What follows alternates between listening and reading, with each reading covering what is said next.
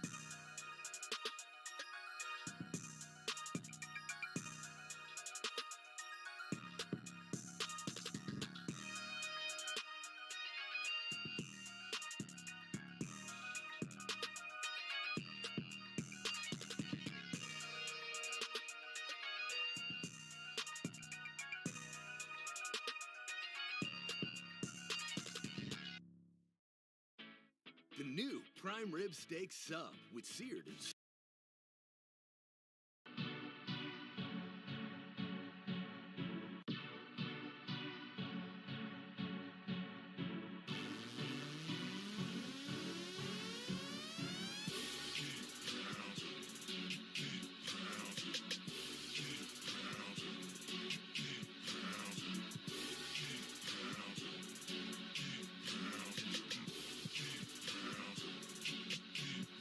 this is my state, this is my team.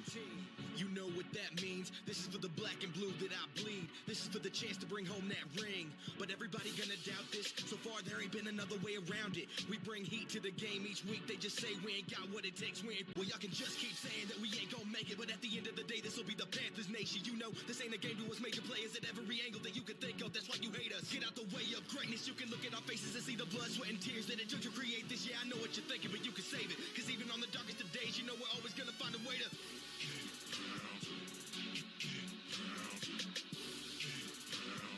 Tell them what we gonna do, we gotta.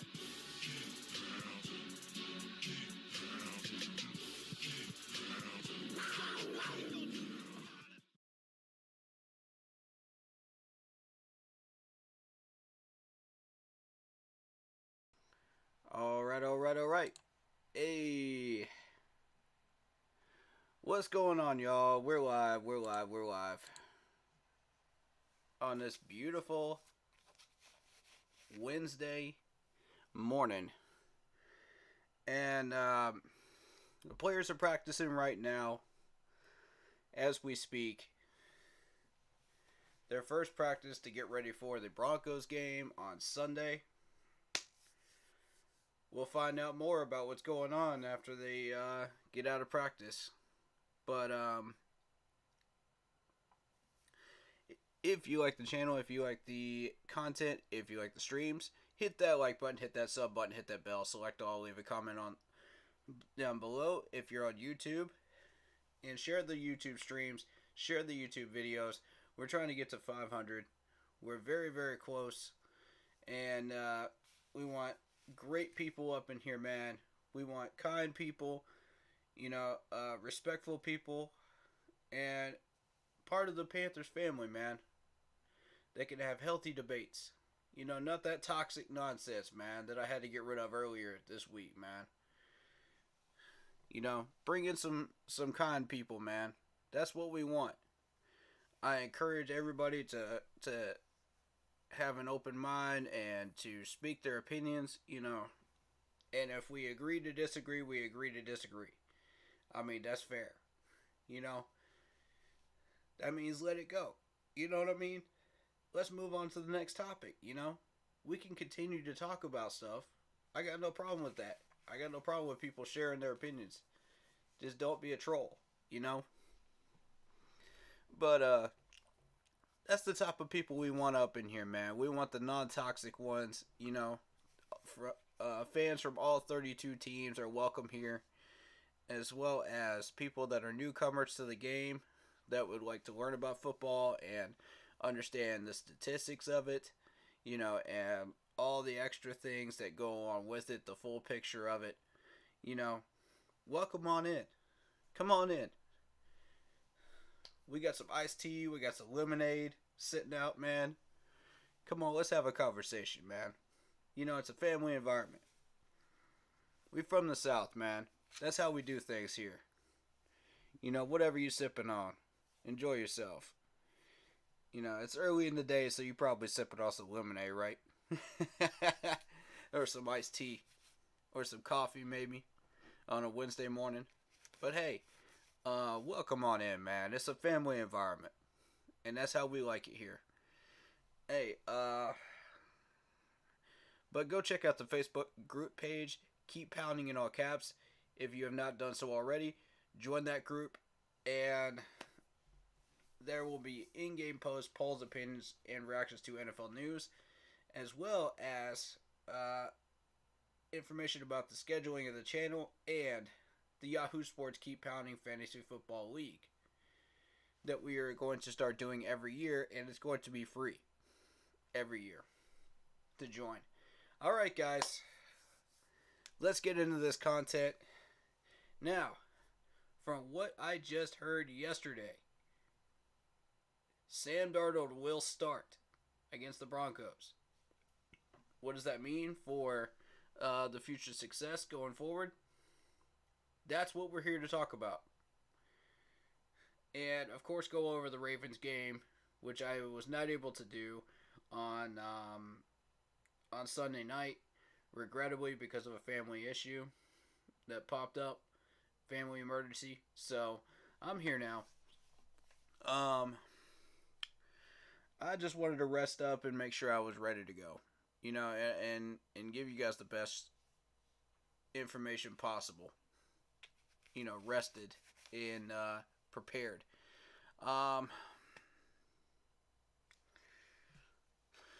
So we are here to talk about the quarterback issue. We got the starting lineup fixed for the O-line. So now is the proper time to talk about the quarterback issue. Now is the time. Not 6 months ago when we had a terrible coach, when we had the O-line in shambles, when we had the entire team that we had to try to pull out of the graveyard. That was not the proper time to talk about quarterbacks. Now is the right time to talk about quarterbacks. We got our coaching set. We got Steve Wilkes. We got, Ben McAdoo in the OC chair, which we're going to discuss him too. We've got our O-line. We got our starting O-line. That's concrete. We know that for sure now. And our running backs are good. Our wide receivers are good. Our tight ends are okay. Let's talk about that quarterback situation now. Now is the right time. And I kept saying 6 months ago, that wasn't the right time. That wasn't the right time. I'll tell you when the right time is. Now. Today is the right time. Because we're in a real situation right now. Where it's obvious who the problem was in that game against the Ravens. Yes, we had a fumble by Shi Smith. That did cost us a touchdown. I'll grant you that. And I'm willing to grant 75% of this game was on Baker. Okay? 75% of it was on Baker. I'll say 10% of it was Shi Smith. The other 15 was on our defensive line for allowing all those big runs. We can't allow those big runs anymore. And I'll grant you, Keith Taylor is Keith Taylor. We know who this dude is. We already knew who this dude was. Alright? This is not new. If you put him down there in deep coverage with no safety help, he's going to get roasted. We knew he had an issue with coverage issues. We knew CJ did too. This isn't new. Why do you think I kept preaching in the stream before that game started that we needed safety help over the top? Why do you think I wanted Chin over there? Why do you think I wanted Woods over there at some point? To back him up. That man cannot be left alone against these Baltimore wide receivers. I don't care how average or above average they are, or even below average they are. He's still going to get roasted. He's still got coverage issues, no matter what type of wide receiver is out there. That's why, realistically, he could hold his own against maybe second or third stringers, but against starters, it's doubtful, man. It's doubtful. That's why I got issues with Keith, man. I never did want him to stay. But due to the lack of corner depth, man, we had no choice. So, in the contracts. So, here we are. We're here now. So, overall, he did a great job of tackling. Both of them did. But, again, we already know that these guys could tackle. That's not new either. So, defensively, this D-line put up a real good fight. They put up a real good fight. I'm proud of them. We did allow some runs. And actually, let me check the rushing yards that we allowed. I want to know how many exactly. 115. That's not too bad. Considering what we've been giving up lately. That's not too bad.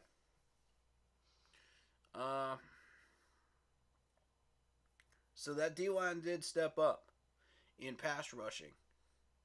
We still had issues with run defense, of course. That's still our kryptonite, I believe, on defense, if we have one. And also Keith Taylor and CJ, if you want to call that a kryptonite. I really don't. Because realistically, we already know who those guys are. But the D line, we know they've got potential in them, so they can step up and stop that run. In what game? The Baltimore Ravens game. Adam, shout out to you, man. On Facebook, appreciate you. But yeah, the D line, we know they have more in them. We've seen it, guys. We've seen it against the Buccaneers. This is not new. None of this is new. All right? None of what you saw on Sunday is new. We already know all this stuff. All right? What's new is Baker playing behind a solid offensive line that played really, really well. Actually, minus the penalties. We can get those cleaned up. Not a problem. But I want to shift back to the D-line one time before we get started on that offense. Derek Brown is ready to step up, and I love it. Pro Bowler this year, yes. That was my second point I was going to point out. Derek Brown has really stepped up this year, and he's done really well under Steve Wilkes. And that's proper coaching that does that right there. Because you notice Derek Brown didn't do anything under Matt Rule. Nothing. Barely anything. He was not noticeable. But you put him under the right system, you put him under Steve Wilkes, he's balling out. And we all knew he had that in him. But it was just a question mark, man. It was a huge question mark. How do you bring that out of him? Well, it's coaching. Alright, so second point I wanted to make was this defensive line really showed really good discipline on a fourth down situation where none of these guys jumped off sides at all during that play.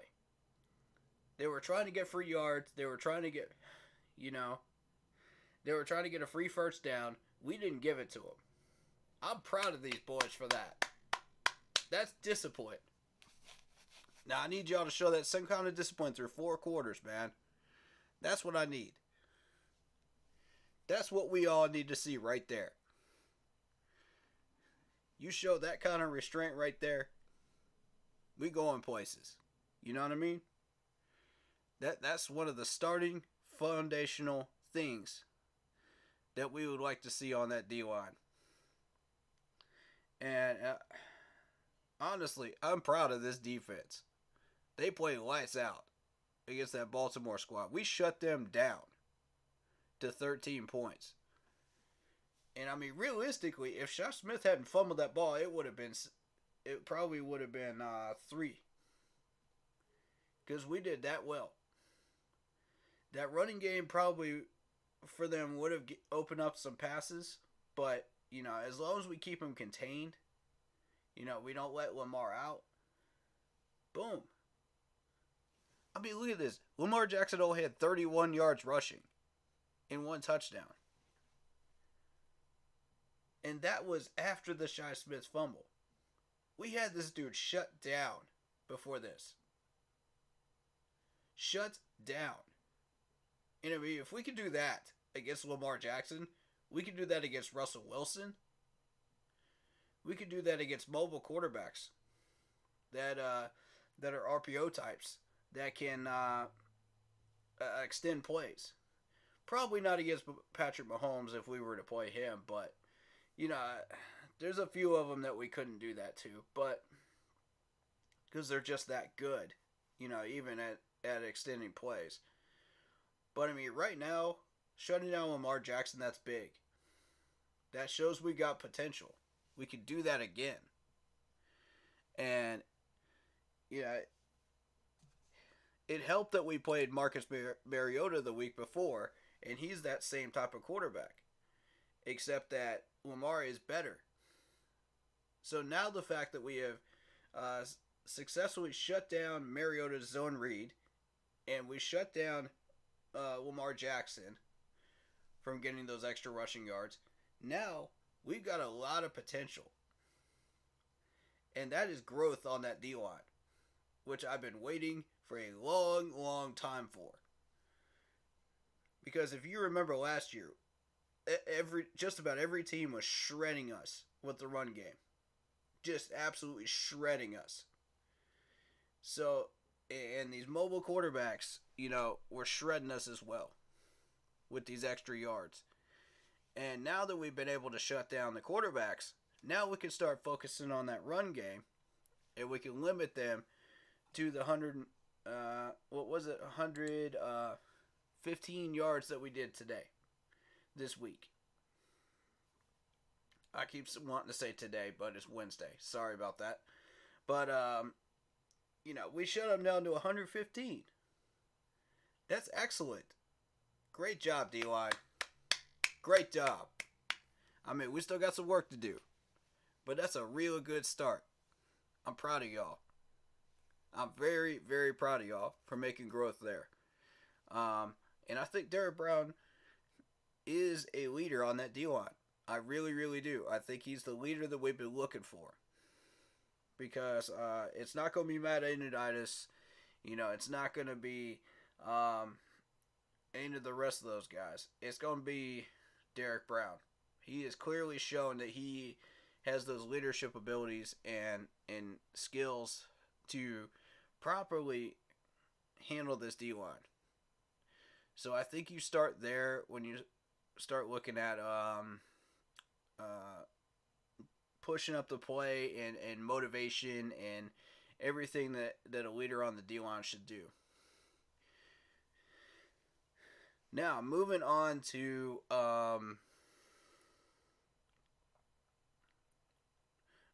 J.C. Horn. J.C. Horn had a pretty good day too. They didn't target him much, and there's a reason for it. If you've seen the numbers that he's putting up this year and how much he's allowed versus not allowed, yeah. JC's having a ball-out year. I'm proud of you. Keep it up. That's a Pro Bowl performance right there. I voted for him too, by the way. No doubt. You play like that, I'm going to vote for you. If you don't ball out, I'm not going to vote for you. It's just that simple. I don't care if you're a Panthers player or not. You don't ball out, I'm not voting for you in Pro Bowl. But if you ball out, I'm going to vote for you all day long. I've been doing that for years, guys. If I don't think these guys are worth the vote, I'm not going to vote for them. And I did not vote for Baker Mayfield. No.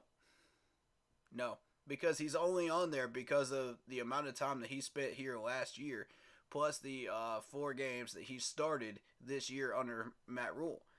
And I will not vote for that man for his performance under the Matt Rule time period. I will not do it. No.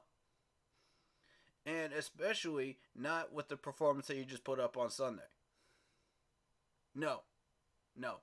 I made the right choice not to vote for him. And 75% of this game was on Baker. I mean, point blank. That line was blocking well.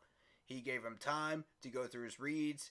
He gave him time to, roll out of the pocket if he needed to. The O-line did their job. You can't even say they didn't. Yeah, there were a couple of penalties on that O-line, but they did their job. And I can't even complain. I'm going to let Bozeman off the hook because how many times do you see Bozeman have a mistake on that O-line? It's very rare. It's very rare indeed. So that's his one. I'm giving everybody their one. And that's his one. And I truly believe that he deserved that to be let off the hook for that. Considering the amount of success that he has had on this offensive line, shoot, yeah, man. I'll cut him a break. I'll cut him a break all day long after what you've been doing, man. Icky, we got to work on that discipline, buddy. We got to work on that discipline on that line. I'm not a fan of what you've been doing, buddy, with the penalties. Blocking-wise, absolutely. I love it. He's been taking care of business on blocking. Technique, hands, everything. It's just those penalties, man. That's what we got to work on. You clean those up, you gonna be a Pro Bowler. No doubt about it. You a Pro Bowler. Corbett, of course, is a Pro Bowler. I've seen him make his share of mistakes this year. But I mean, what offensive line doesn't? What offensive lineman doesn't? When you're on a Super Bowl team, 2 years prior to this, everybody makes mistakes. They're all human, man. You know, I mean, I do gotta throw some heat at you if you screw up enough times, but you know, at this point, it's a lot more heat on you than there would be otherwise because you've been in the Super Bowl. Okay, you got those skills, and you shouldn't be doing that stuff. So I think that's fair, right? Now, wide receivers were not sure where to go, which led to us wasting that first time out. And I recognized it because it was like the play calling, the snap count where you had to run the play clock. Sorry, that's what I was looking for. That's the word I was looking for. The play clock was running down. It was running down. It was running down. It was running down. And these guys were still shifting around. They were still trying to figure out what they were doing. And I was like, Baker, what in the world are you doing, bro? What is this? It's the same plays that were called out for PJ. The same exact ones. I want to point that out. Same exact plays.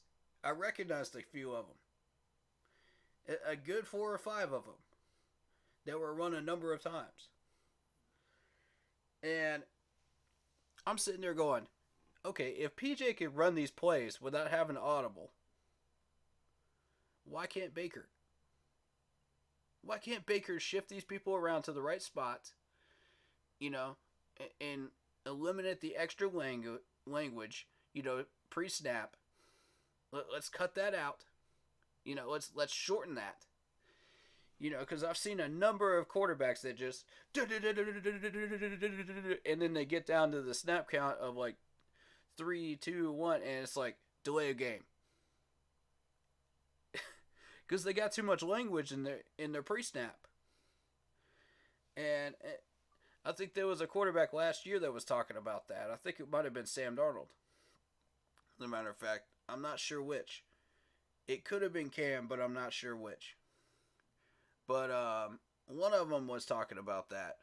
And they're right. Whichever quarterback it was, they were correct. There's too much pre-snap language. That's one of your problems. 2, you got to understand your playbook. If you don't understand your everything that Ben McAdoo is throwing at you, when clearly it's been working and we put up 21 points against the Bengals in the second half with Baker, against second and third stringers, surely we could do the same thing against a weakened Ravens defense, that it wasn't showing up. Surely we could do that. I don't expect the moon and points value, but I expect at least 14 out of Baker, since he put up 21 against the Bengals, second stringers and third stringers. I expect at least that. And we get nothing? Come on, Bake. Come on, Bake. You're killing us. Now, granted, I did not expect us to win that Ravens game. I expected this to be a lot more of a shootout than it was. And we would eventually go down because they weakened our defense, with 3 quarters, and we don't put up enough points, towards the fourth to compete. So our defense is tired and they go ahead by like 10 points or something, to win it. That's what I expected to happen. Because that's been our usual pattern. That's why I say that. But our defense really stepped up. They played like a top 5 defense on Sunday. They play like a top 5. Let's be real. They did. And, a top 5 is going to give up some rushing yards. That's fine. They're going to give up a couple of big plays. That's fine. But as a whole, they played like a top 5, man.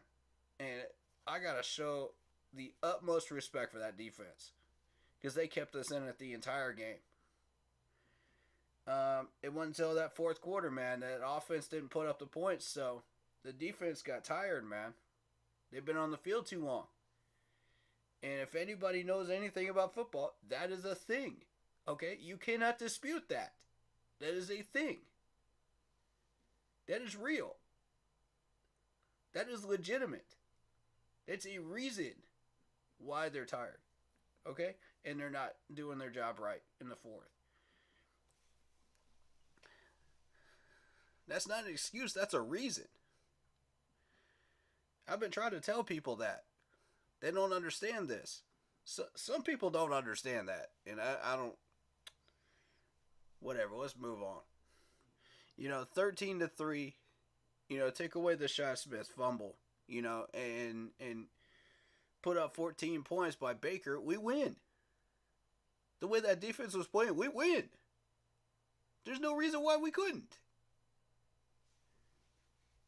So you see why I say this is 75% on Baker now. Y'all understand this now, right? I'm not just blowing smoke. I watched that entire game too. I have to. I'm a YouTuber. I'm a Panthers YouTuber. You got people saying, did you watch the game? Did you watch the entire game? It's like, yeah, I did. Did you? Did you? You the one sitting around the couch eating snacks, man. I gotta take notes on this stuff. Gotta love them trolls, man. Gotta love them. I'll tell you what, though. This team played exceptionally well on Sunday. And we played up to potential. We absolutely played up to potential. It's just Baker, man. And, yeah, how often do you see Shi Smith actually fumble the ball? I mean, they're probably working on that right now in practice. To be fair. So, knowing Steve Wilkes, he's not going to waste any time. He's going to get that fumbling issue fixed on day one. That's just how he is. That's just who he is, as a coach. He don't screw around. And neither should he. And when the man says play like superstars, that's exactly what we did on Sunday. Minus Baker. We played like superstars. We played like the stars that we were. And I agree with him. I'll back him up on that statement. Play like stars. Because and I know a lot of people are not going to want to hear that. But he's right. Play up to your potential. And you will have a shot at winning. So, with that being said, we did exactly that in all areas, and in all facets, except for a quarterback and Shi Smith. And our run defense, which eventually faltered. But granted, this was 3 whole quarters of solid defense. 3 whole quarters of solid defense. You can't ask anything more than that out of this defense after the way they play every year. And with no offensive help, that's all you can ask of them. I can't ask of anything more of them than that. Just do your best in the fourth. I know you guys are exhausted. I know that, it's a 4-quarter game. You got to have some help, but you out there and you dog tired, man, just do the best you can, and hope that your offense gets the job done. I mean, it's as simple as that. It really is. And I love this defense for what they did. I really do. They did the best they could. And I applaud them. Y'all played an excellent game through 4 quarters. That was a 4-quarter battle. That's exactly what that was. It was a field position battle, but it was a battle nonetheless, and we won it on defense. Through 3.5 quarters, we won it. I kept preaching that this D line needs to win the trenches. They won the trenches. Okay? For 3.5 quarters, they won the trenches. I'm proud of y'all. Great job. Like, see, this is what we need every game. This is what we need every game. I saw that against the Falcons last week. I saw it this week. We're starting to get consistent, D-line. That's what's up. You gonna see results. I'm telling you, you gonna see results. Once we get this offense fixed, you gonna see results. You gonna get rewarded for your hard work. Just keep grinding.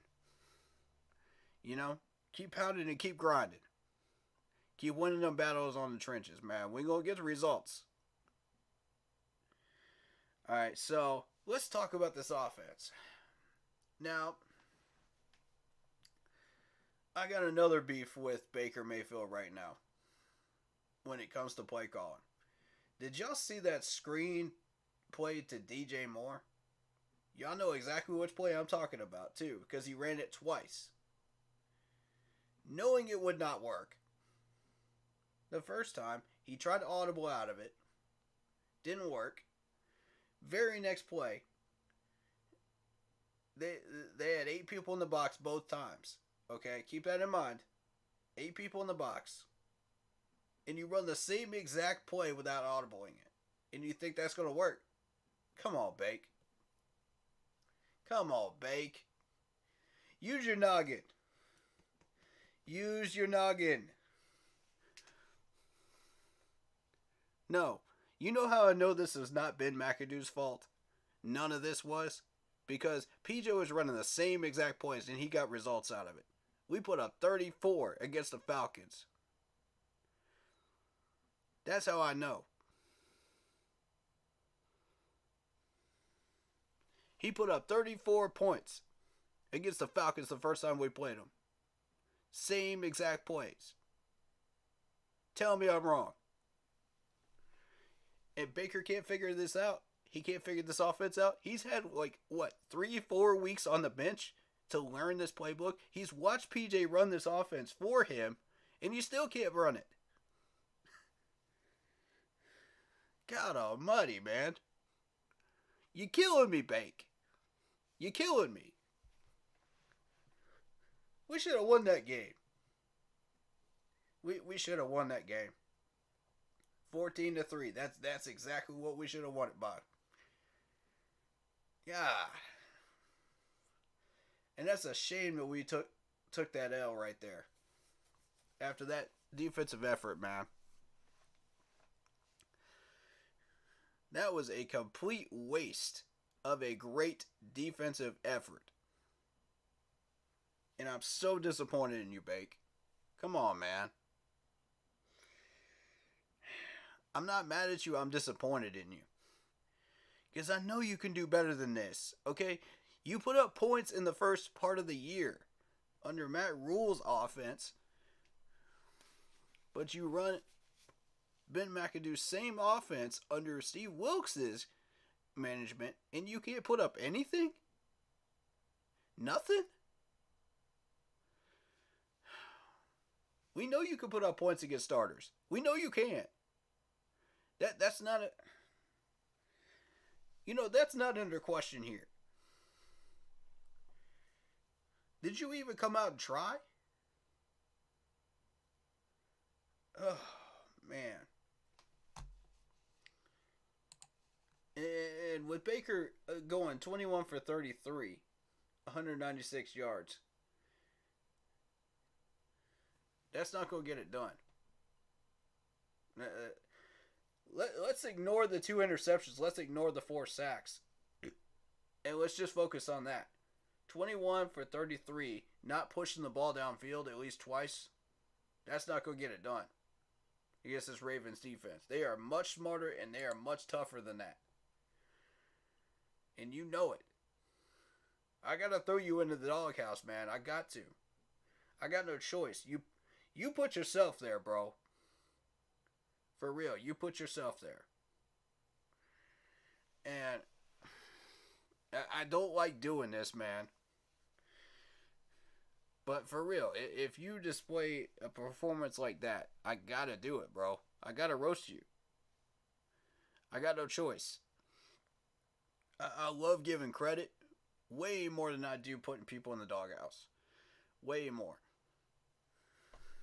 I just want to remind players of that. And I want to remind all the people watching this that too. Y'all know I don't like doing that. So, that in mind, you cannot sit back there and take way too long on pre-snap reads and trying to get people in position. You can't take too long in going through your reads once the snap count, once you've snapped the ball, and not even take these rushing lanes. Yeah, I'll give him credit. He took a couple of them. But you see like 8 people in the box repeatedly. That's a sign you need to push the ball downfield, Baker. Come on, man. What was that? And also, has this guy ever heard of a play action? No, 0 play action plays called with 8 people in the box. 0. You could at least bluff with the amount of rushing plays that we run. Come on, man. At least bluff them a little. And look off a couple of defenders. That's all we're asking for. The accuracy we'll deal with later. You know what I mean? But realistically, you got to understand what you're dealing with, what the defense is giving you, before you can do anything else. And I'm a little worried about that, man, because I don't think he understands what the defense is giving him in some cases. I noticed that in the first 4 games, and I was going, no. No. That's not the right read. That's not the right audible. That's not the right play to call in this situation. And I'm going, really? Really, Bake? You go sit under center, see 8 people in the box formation, and not think it's going to be a blitz? 9 times out of 10, it's going to be. Because the Ravens weren't disguising anything. They really weren't. In fact, that Ravens' whole game plan was put heat on Baker because you know he is terrible under pressure. That was the scouting report. Well, you got to prove that scouting report wrong. You got to go against the grain. You got to call those play actions. You got to run some of those plays that McAdoo is throwing at you, man. You got to trust the OC. You can't just go all audible mode. You're not Peyton Manning out there. Come on, man. You can't just shift people around and expect them to fall for that. Because 70% of the time, they're not going to. And then you go take too long looking through your reads, just like 1 hot potato, 2 hot potato, 3 hot potato, sack. 1 hot potato, 2 hot potato, 3 hot potato, sack. Come on, Bake. Get rid of the ball, man. It ain't rocket science. Get rid of the ball. Even if it's an incompletion, we can take that. Don't take the sack. God almighty. Killing me, Bake. I know you got more in you than that. I know you got more brains in that head of yours than that. I've seen it.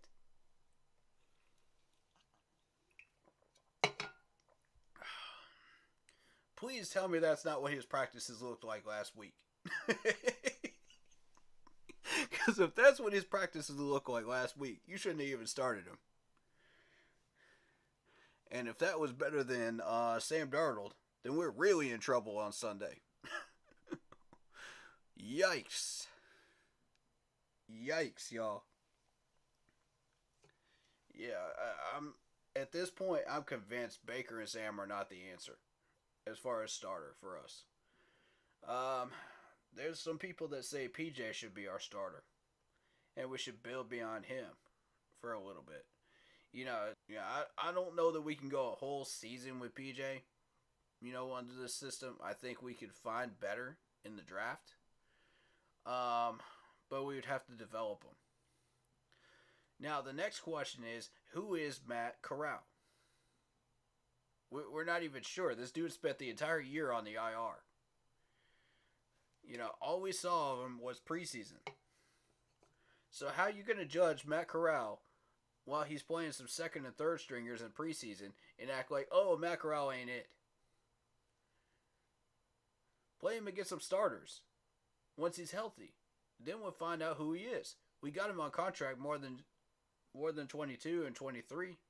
Let's find out who he is. We got him on a rookie contract. So I am perfectly okay with him staying on this roster through 23. But y'all got to understand that we're going to lose Baker, we're going to lose Sam. So we're down to PJ and we're down to Matt Corral. Plus whatever XFL quarterback we just drew in about a week and a half ago. That's what we're looking at. We tossed Eason, who was on our practice squad. So, this game here on Sunday is a perfect chance to get a look at these quarterbacks. At this XFL quarterback. This is a perfect chance. We know what Baker is. Okay, let's ignore him. I want that XFL quarterback activated from the practice squad. Let's send somebody down.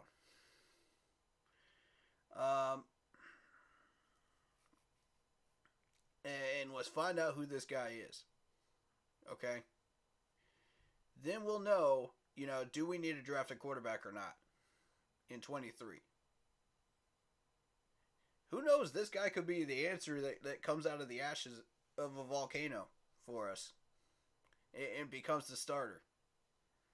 Who knows? We don't know. Okay? Let's give him a shot. The only way to know is to find out by trying him out. Trial by fire. And I hate to do that to him, but let's stick him in during the second half. When we got that lead, Sam Darnold will get us, enough points to play around a little bit and experiment. It's the Broncos, man. Their defense is awful. Sam will take advantage of that to a degree. It won't be enough points, granted, for everybody's satisfaction, but it'll be enough to play around in the second half with this XFL quarterback. And that's all we need, This is also a great opportunity to try out players that we would like to improve their draft stock, if we're going to trade them. And also find out the people that are on our roster that might be on the bubble of being cut, at the end of the year to save us money. Let's find out who these guys are. Are they better than what we have on our second strings and third strings? You know what I mean? Let's find out. This is the perfect game to try that. The Broncos are what they are. They've been struggling all year. But that doesn't mean they won't fight back. Again, this is the NFL. You got to remember that. But this is the game that is the best opportunity to test people on defense. Now,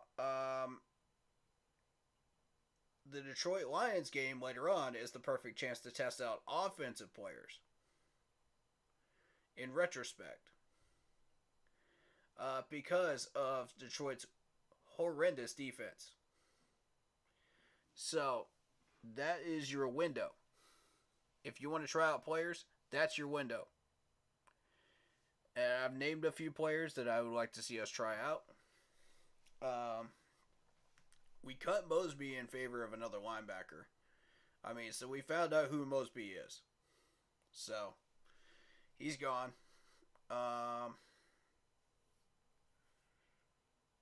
So my question is, who else?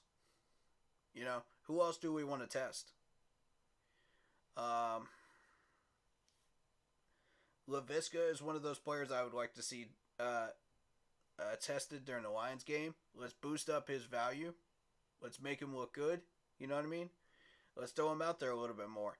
And you don't just have to do that during the Lions game. You can do that during all these games. Because LaVisca does have that talent. Yeah, and maybe he'll get shut down by a few corners. So what? Test him out. We're trying for market value increase right now. Everybody's pretty much agreed that he's worth a 5th rounder. That's what it is right now. I mean, even a Ravens fan agreed with that. So, we're in a situation where if you push his play level up a little bit, snap count wise, and there's no terms on his contract about snap counts, so we're good. We can play him as much as we want to. You know, so I would suggest throwing him out there a little bit more. You know, spread the ball to him a little more. And let's see what he can do.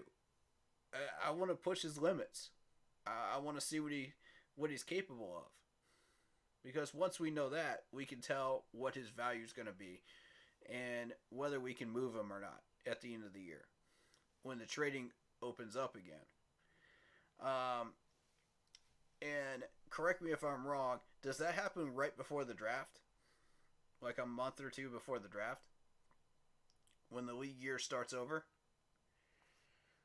I'm trying to think, because I don't know. I'll have to look that up. I'll get back to you on that. But right now, this is the chance to experiment.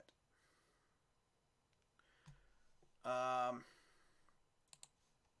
being said, LaVisca had 4 targets, 4 receptions, 7 yards in that Ravens game. That was against really good corners, you know, and secondary from the Ravens. So you're not going to learn anything from defenses that are really good in the league. What you're going to learn from is defenses that are above average or average when you toss in LaVisca. That's when you're going to start learning more about what he can do, what he can, you know, can he cut? You know, how well can he cut? How well can he do spin moves? How well can he break tackles? Stuff like that. That's what you're looking for. That's what's going to up his value. And I think the highest you could probably get him is a 3rd if we can boost him up that high. But more than likely, it's going to be a 4th. More than likely. The way we're using him, 4th. He does not have an injury history, so we're good there. You know, so it's going to be a solid 4th if you trade him at the end of the year with the value increase. But right now, all we can get for him is a 5th. And we need a 4th, realistically. It doesn't necessarily have to happen this. Well, yeah, it does. It has to happen this offseason if you're going to move him. Because we got to have that money. And I'm not sure how much we get for him. Hold on, let me check. How much do we actually get for him?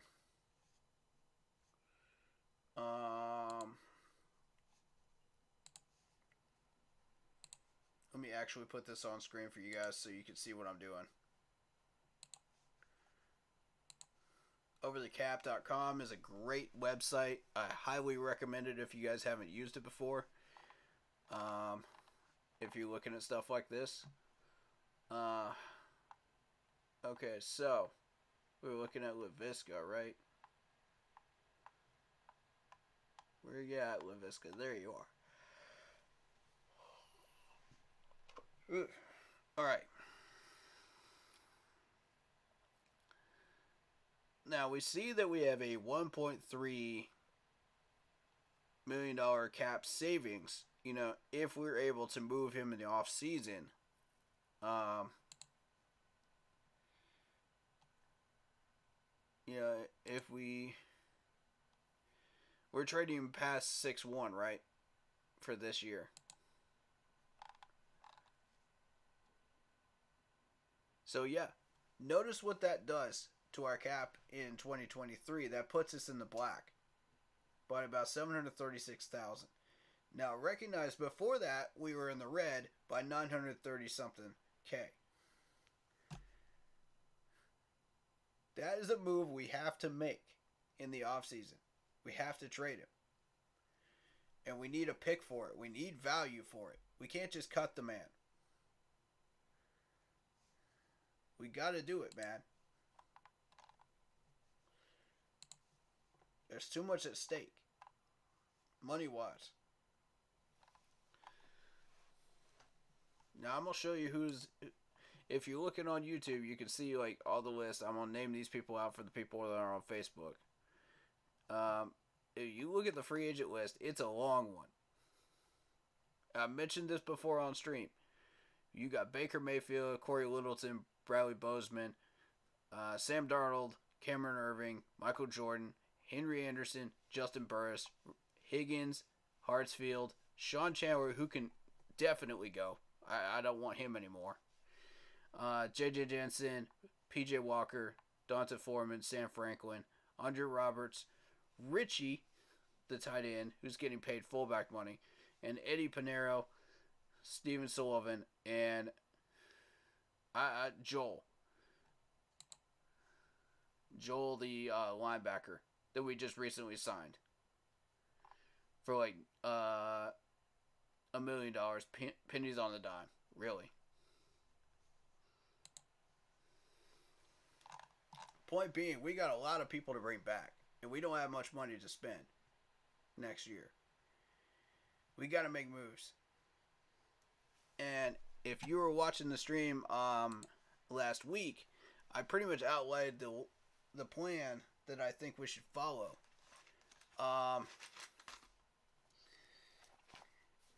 And as you noticed, Mosby was one of those that I wanted cut to save us some money.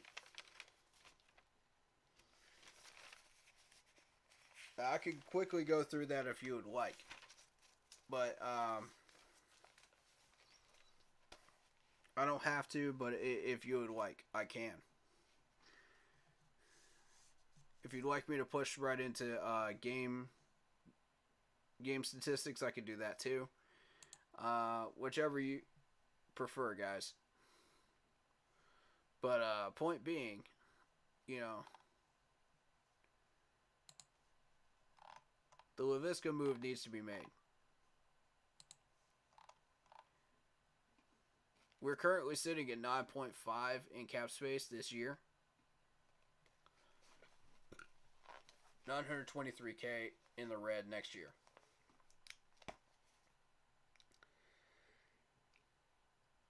Keep in mind, guys, we got to have $10 million for rookie contracts. We got to have $7 to $8 million extra for injuries and stuff like that throughout the year.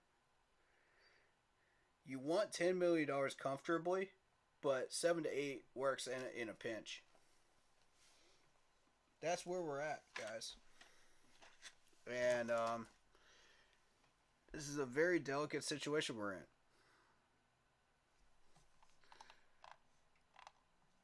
You know, this year we are still paying off Cam Newton. We're still paying off Matt Paradis, Melvin, Carter, Erickson, Zylstra, Edwards, Stanford, and Pasuik. Mike Panasuik. So we're still paying these guys off this year for their contracts. I mean, it's not a fun situation to be in. And Marty put us here, man. Marty put us here. And I kept saying, don't put us into long-term, nasty contracts unless you have to. It's not advantageous for us. It really isn't. Long-term. Because eventually you got to pay up. Like, you got to pay up for people like Bozeman. Next year, you got to pay up for a quarterback if you want that. You know, you got to pay up for Dante Foreman. You got to pay up for these guys. Cameron Irving, if you put him into a 3-year deal, you got to pay up in that third year. And it hurts your cap. It really, really does. It's not fun. And for what we're doing here. But with what money? What are we going to draw him here with? You got to pay these guys. That's what these folks don't understand. And I see this all the time in these Facebook groups. Oh, they'll post about such and such a wide receiver, and I'll be like, how are you gonna afford it? Did y'all completely forget about the cap room situation, or are y'all completely unknowledgeable about it? That's why I'm trying to help y'all out. I'm trying to show y'all this stuff, so you have that knowledge. So when people start talking about this stuff, you know this. Okay, there's no excuse.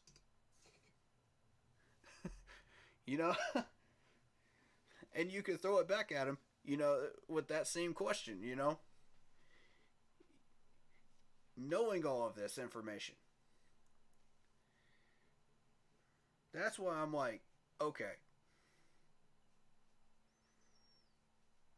Once we got the money, we got enough money to go after some people in free agency, fine. I'm totally down with it. But it has to be the right fit, and it has to be something we need. But we don't have that luxury right now. So you're going to hear a lot of that in the next few months. And I'm telling you, just ignore it, ignore it, ignore it. I don't care what players they throw out there, ignore it until we've got the money. Let it go. Because we can't sign any of these guys. We can't. And if you trade for them, we got to trade equal value. That means draft picks, which we can't afford to move. That means players that we have on our roster in positions that we can't afford to move. Because otherwise our depth is screwed. For 2023. There's a lot of ways you could screw this team up in the next year. There's a lot. I'm going to point out the obvious ones. Defensive end, safety, linebacker. We could obviously screw ourselves in all three of those spots if we don't know what we're doing. But luckily we do. We got Scott Fitterer. And Scott Fitterer knows what he's doing. With this entire team. He's got this figured out, man. He's got this mapped out. And honestly, I don't know where we would be without Scott. Real talk. I don't know where we would be. We owe this dude like an entire celebration party once we get a Super Bowl. When we finally get that Lombardi, we owe this dude like an entire parade on Charlotte. Because of what he's doing for us. And what he will do for us. That's how I feel about Scott right now. And I doubt there's very few people that can disagree with that. Except for the people that don't understand what he's doing. But that's where we are, man. That's where we are. So let's start diving into this Baltimore game, and then we can start talking about what our future is going to be. And I do want to bring up the quarterback situation again. We're going to lose Baker. We're going to lose Sam. We need to get something out of Baker when he goes. Baker's still worth a pick or two. That's what I'm thinking. At least maybe a 5th or a 6th. value-wise. We can still move him, but after that performance of the Ravens, that's probably all he's worth. He's worth a cookie and a ham sandwich, really. And I hate to say that, man, because the man won a playoff game for the Steelers. Against the Steelers, man. It's not every day you say that. It's not every day you see that, man. For real.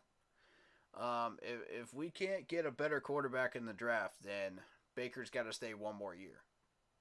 1 year contract. That's just the way it's got to be. It's either Baker or Sam. Which one would you like to have for the 1 year contract? To make sure we fill out that quarterback depth chart for next year. If we don't get something better to be. And I hate to say that to all the people out there that are just like, Baker Mayfield this week. And I mean,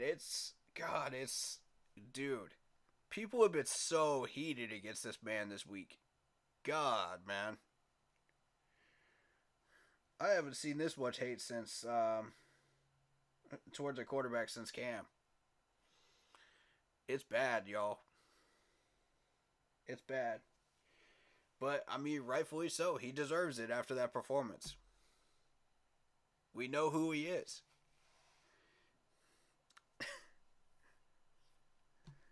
and Steve Smith even chimed in, too. What did he say? I gotta find this. This is hilarious. Somebody posted that, didn't they?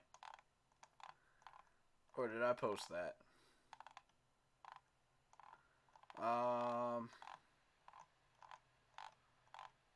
He had something to say about it.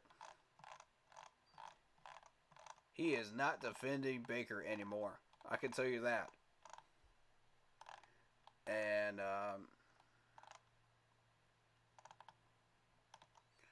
we got Skip going in on Baker as well. I mean, it's woof. Y'all, I'm trying to tell you, the heat that has been thrown towards him is real.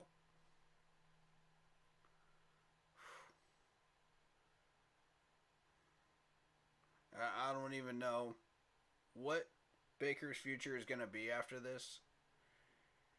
But, I mean, the league has pretty much seen this dude is just a raw piece of meat at quarterback.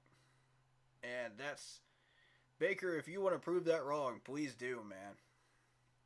But I don't think you're going to get another opportunity.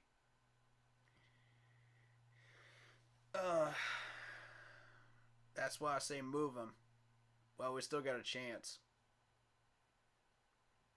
Because another poor performance like that, he's not going to be worth anything. That's just straight up facts. We all know this.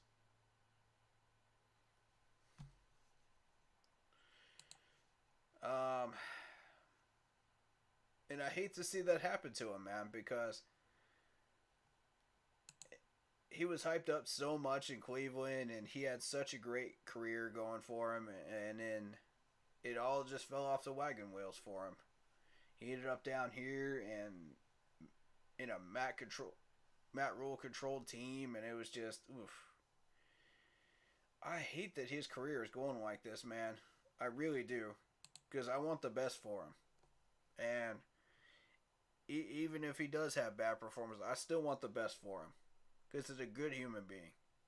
He really is. And he's a good person. And I just really hope that even if Carolina is not where he eventually ends up succeeding at, then hopefully he finds somewhere else that he can.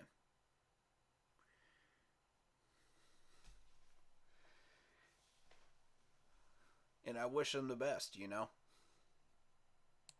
I really do. As much trash as I talk about these guys, man, I really do wish the best for them, man. I really do. I want them to succeed. I want them to have the best careers that they can possibly have, you know. and be the best person that they can possibly be. Because that's realistically, that's all we're trying to do as human beings, is be the best people we can be. No matter who you are now and what you do, you know, just be the best that you are in that moment, you know?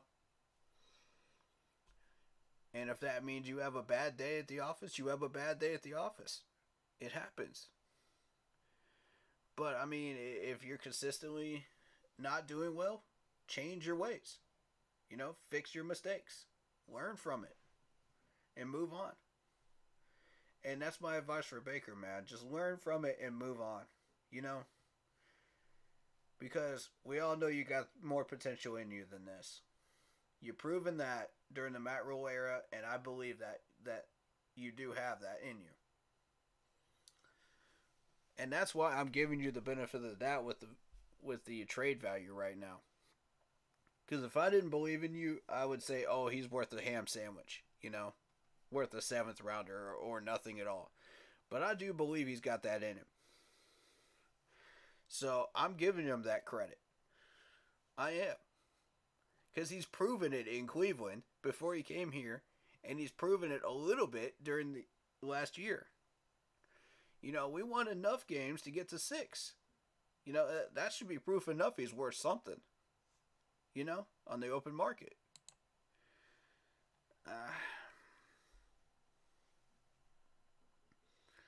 And a little bit of that time that he spent with us this year. He played decently well. You know, so I can't complain. So, he's worth something. The question is who is going to want him? You know?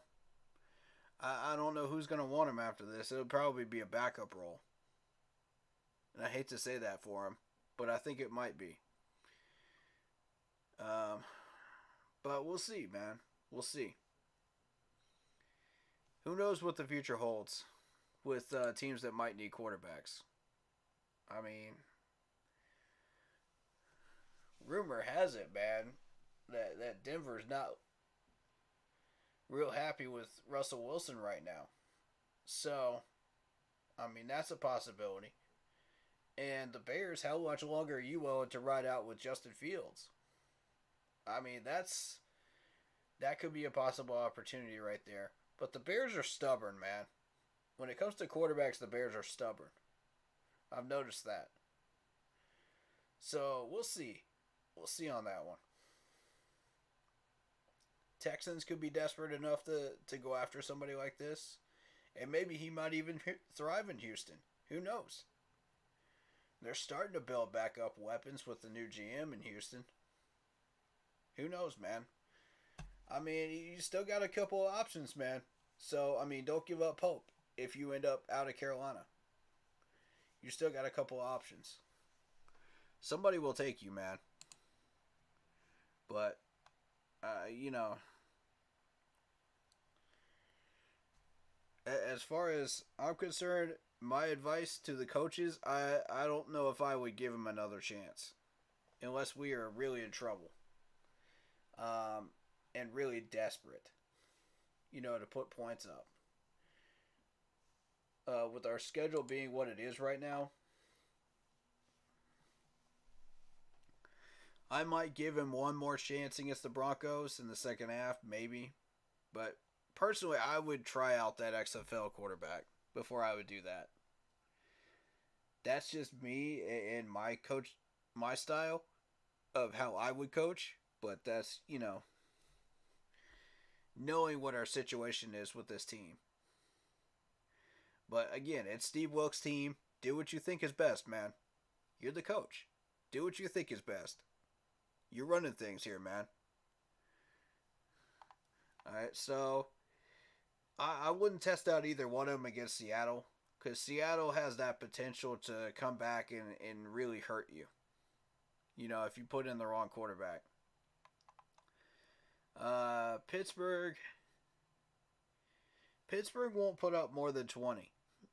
So here's the opportunity right here if you want to maybe test one out. Uh, roughly, I would try Baker in the second half of that Steelers game because you know they're not going to put up points in the second half, realistically. So, and that game is at home, so our defense is going to be playing well. I can promise you that. We might limit these guys down to like 3 or 10 points. The way we've been playing the last two games. But that defense has got to show up consistently throughout the rest of the year. This is assuming it does. Um, and keeps playing like that. Like a top 10. At the very least. We got Chin back, so now it's the top 5. But we got to have Dante back, for it to be a true top 5 defense. You know what I'm saying? That's what I want. Once we get Dante back next year, man, it's going to be a true top 5 defense, depending on who we can keep. But for the rest of the year, we're stuck with Keith Taylor, we're stuck with CJ. And that's all right. That's all right. We got enough firepower out here that we can defend them. We can handle our business. Even with the coverage issues. They're tackling well, they're getting they're run stopping well. So let's use them for that. Let's use them for the strengths that they have right now.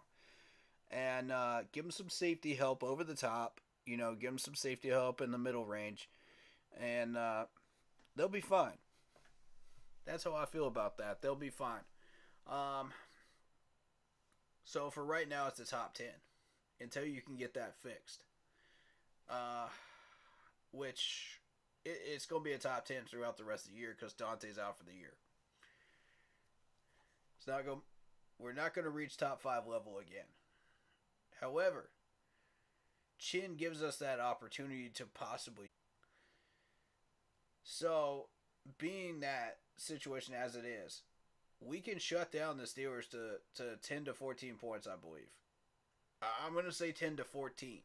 I'm not going to push any further down than that because of Keith Taylor and CJ. But 10 to 14 gives us an opportunity to win this game. But we got to have good quarterback play, okay? It doesn't have to be spectacular. It doesn't have to be Pro Bowl level. But we got to have good quarterback play in order to win this thing. Now, when you're talking about the Detroit Lions, that's where we're going to get in trouble because that offense of theirs it's really nasty. We can cut that defense in half. Possibly 3. Cut it down to a fourth of what it is, but they're still going to hurt us in a lot of ways. Mainly the rushing and mainly the deep passing. So, as much offense as we've been putting up in the last couple of weeks, I don't know, man. I don't think that one's possible. But that really just depends on the Lions. If they come out flat, we got a chance. If they don't come out flat, we're in trouble. So it depends on which Lions team gets off that plane. You know what I mean? we don't know, man. We don't know. But that's a bridge we can cross when we get there. Tampa we've already seen. Saints we've already seen. We already know what these two teams are. But I think now that Tom Brady has seen these weaknesses at corner, he's going to take advantage of it. He's going to target Keith Taylor and CJ a lot during that Tampa game.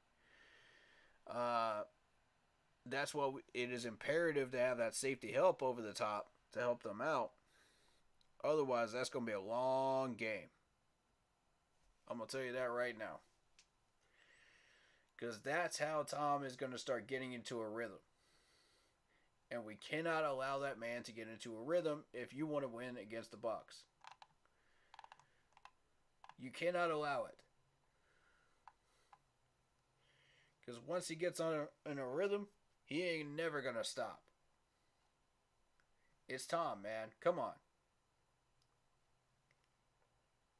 Now, he ain't who he used to be, but he can still sling that ball a little bit, man. And we got to be careful about leaving people open. We got to watch that zone defense, man. That zone defense, he will shred us in the zone. That's his gold mine right there. He loves the zone defense. Anytime a team is playing a zone, zip, zip, zip, zip, he knows exactly where to put that ball. Boy, I'm telling you. Over the last couple of years, it's been advantageous to send an extra blitzer. I have noticed that. But it's going to be a huge question mark, man. I don't know. It really is going to depend on our offense, how they come out and playing. So the offense really, in summary, is the problem right now. That's the question we got to solve. You know, that's the issue we got to solve. And it's the quarterback position right now.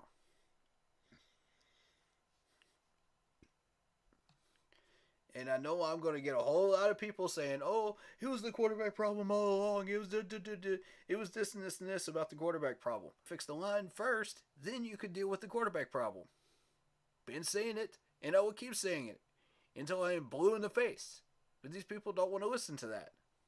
So, you know, we're here now. We fixed the offensive line problem. Now we can deal with the quarterback problem. So let's have that conversation now. Let's deal with this problem now. And I know it's a little late. I know it is. But we tried to solve it with Mr. Fix-It, you know. Mr. Fix-It, you know, Matt Rule. But he couldn't do it.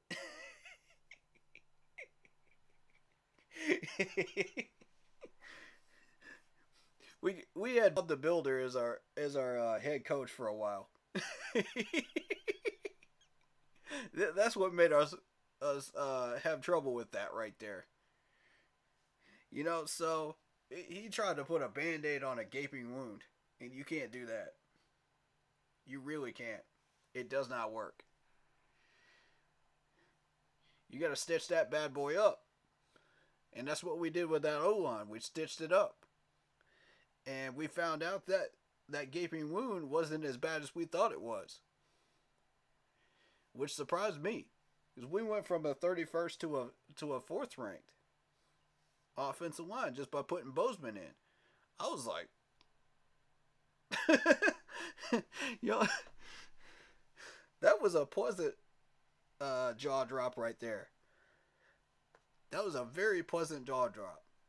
I thought we were going to have to spend another year trying to get some people in. You know, and replace a couple of people on the line and do makeshift repairs for a year. Nah, man. We didn't. Our O-line that I suggested at the beginning of the year was it. His tenure clouded everything. We couldn't figure out what was real and what wasn't. What we actually had and what we didn't. Because he didn't know what he was using. And he didn't know how to use it. So therefore you can't have a proper evaluation during that time period. Now that we have Steve Wilkes in, now we know exactly what we're looking at, who these players are, what their strengths and weaknesses are, and how to use them. And what we should keep and what we should get rid of. So now it's a completely different scenario. So now that we got that O-line figured out, now it's quarterback time. Now it's quarterback time, y'all. Alright, so we know PJ is solid. Let's look at the facts. We know PJ is solid. We know Baker is trash. We know Sam is trash to a certain degree. Because if he didn't succeed up in New York Jets, he's probably not going to succeed down here. But I would like to see him behind a better offensive line, which is what we're doing on Sunday. Excuse my word of my use of the word trash. I'll recheck myself on that. I said I was going to. Beginning of the year, I said I was going to, so I'm going to hold myself accountable to that. All right, so we know Baker is just not it. Okay? He's not it. We know that. Baker's probably going to get moved, or he's going to get cut into the year. That's the facts. Sam. I'd like to see him behind a better offensive line, which is what we're doing Sunday. Let's find out who he is. Completely behind a decent O-line. And if he ends up not being it either, fair enough. Throw him out. Because he's not going to be worth a ham sandwich at the end of the year. Now, that leaves Matt Corral. Matt Corral, we don't know who he is behind this offensive line because we've never played him during a regular season game. We've only played him during preseason, and that was against second and third stringers. Yes, he did struggle. Yes, he did have a bad day. But let's try him out again. Let's give him one more shot. That was the Matt Rule era. You guys have to remember that. This was during the Matt Rule era that we tried him out in preseason. So there was a lot of confusion about what play call was this or that. There was a lot of confusion about whether we were trying to win or not. There was a lot of confusion about, everything, really. So, I mean, now we find out who Sam really is. Okay? We find out who he really is. Then we decide what we want to do with him. You can't make a proper evaluation of anybody during the Matt Rule era. You just can't. It's just not possible.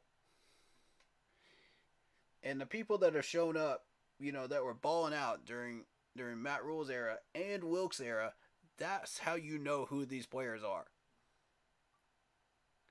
Okay? That's how you know. That's the players we want to keep. The ones that were not balling out during Matt Rule's era and started balling out during Steve Wilkes' era, these people are solid. Maybe we keep them. Okay, the players that were balling out during Wilkes' era and were not balling out during Matt Rule's era,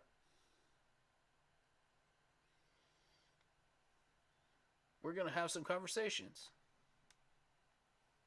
Yes, sir. We're going to have some conversations with these players. We're going to find out. Do you want to be here?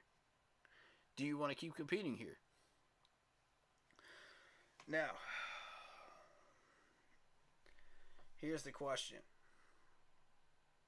If these players were balling out during Matt Rule's era, but they not balling out during Wilkes' era, those are the people we got questions for. That's where we got to really hunker down and evaluate.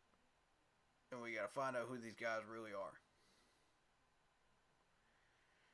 Because that's going to be the determining factor of where we go going forward with those positions. And it's going to be tricky. It's going to be dangerous. Because we're going to end up having to cut some of these people that we don't want to cut. Just to make ends meet. But if you were trash during the Matt Rule era, and you're trash during this era, bye-bye. Sean Chandler, yes, I'm talking to you. Bye-bye. We ain't keeping you this year. Going forward. Nah. And that's the only player I could really point out that was actually trash throughout both eras. That we could legitimately say is just not worth even a seventh. Throw that in the garbage can.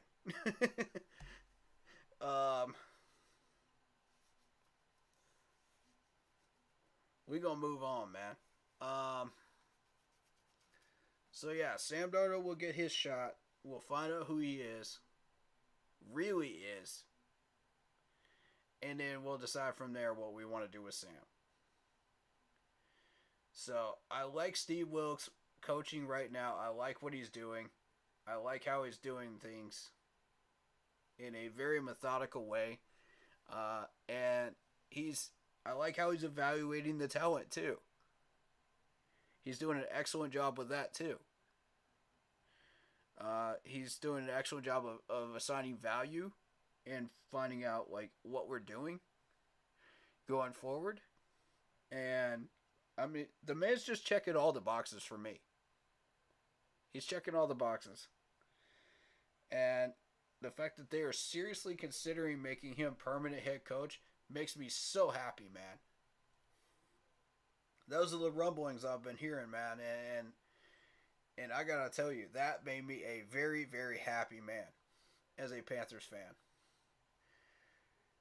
Because I've been saying, this dude is it, man. Steve Wilkes is it. We don't have to look any further. All these other coaches are telling us why they don't need to be hired here. Steve Wilkes is telling us every reason to get hired here. Starting to sound like a broken record, but, you know, it's the truth. It's straight up the truth. I've said that many times, and I'll keep saying it.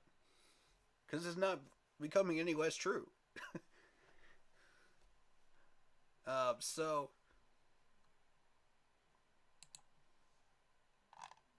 I mean, the main goal of playing out this season is to make sure that Steve Wilkes gets hired here permanently. That's my prerogative as a Panthers fan, as a YouTuber. That's what I'm pushing for. You know, if we make the playoffs and we don't go any further, fine. As long as Steve Wilkes gets hired here, I'm cool with it. I am okay with that. And the fans will be too. You know, we lose a few draft picks, so what? There's still quarterbacks available down there at that area. There's still left guards available down at that area. I'm willing to take that hit. Are you guys? If you got a solid head coach that you know is going to stay here for years, for at least 4 or 5 years, and provide a consistent winner with Scott Fitterer as GM, with those two working together, heck yeah, I'll take that trade-off all day long. I will gladly take that trade-off.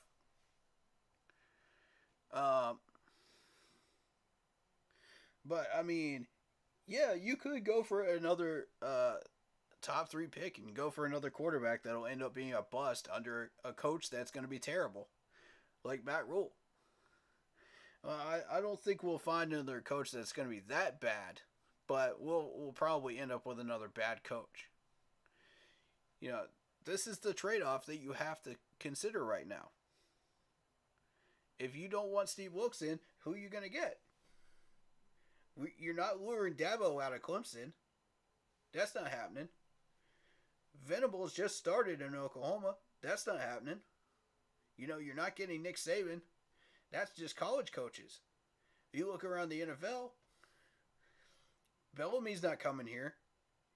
He's been around the NFL carousel about 3 or 4 times. That's not happening. Who else is there? Like, name a coach.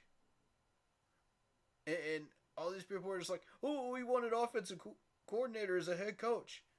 Okay. Well, you look at Ken Dorsey. He hasn't even started a full year in Buffalo yet as an offensive coordinator.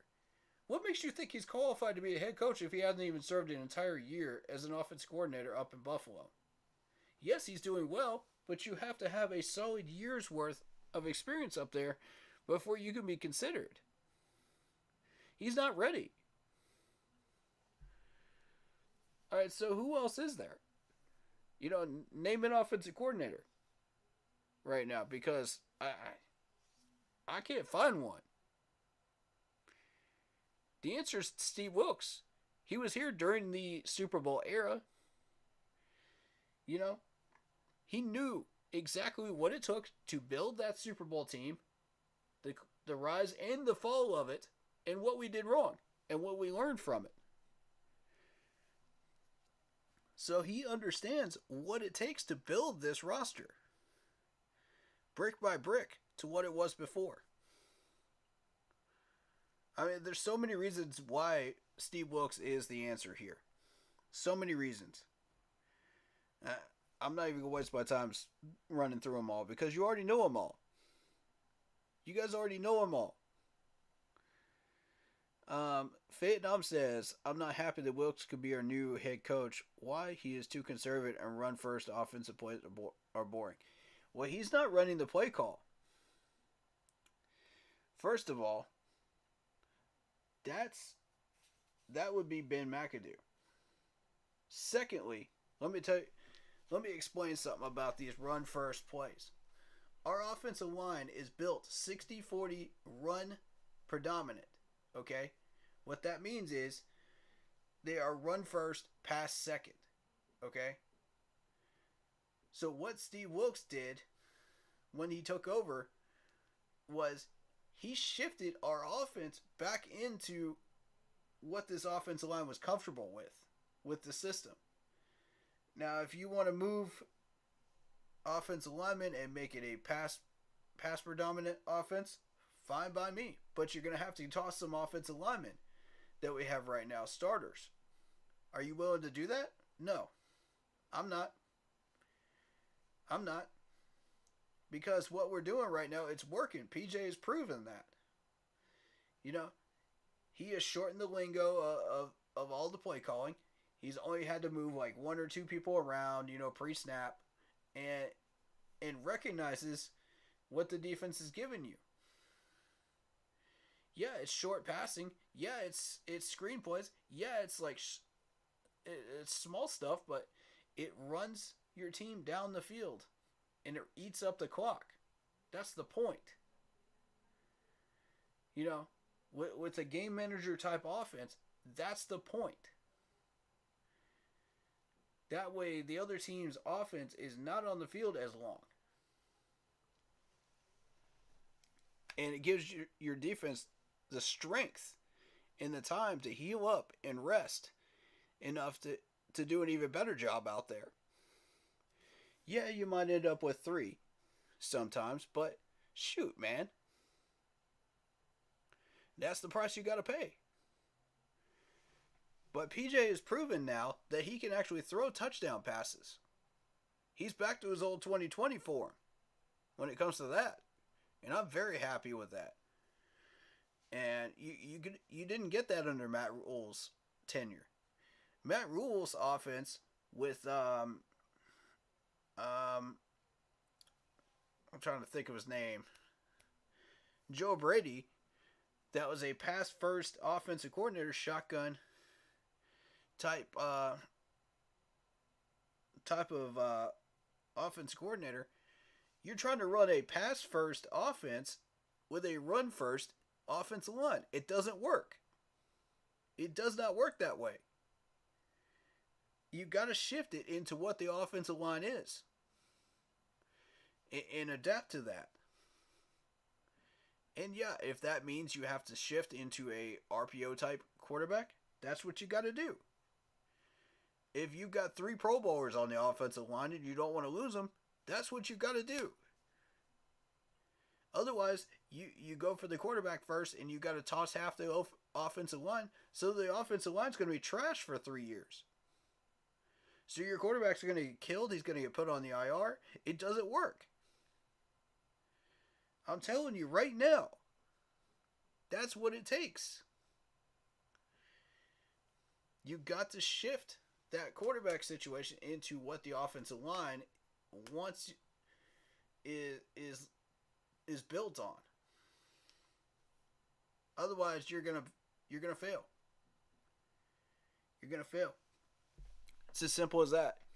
You're already handicapping yourself.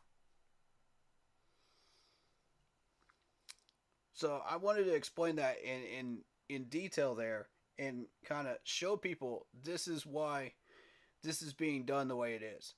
And Steve Wilkes understands this. And I want to give him props. I want to give him props for that. Thank you, Steve. Finally, a head coach that understands this.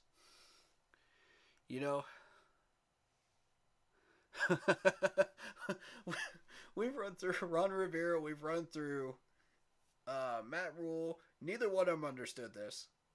Neither one of them. Gettleman understood it. That's why he built the offensive line the way he did. But, and Scott Fitterer understands this, so does Steve Wilkes. So, not only do we have the GM that understands it, we have the head coach that understands it now. So that's a great thing when they're both on the same page. Continuing on with these comments. I would hate for him to be hired permanently. He doesn't have that killer instinct to win games. He wants to screen, and run on 3rd and 7. That isn't winning football. Again, I just addressed that. So, that's what you got to do. In some cases, it all depends on what the defense gives you, and it's how our offense is built. We've been putting up points doing screens, by the way. I want to point that out. Remember Laviska? Who's capable of breaking tackles? Yeah, we haven't been using DJ Moore enough, but, maybe throw him into a couple of screens. Let's see if we can get him involved. I would love it. Realistically, PJ doesn't have that killer instinct deep ball that he used to in 2020, but the offense is working under PJ. And that's exactly how it's set up for him because he's a game manager.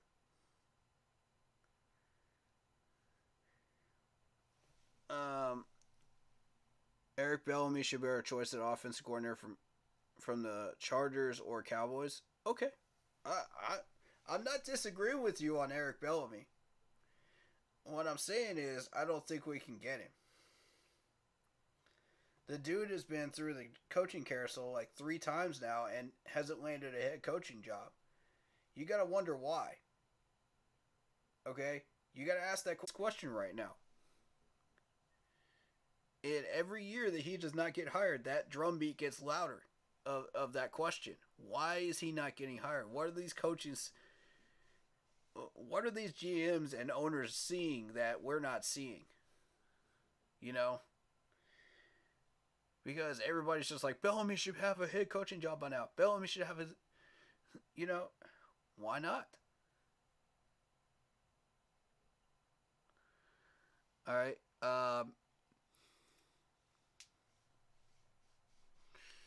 That's all. I'm not paying any money to support run 2nd downs and screen on 3rd downs. Well, that's your choice, man. If you don't want to pay money to go to the games, you don't have to, man. But I'm telling you, you need to adapt the offensive line to the offensive line's strengths. Otherwise, you're just playing yourself, man. You're handicapping yourself. You're preventing yourself from scoring points. If you got a game manager type quarterback out there, you're going to have a game manager type offense. And that's what PJ does. We put up points because of it.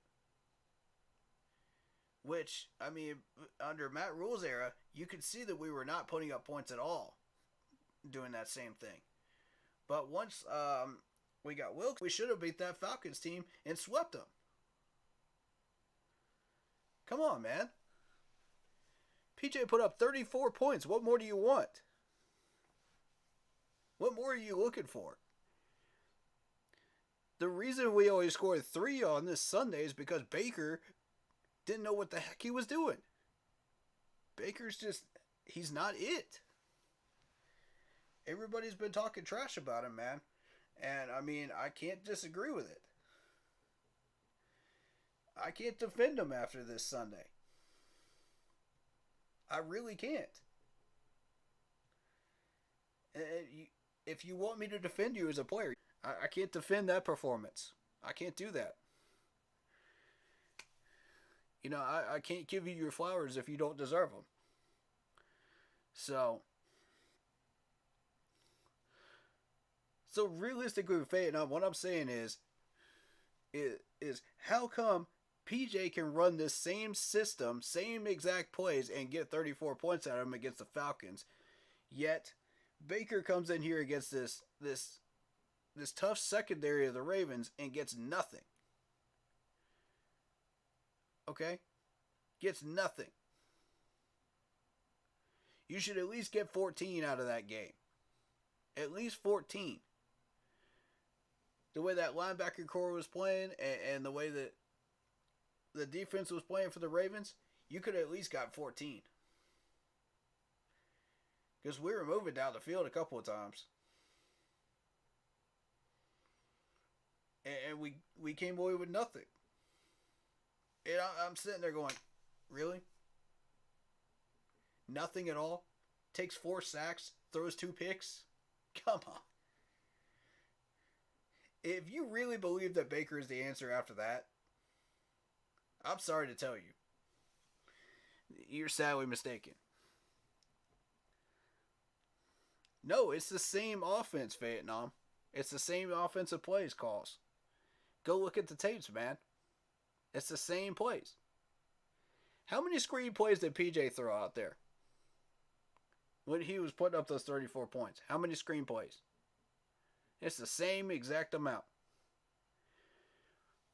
Plus, you have to adjust to the Ravens' defense as well, what they're giving you versus what the Falcons were giving us.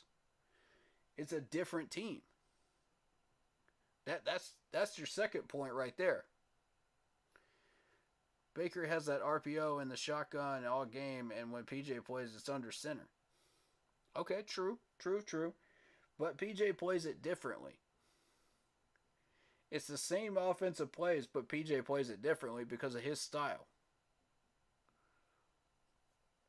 Alright, so what's your answer about, like, the style of our offense with a run predominant offensive line and a shotgun type quarterback? It's not a good mix. It won't work. 9 times out of 10, that quarterback's going to be sitting there and getting sacked.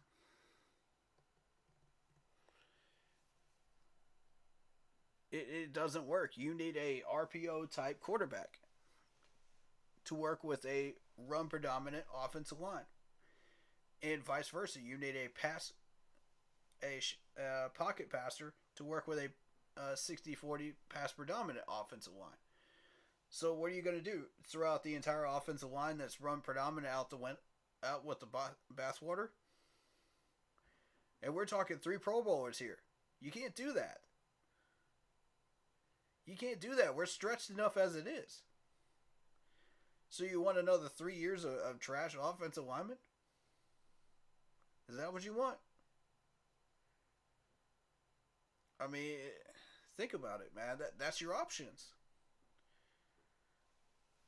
That's realistically your options. We need a quarterback that can run and help the O-line. We have one, bro, PJ. With all due respect, man, we got PJ. He can do that. There were a number of times where he actually took off and ran. I would like to see it happen more with the Falcons game on that Thursday night. But, I'm not complaining. That's coaching. Just tell them, okay, look for these opportunities to run. If you don't see options, run it. Yeah, you will. If you coach him, he absolutely will run like that. If you coach him, man, you show him those opportunities. Shoot, yeah, he will. He could have ran more, but he didn't. Yeah, I mean, he was hesitant. He didn't know what that Falcons defense was going to do. And I mean, fair enough. They've been pretty raunchy out there, man. All year. So, I mean, that's fair. Like I said, they've been centering in on Foreman that whole game. The run defense was very strong from that Falcons team, to try to center in on Foreman during that Thursday night. So that's fair, man. I can't ask more of PJ than that. Would I have liked to see more? Sure. But I'm not at the risk of getting himself injured. which could have happened very easily in a rainy Thursday night. A lot of things happen during those situations that could get you injured. So um, but you want to take advantage of those opportunities when you do get them, though, and that's what I think our coaching staff should center in on with PJ. Is if you see a few more of those opportunities, try to take them. Then we might as well draft that quarterback from Florida or Young. And like I'm saying, we're gonna lose Sam and we're gonna lose Baker. Going into 23, so I think it would be advantageous to get a quarterback anyway because we're stuck with Matt Corral and PJ. And I mean, PJ I know is solid, but Matt we got questions about. We haven't been able to properly evaluate him yet. So I think it would be advantageous for us to either try out that XFL quarterback today or on Sunday or draft a quarterback. I have zero problem with that. Now the question is, what type of quarterback should we get? If you want to stick with a 60-40 predominant offensive line that's run oriented, then you're going to want an RPO type quarterback. And that I haven't studied up enough on what's coming out of this draft yet. So I'm going to take a look at that when the time comes. But right now, my focus is on the season itself because we still got a few games left. Do we have a shot at taking the division? I don't know. It depends on what these other teams do. All we can do is play out this season and see what happens. But either way, main goal is to get Wilkes in as head coach. He doesn't run this offense. No. He runs the defense, bro. He's a defensive type of coach. He's always been that. That's where he came from. And that's always going to be who he is. And see, with him working with Al perfectly, man, it's a perfect combination. Perfect chemistry. And it's been showing. It's been getting results. Absolutely, it's been getting results. I've said all year long, talent-wise, in the books, we've had a top 10 defense starting out this year, even before the season started. In the books, it's a top 10. And you could thank Scott Fitterer for that, by the way, because he's the one that put these guys in here. Otherwise, we'd have a trash defense. So, y'all better be giving that man some flowers right now. Y'all better be giving him some serious hugs and handshakes. Because he's the reason our defense is what it is right now. Otherwise, we'd be sitting at the bottom of the league with like one win. And everybody knows it too. But yeah, we're going to take a serious look at those quarterbacks, man. What I'm thinking is we're going to end up 10 to 15th in the draft order by playing out our schedule, which is not too bad, man. I'm looking at somebody in particular. I don't want to say the name. Because I know that we have NFL scouts that check out this channel. But we have been scouting them. That I will say for sure. We have been scouting them. Now, the results of those scouting reports are only seen by Scott Fitterer, but I can confirm we did have scouts.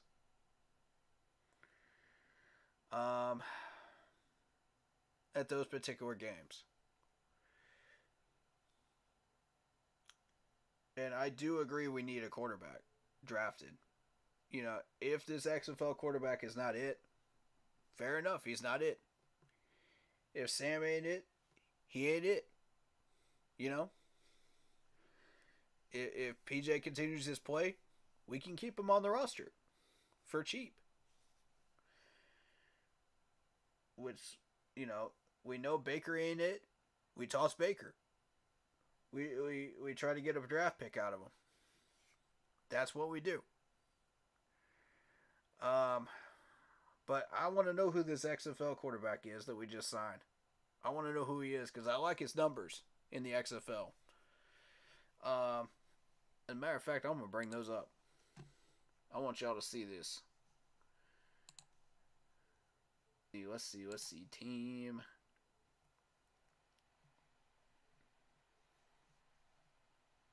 I'm trying to find the name of the person we signed.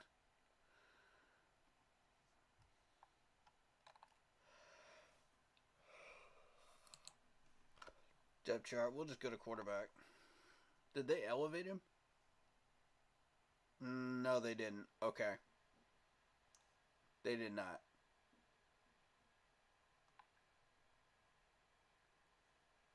Okay, PJ Walker's set at third spot, but he's got he's on the IR for the rest of the year. I don't know why he's still on the depth chart. That's just one thing I noticed. Transactions.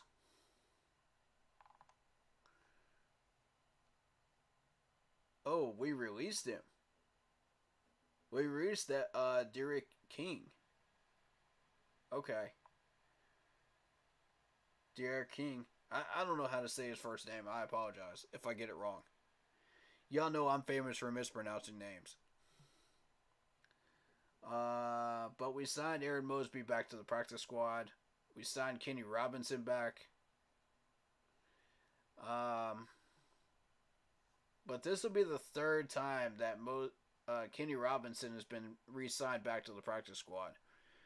So, y'all know what that means. That ain't good. So he's got to step up this time. Or we're going to be in trouble.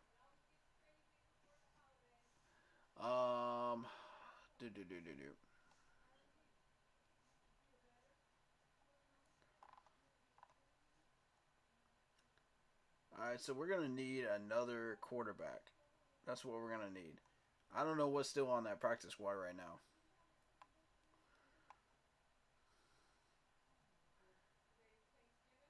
We got rid of Jacob Eason. I don't see any other quarterbacks at the moment on this list when it relates to the practice squad.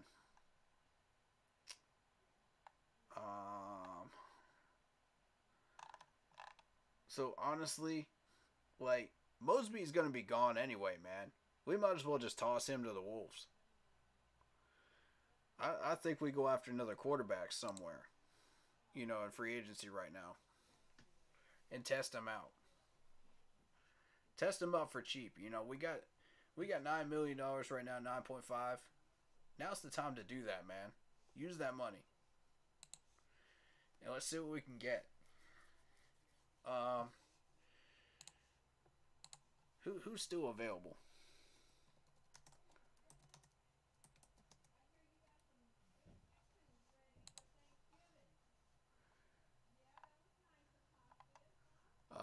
Who could we possibly get for cheap? That's what I'm wondering.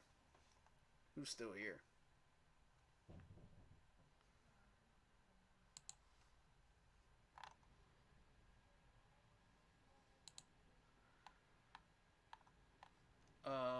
We don't want that. 2028 current.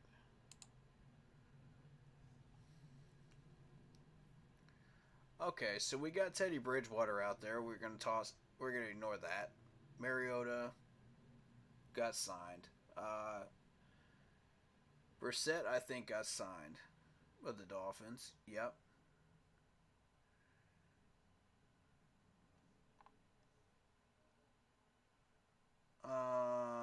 What quarterbacks are still unsigned?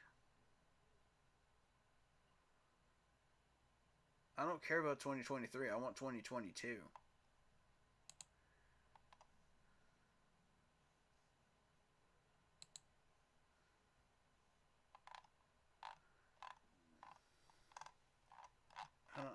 have to go through this list just to find quarterbacks. Come on. Somebody sort these, man.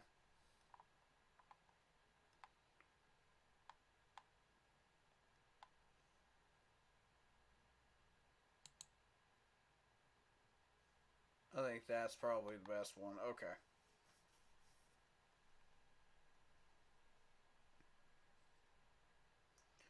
Alright, so currently we got Fitzpatrick, we've got Cam, we've got AJ McCarron, yeah.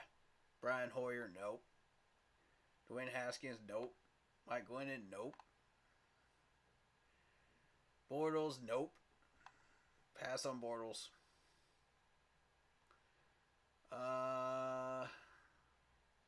Ben Roethlisberger at 40.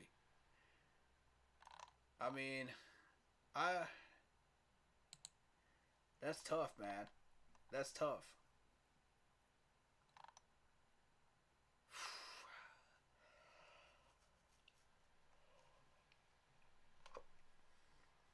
Ugh, excuse me. I can see why we're not diving into the free agent list right now. Because, I mean, this is... this ain't it, man. I don't see anybody that could fit us. Except for Cam. And Cam's going to want money. That's why we haven't tried it yet. But, I mean, if you could just sign him for 1 year on a cheap contract, then yeah, I'd be down for it.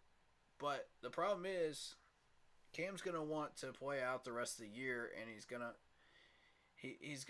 he's okay with being a backup role, but he's still going to want money. That's the problem. Yeah, we don't have money to spend right now. Ladies and gentlemen. If we can't find anybody else, in the draft, and the coaching carousel runs dry for us with the amount of money that we have, then fine. We'll go Cam. But the problem is, we don't have the money to pay him. So, ladies and gentlemen, we're stuck in a catch-22 here. What do? It's got to be the draft.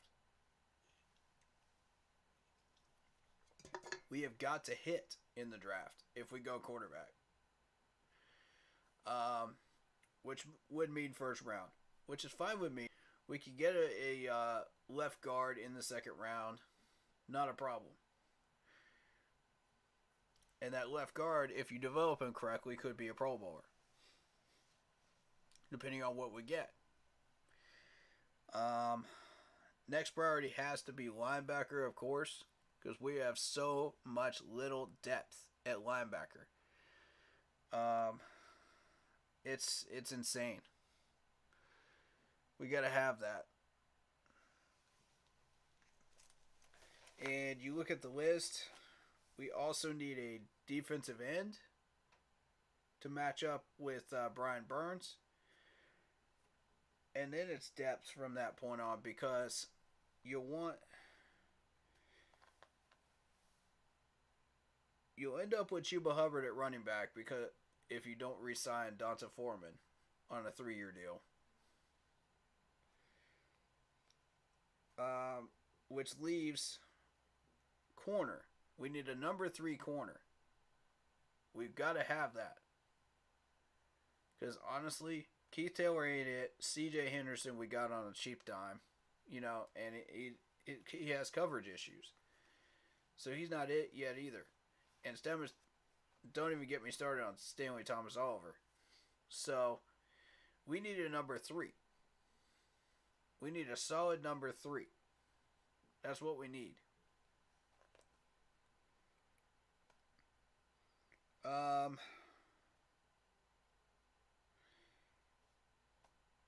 Wide receiver could wait probably until next year, unless you want to get a cheap one down there in the 6th round or something like that. But by that point, we got to make sure all our needs are met first.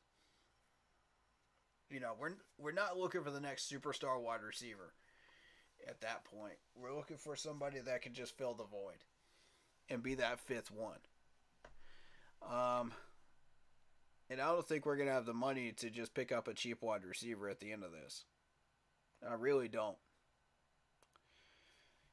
Unless you want to dive into that 7 to 8 million, for injuries for next year, which is risky. Plus whatever money rolls over from this year into next year.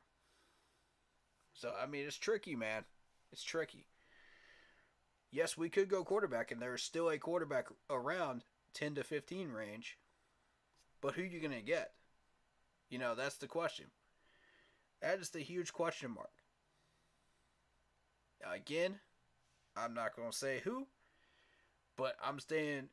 I will suggest look in state within the Southeast for that quarterback. That's my hint. Other than that, look within the Southeast for your next quarterback. And for those of you that are paying attention, that know what I'm talking about, that do extensive draft stuff, you already know who I'm thinking of. That name's going to get thrown around a lot. But I'm not going to confirm it. I'm going to throw smoke screen after smoke screen so we don't have these scouts out here checking that stuff out on my page. So I'm just going to tell you that right now. You won't know which smoke screen is the real one. You won't know. I've gotten good at this. Okay? I've gotten almost as good as these GMs. So, I want y'all to know that. Alright?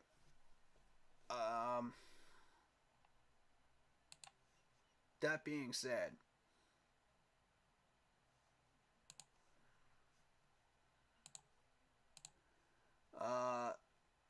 we will be taking a break here soon, but I want to address any other comments or thoughts before we start diving into the actual content here, which is the stats from this Ravens game and preparation for the next game against the Broncos. So if there's anybody that would like to bring up anything before we go on break, let's do that. Any topic you want. Could be anything.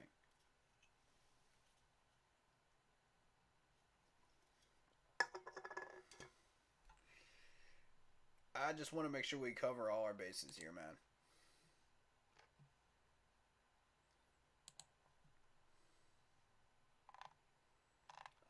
Injury report has not come in yet for today.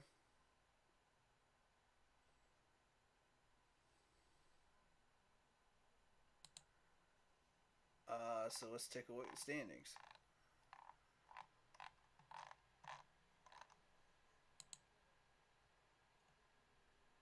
Waiting on that to load.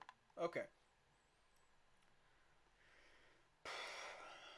With that Saints win, that puts us squarely on the bottom.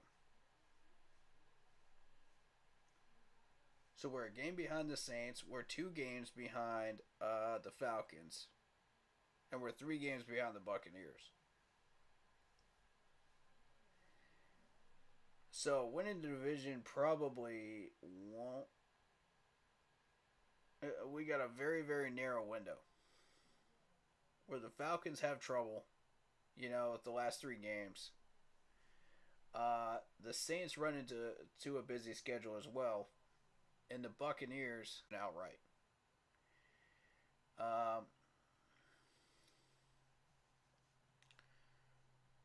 So, I mean, looking at the schedule so far,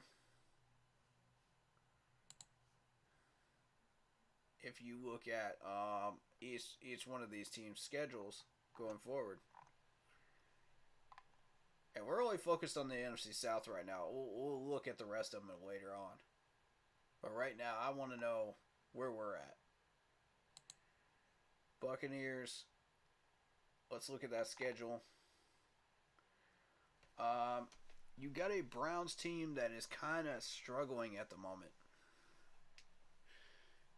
The Bucks could take advantage of that. They will not beat the Saints. They could take advantage of the Niners. They will not win against the Bengals, especially in Cincinnati. That's not happening. All right, so that's 2-2. The Cardinals have been very wishy-washy lately. I don't know what's going to happen there, but keep an eye on that game. I think the Cards pulled that one out. That's in Arizona. That's a night game.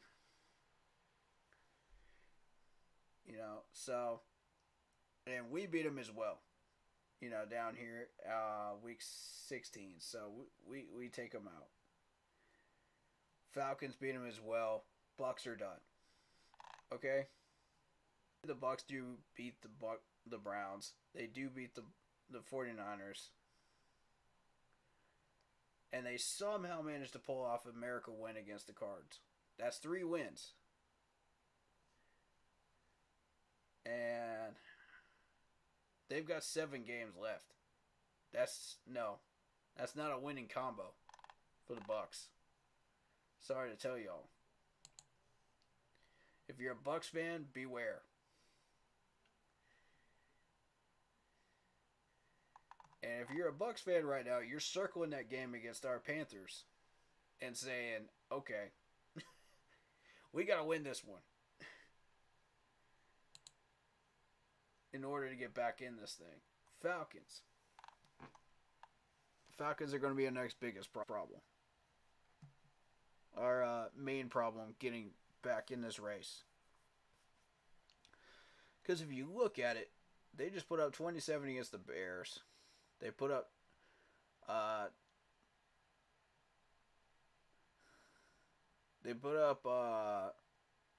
17 and 15 against the Chargers and us. But look at the first game that we played against them. Falcons put up 37 on us and won that game. So the offense for the Falcons is shifty, but once it does work, it works. So you're coming into a hot Washington Commanders game, and I think Washington is going to beat this Falcons team. All right, so that's a loss. Falcons rebound against the Steelers. That's a win, 1-1. So and you're saying we got to win this one. The Falcons play the Ravens, who by that point will be recovered. And they'll be playing really, really well in Baltimore. So, I don't see a win there. Cards. Falcons are going to beat the Cards. I can see that. And they'll beat the Buccaneers to end the season. Alright, so that's 2 wins. 3 wins. And a circled Saints game. Alright, so far, the magic number is 4 for both of these teams. They've got to win at least 4 games to win the division.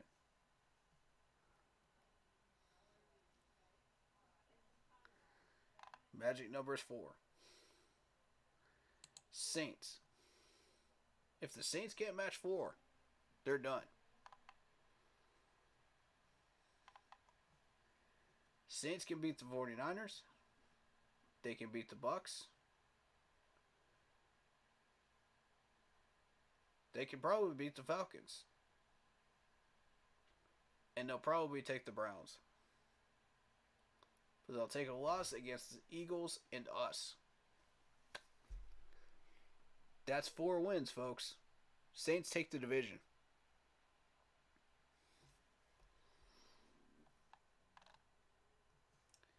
Now we have a lot of work to do if we want to get back in this thing. We got to win out if we want to win it. We're 3-8.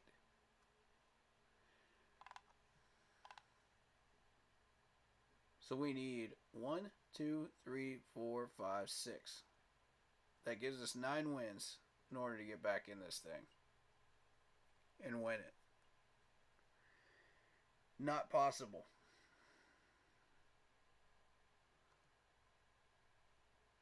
We're not beating the Lions.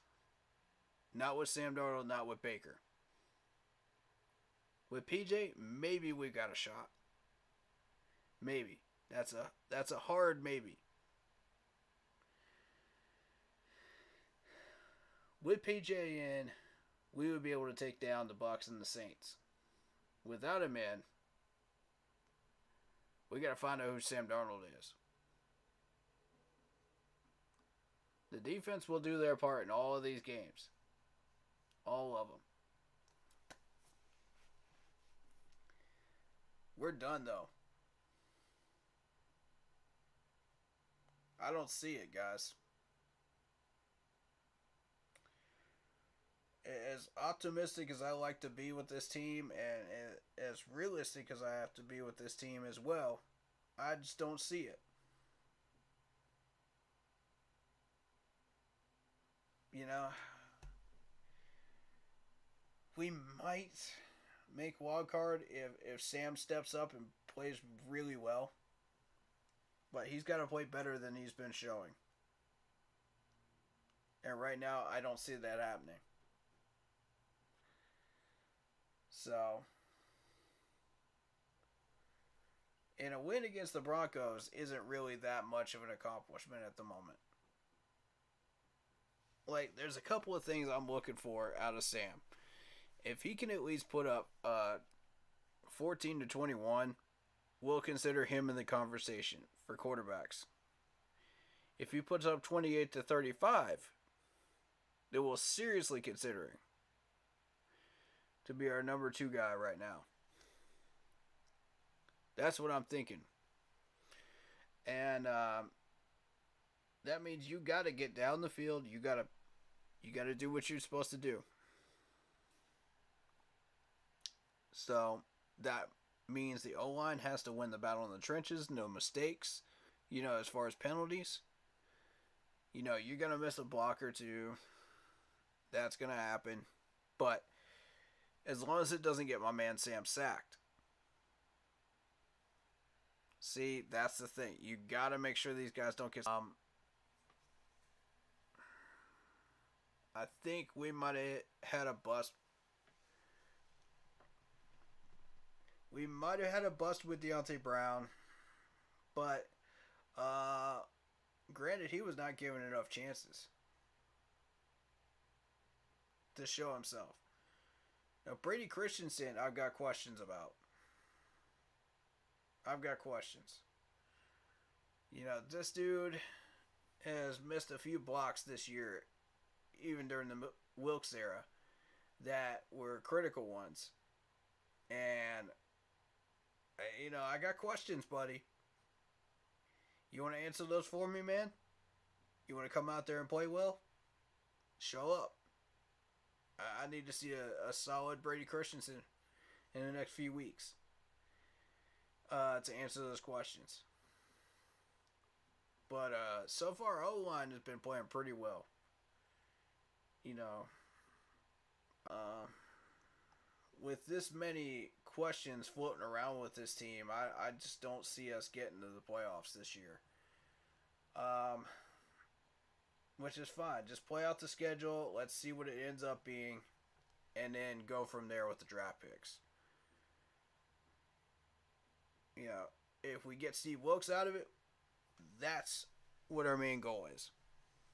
We need stability with this entire team.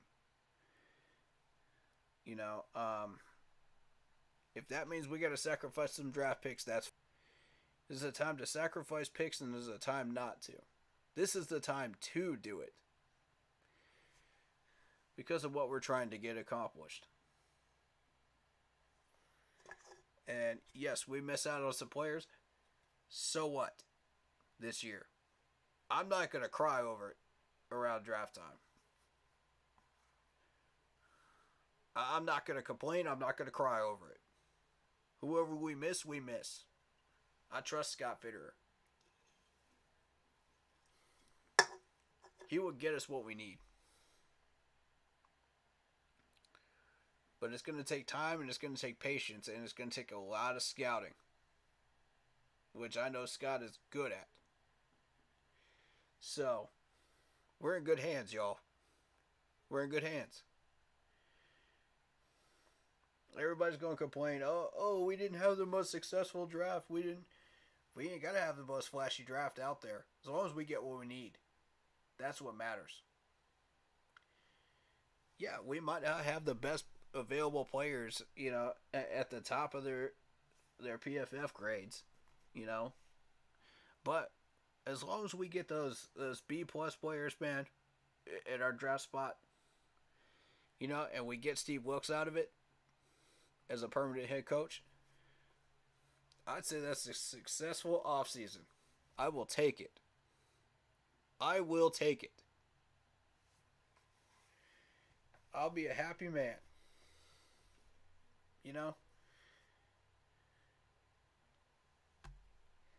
I think, goal accomplished. Check and check. We got our needs met and we got our head coach. If it takes us another year because of this to fully flesh out our team, so be it. We don't have to make a run in 23. We don't have to. As long as we get our team fleshed out and we get the depth that we need, by 24, we're set, dude. We're ready to go.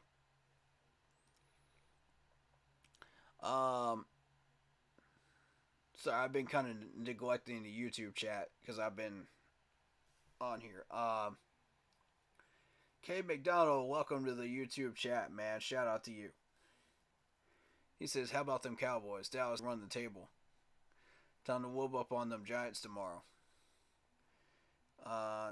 Them Argent Giants fans after beating up on the Vikings. Man, you right about that. Those people would not shut up about that game all week, man. Darn. You guys can't go and try to sign a Danny Jones or some BS in the offseason. Yeah, that's what I was thinking, man. We need a RPO type quarterback, that just happens to be like so far down on that free agent list that it'll be cheap, Trying to fill the voids is not going to work anymore. Yeah. I feel you, man. I feel you. The only quarterback on this team that I want to see is Corral. Yeah. Once he comes off that IR, I'd like to see him as well. Bryce being Stroud. Wait. Bryce, Young, Stroud, Hooker should all be targets for us in the draft. I agree. I agree. If you stay up there in the top 10, in the top 15, all these guys would be available to us. It just depends on which ones get taken off the board before we draft. Like I said, play out the schedule. We get Wilkes. We'll see what quarterbacks are out there, and we'll dive into those. But knowing Scott, he will be well versed in who these guys are by that point, and he'll know exactly who we want to take off the board and come to Carolina. So I trust Scott. No matter what quarterback choice he picks, I trust him. As of right now, because I have not looked at any of these guys fully to see who they are and who they aren't. Which brings up another point while we're doing this. I got a lot of copyright issues with film study streams. So I'm working on a way to try to do that without incurring that copyright. If anybody's got any suggestions. Because I wasn't charged anything money-wise, to deal with copyright, but I did get a warning. That's why I'm just kind of like, okay. We got to figure something out when it comes to that. You know, how do y'all want to address that issue? Yeah, y'all come back with some suggestions, and we'll see what we can come up with. We got a couple of months before that happens, so. But I just want to find a solution to that makes everybody happy to where we can get the content out there and the information out there that we all need to know. K McDonald says, I'm a Dallas fan, but I always root for the Panthers if they're not playing Dallas. You just can't hate on them Panthers, man. Yeah, well, there's a lot of people that find a way to listen to. I'll tell you that. And mostly it's just been hating on Panthers players. You know, that's what I've noticed recently, is they're hating on the players. But there's been a lot of people that have found reasons to do it, though. And it sucks.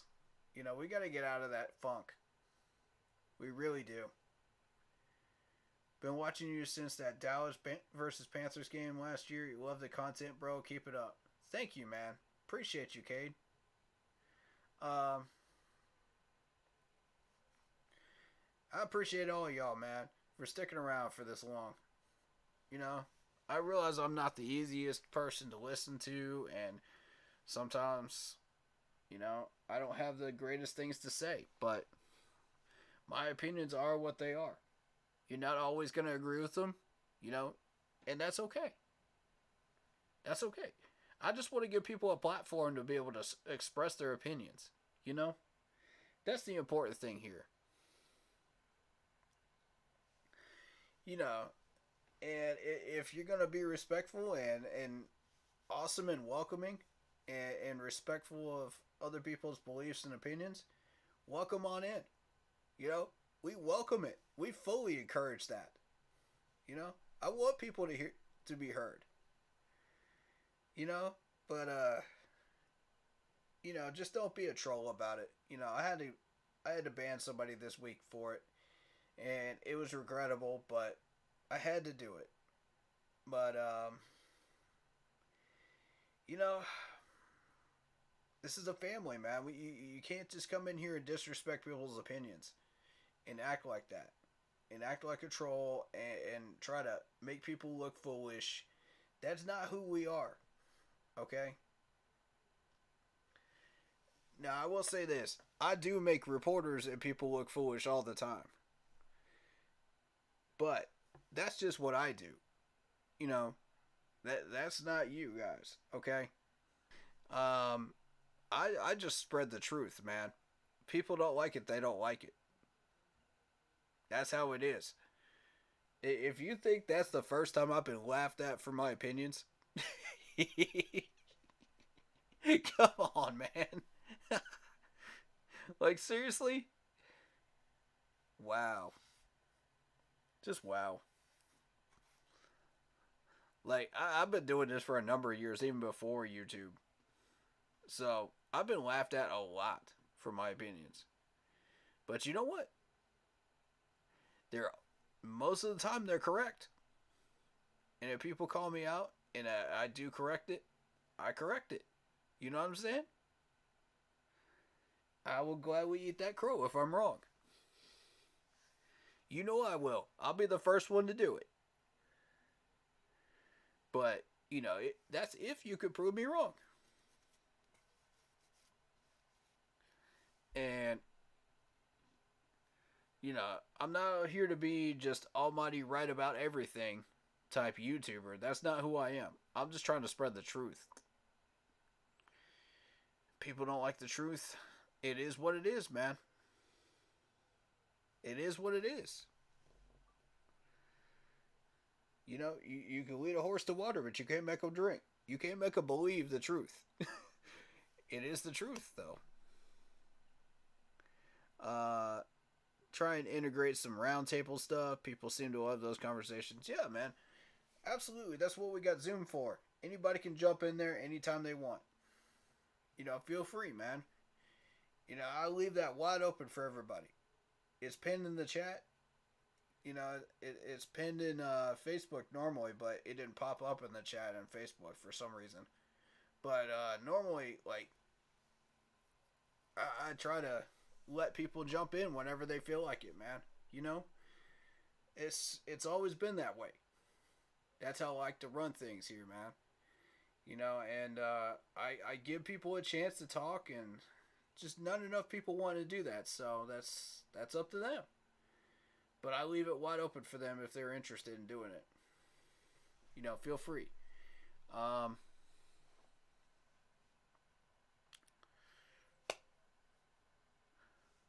so, that being said,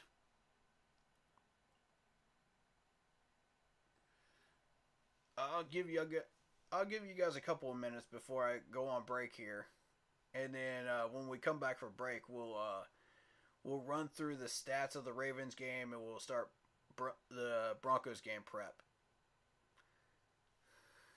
and talk about what it might take to beat the Broncos.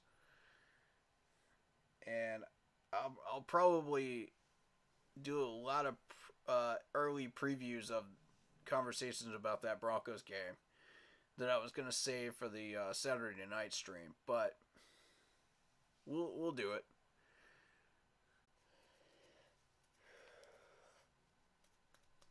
Ugh, excuse me. I don't know why I'm still yawning. I'm well rested. I don't know why I'm still yawning. I got a busy schedule though, you know, throughout the week, so you know how it is. Um, but yeah, any other topic you guys want to talk about real quick before we break?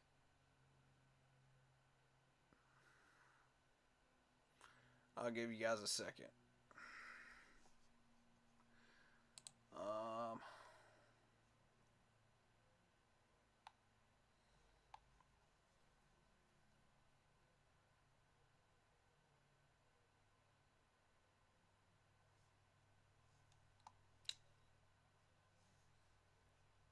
Icky, we've used Brandon Smith. Cade Mays has not been used yet, but he's sitting on that bench. Um, and we've used Barneau a little bit. So, I mean, good draft picks, man, last year. If you look at the positions that we drafted, offensive tackle, quarterback, linebacker, guard, and corner. Check, check, check, check, check. Down the list of needs at positions.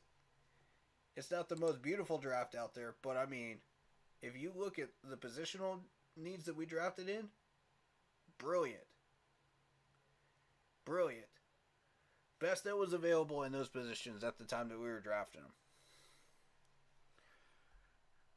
Well freaking done. I mean, Scott knows what he's doing. It's plainly simple.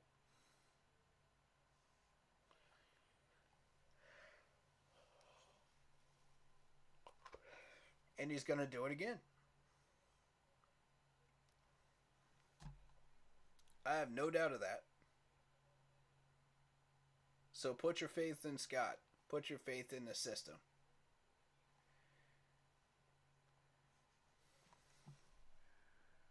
All right.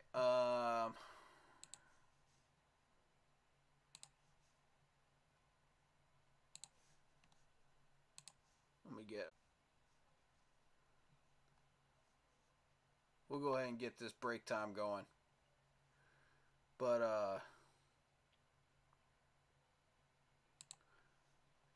I appreciate y'all, man.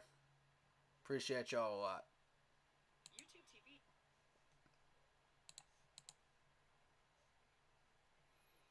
Them YouTube algorithms, man. I'm telling you.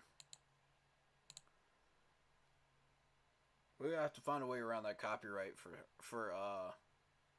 film study. I don't know how we're gonna do it, but we're gonna find a way. Alright. Ladies and gentlemen, it is a break time. See you guys in about 10 to 15 minutes.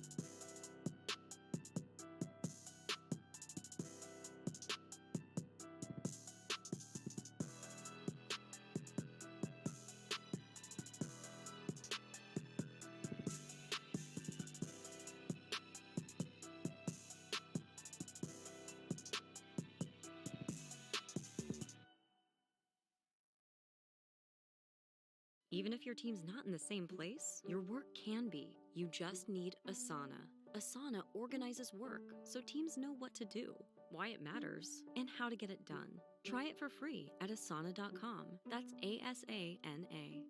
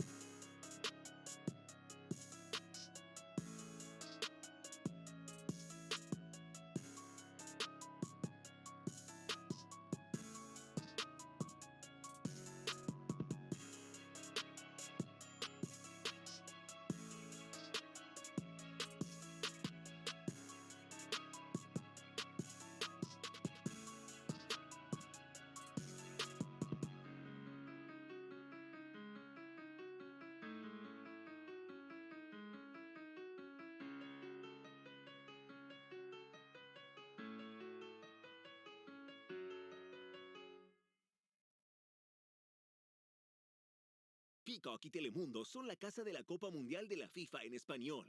A partir del 20 de noviembre, stream todos los partidos en vivo. También puedes hacer stream del canal 24/7 de la Copa Mundial solo en Peacock. Visita peacocktv.com/copa-mundial.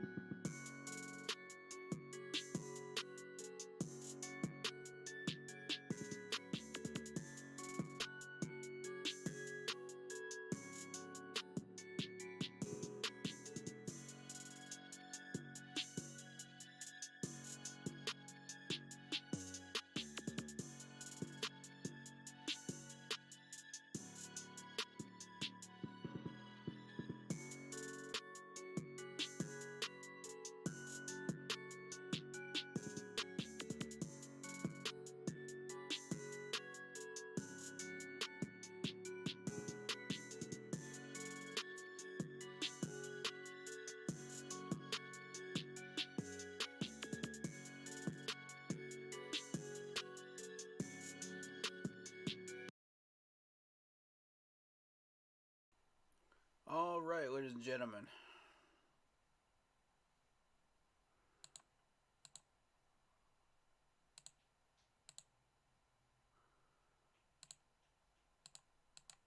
Let's dive back into this.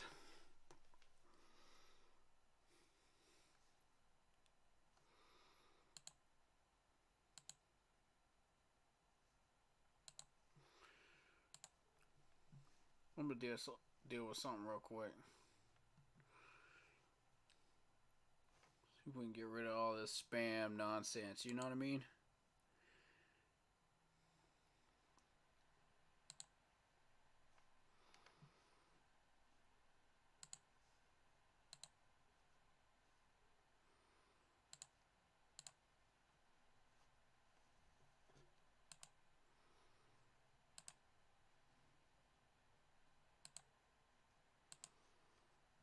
There we go.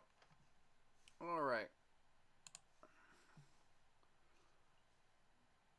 Sorry about all the spam that you saw there. Trying to get rid of it. Shout out to Andy. How you doing, man?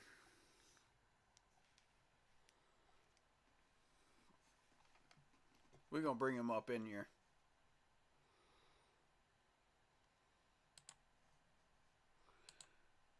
What's going on, Andy? How you doing, man?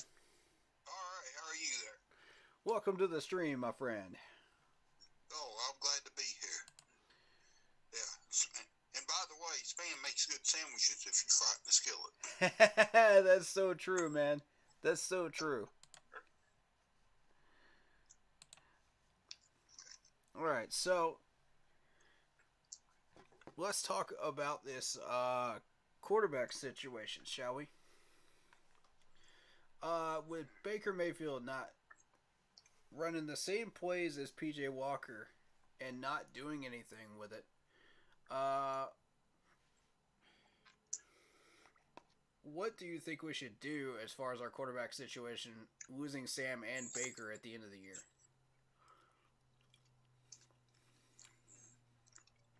I'd ride with Baker and see what, and then go from there at the end of the year. But I think if you give Baker enough time, he'll turn it around and everything. I mean, he got Cleveland to the playoffs and won a playoff game. I think it's interesting because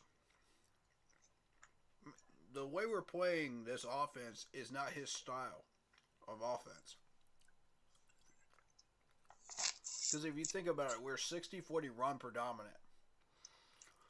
And Baker's been more of a pocket passer / extend plays, you know?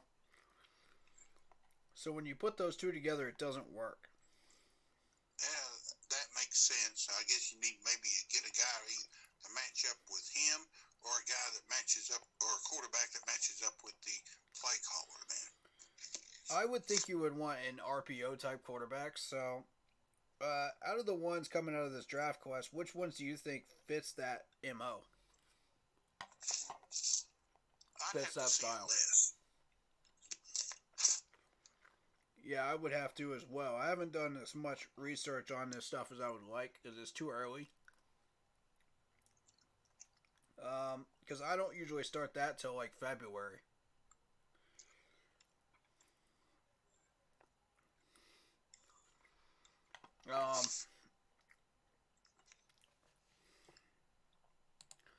But we know that Baker mixed with this offensive system does not work. So if you want to stick with a 60-40 run predominant line, then you got to adapt the quarterback to it.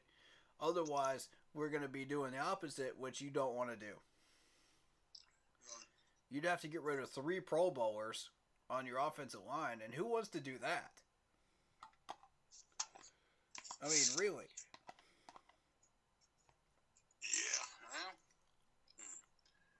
You'd have to really remodel your entire offensive line. And that's not... that takes 2 to 3 years. To fully build up your line correctly. The way you want it. With depth. And that's with Boston included.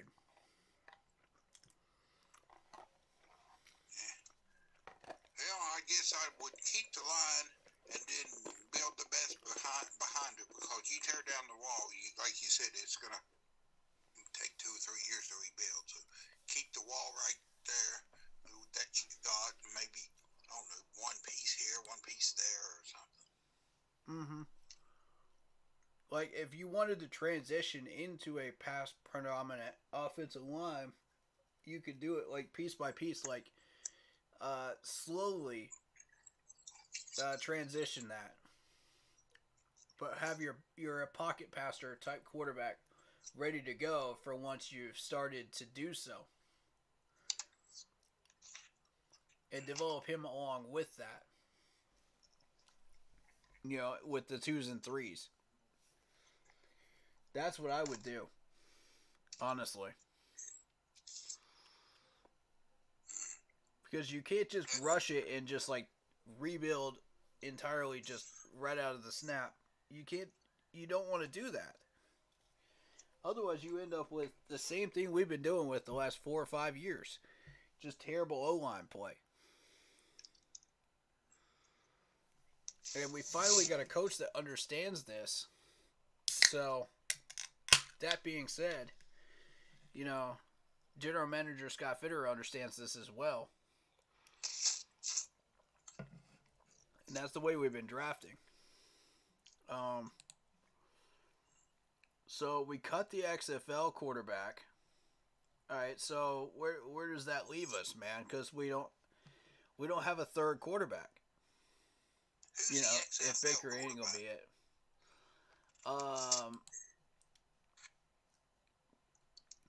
Let me tell you here in just a second. It was Derek King. Okay, never heard of them. So you got what, Baker and Walker on your roster right now?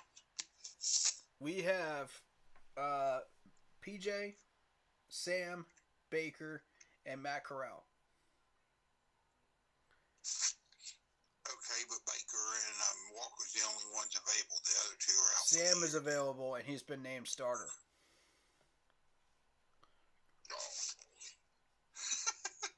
For the Denver game. Yeah, it's a mess, dude. It's a mess. But I mean, now it's a mess now because you didn't address it before, because the O-line was a mess before that. But you got to address the O-line before you address the quarterback situation. Now is the time to have that quarterback conversation once you fix the line. So, that being said, now it's going to come down to money. It's going to come down to a handful of things. And we're not going to have the money to go after a big name guy like Cam Newton or somebody like that. Because he's going to want money. Plain and simple. You got Ryan Fitzpatrick. You got Cam Newton. You got AJ McCarron. You got Brian Hoyer.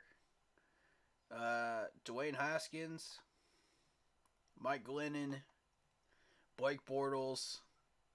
Wait, just a second here. You mentioned Wayne. He didn't he get hit by a car and get killed? Who was it? You talking about Dwayne Haskins? Yeah. Oh man. I mean, if you didn't know that, I'm sorry to bring the bad news to you. But Oh wow. That sucks. yeah, that was, shoot, I don't know, a few months ago. He was walking across the highway in Florida. Oh wow. So sorry to hear that. Oh, yeah, He was only 25 years old, man. That's way too young. For the Steelers. He was a backup for the Steelers, and it was all over the news up here around Pittsburgh. Oh wow. He's only 25 years old, man. Way too young. Way too young. Oh, yeah. Well, my condolences go to the entire Pittsburgh community, the family and friends of Dwayne Haskins. And I wish for you guys to find comfort and strength through this difficult time of trying to heal from all that. That's rough, man. He would have been Ben's replacement this year, and that's why they drafted Kenny Pickett. Mm-hmm. I believe so, yeah. There was a lot of good talk about him and his skills and who he was, you know. That's a real shame.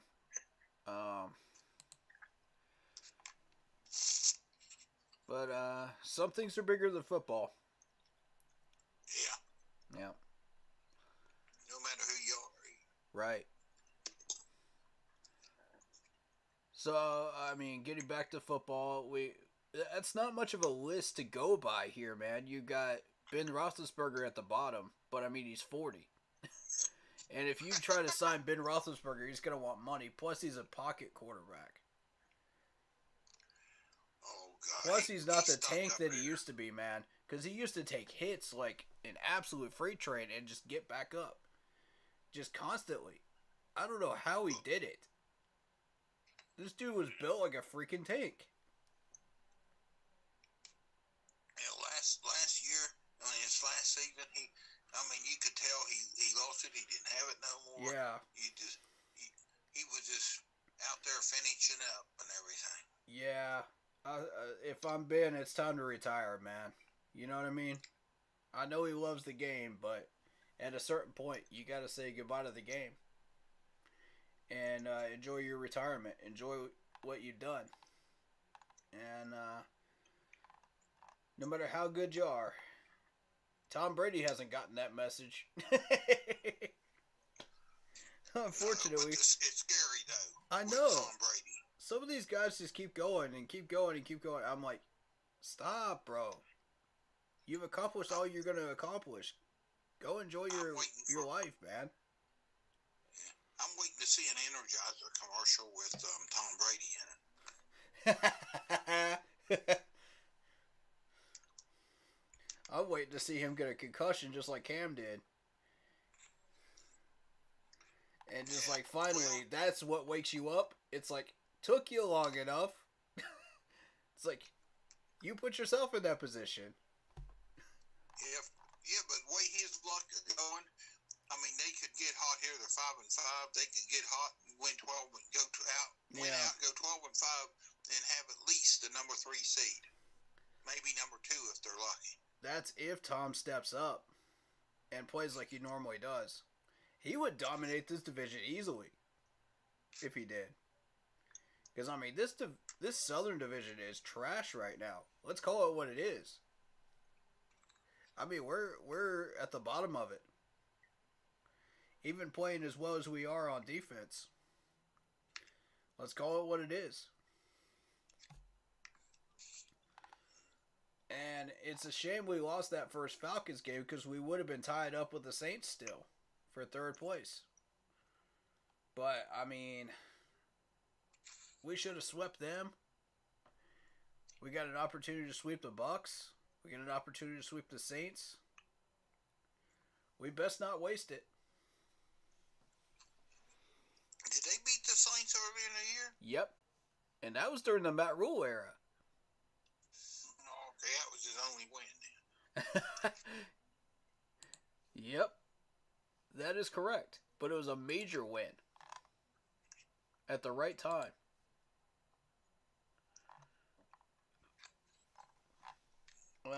And if Wilkes had been running the show, we would have beat the Browns. We would have beat the Giants. We would have beat the Saints. That's a 3-0 start. I don't know about the Cardinals. They were playing really, really well. Kyler Murray was running circles around us. But, and I don't know about the Niners either.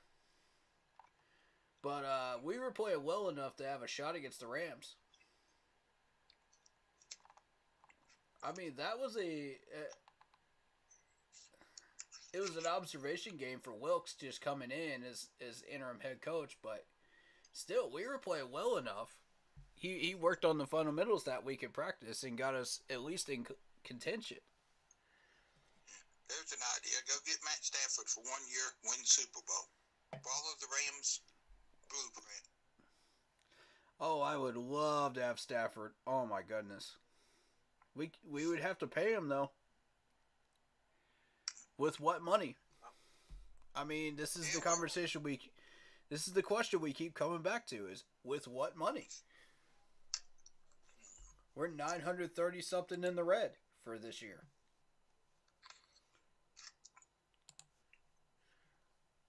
For next year. What was that website you told me about? Overthecap.com. Okay. I'll try to remember. Yep. It's showing on the YouTube screen right now for anybody that's watching on YouTube. I can send that to you through private chat if you'd like later on. Okay. Yeah. That's not a very nice list to try to choose from, man.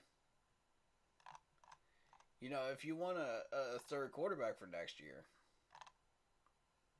Oh, you shouldn't be no. I mean, To set us up. Be plenty of candidates available for a third quarterback. I mean. For next year, maybe. But I mean, it's looking thin, man. Teddy got signed by Miami. I'd be down for Teddy. You can draft some guy in the 7th round. Mm-hmm. That's true as well. I mean, with the money that we're I'll read off that list going into 23 who we would end up losing. Baker Mayfield, Corey Littleton, Bozeman, Sam Darnold, Cameron Irving, Michael Jordan, Henry Anderson, Justin Burris, Higgins, Hartsfield, Sean Chandler, who everybody knows how I feel about him, J.J. Jensen, P.J. Walker, Donta Foreman, Sam Franklin, Andre Roberts, Richie, who we're paying fullback money, will probably get re-signed again, Eddie Pinero, the kicker, Steven Sullivan, and Joel, the new linebacker that we just signed last week. That's a lot of players. Right, so a lot of money, add up their salaries, and then see what your answer would be, and then go from there.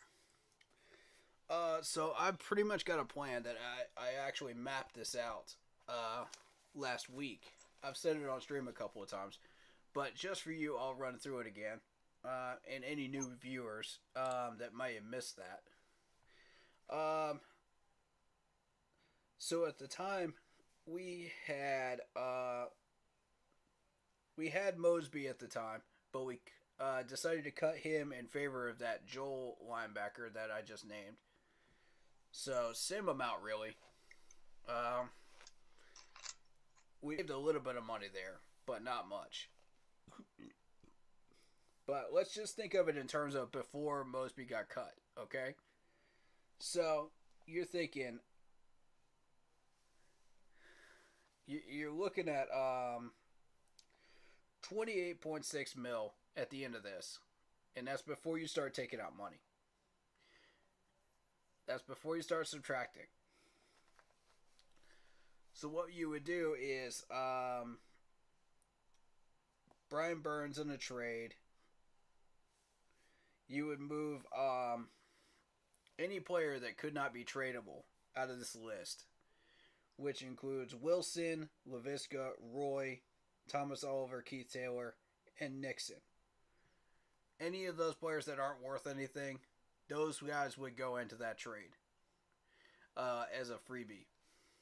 Because we know we're getting 2 firsts for Burris. For Brian Burns. That's obvious. 2 firsts. That's been offered by 2 teams now. Alright, so you would have Wilson, the middle linebacker.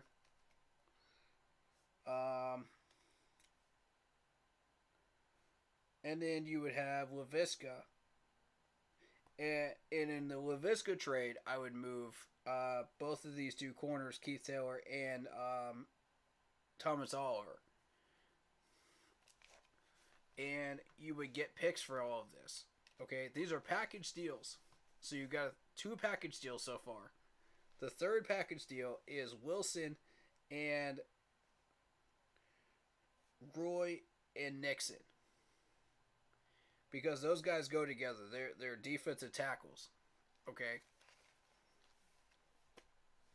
So that's your 3 package deals. Now we're going to get picks out of that. What picks we get determines what we do with them. Obviously, you're going to get certain types of players at certain parts of the draft because of the trends and what goes off the board at certain points because of the team's needs. But you would cut Tay Hayes, you would cut Mosby, you would cut Chandler Wooten, and you would cut Coleman. None of these 4 are worth anything. That I can tell you right now. Not even packaged up. So, at the end of this, you're sitting there with 28.6.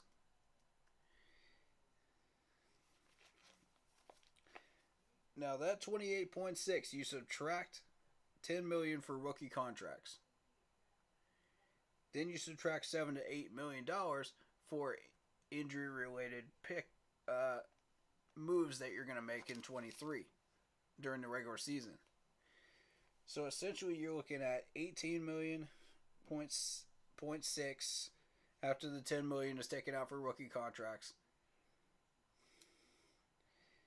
Minus the 8 million, so you're sitting there with 10.6 at the end of this. 10.6 to resign as many of these guys as we want out of that list.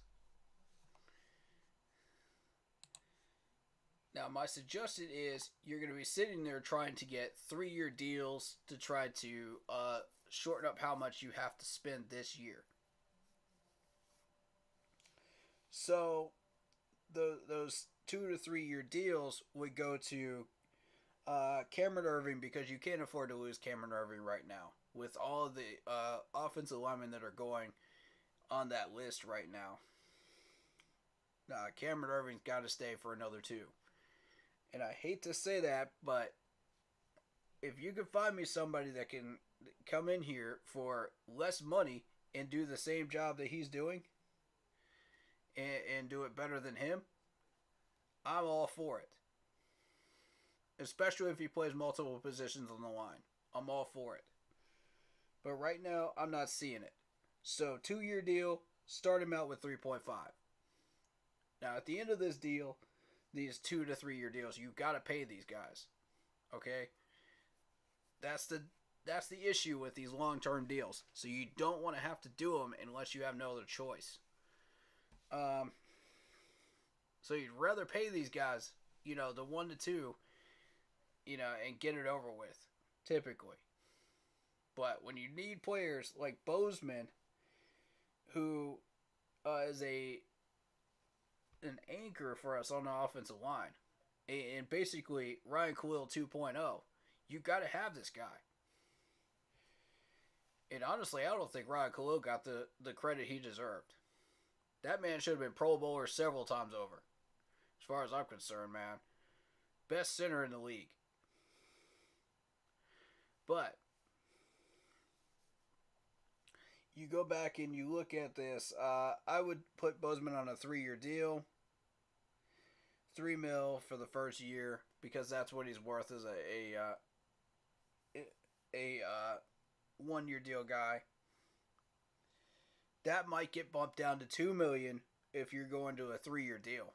In the first year, you could do $2 million. But we've got to have Bozeman.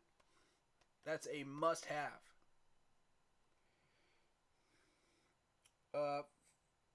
To me, the next issue is going to be P.J. Walker. You've got to have P.J. Walker. That's a $1 million deal. Easy, done deal. We can keep putting P.J. on $1 million deals. That's easy. Probably less than that. Free up a little bit of chunk change. Richie, you're paying with fullback money. So, easy. $1 million deal. Done. Jensen, $1 million deal. Done. Less than that. That's easy. for all of those three for 1 year. You could just keep bumping them 1 year, 1 year, 1 year, 1 year, and it won't be a problem. You know?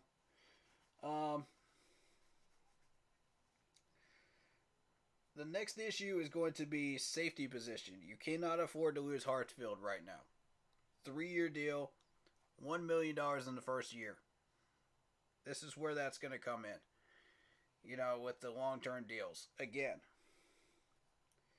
I would only do this if we had no other choice. I'd rather pay the way. Alright, so.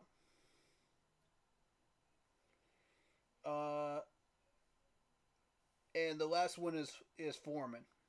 I want Foreman on a 3-year deal as well. $1 million in the first year.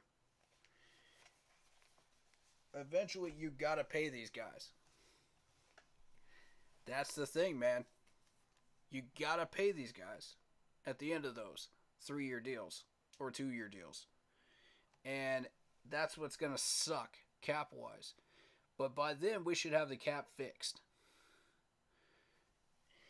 And what you're gonna have is barely any money, maybe $1 to $2 million freed up that you can use in free agency to get yourself a third quarterback. And maybe a number 5 wide receiver. If you don't get that in the 6th or 7th round in the draft. Which we don't have a 7th, so it would have to be 6th round. Which, here's my issue with that. You got all these needs at quarterback, linebacker, corner, left guard, defensive end. Before you can even get to wide receiver. And in order of importance, it's going to be, if you don't go for a quarterback and you decide to go for a number 3 quarterback, and you're set 100% sold on Matt Corral and PJ, then the next most important position has to be left guard. So then it moves down to linebacker. Then it moves down to defensive end. After that point, it would be corner, because you need a number 3 corner. And then you can start thinking about safety as well to replace Sean Chandler, then wide receiver. Wide receiver, as far as I'm concerned, is not a need right now, because we've got 4 solid ones that we're not losing. You know, after Laviska moves in the trade. So that's what I'm thinking right now. And at the end of this, you should have a solid team full of players. You're not going to have much money to spend in free agency, but a team that fits all our needs. Now, in 24 draft and free agency, that's when we start fleshing this thing out.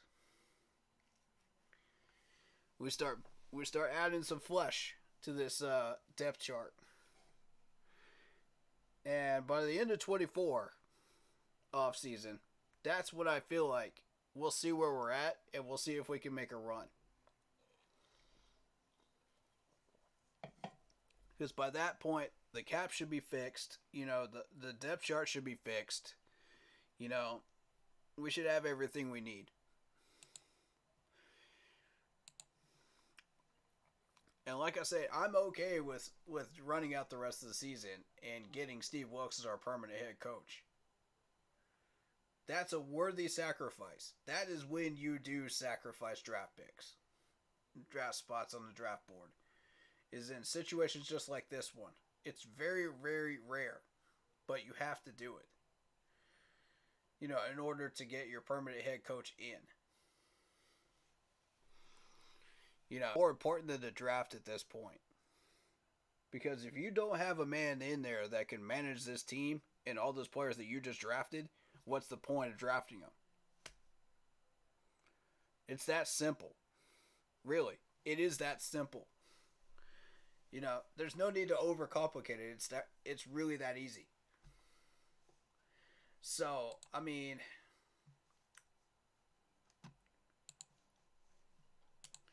That's your basic idea of what we're doing. And I'd like to see what your opinion is on that, Andy. What do you think, man? Either throw it in chat or jump back in. Either way. I'm curious to see what you think. Is this a worthy plan that will work? Because I think it will. And realistically, it took me a couple of weeks to get this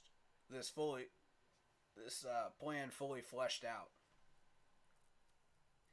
But I had the building blocks for it for about 2 or 3 days before I really started sitting down and just going and playing around with the interactive stuff with Over the Cap.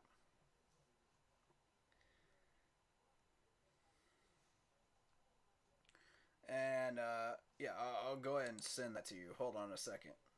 Let me hide the screen real quick so I can do that. I'll send you the website.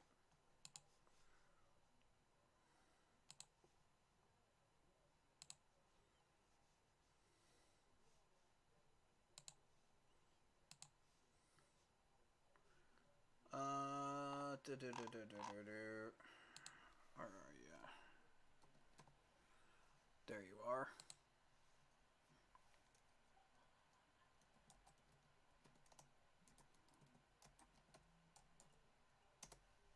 There you go.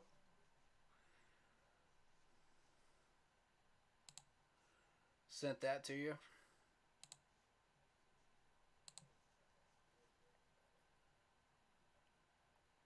Okay. So the next order of business is going through this Ravens game, through the stats. Let's see what we can find out.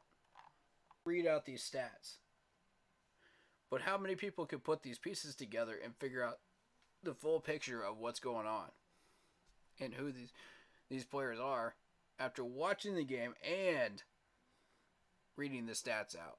I mean, yeah, it seems boring, but the excitement is in putting the pieces together and understanding who these players are. And that, for me, as a person that likes stats, that's really where I live.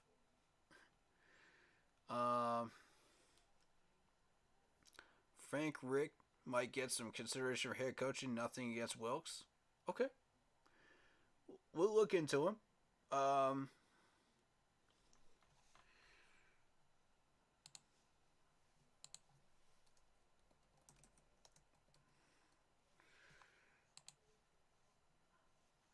So, just to give you an idea of who this guy is, he is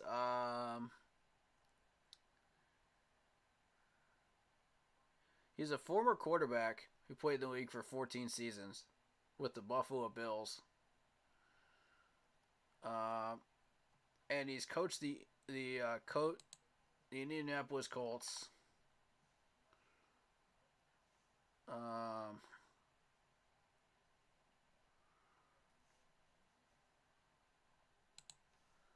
That's as of recently. But he was with the Detroit Lions, the New York Jets. He was with us in 95 and Buffalo Bills in 85.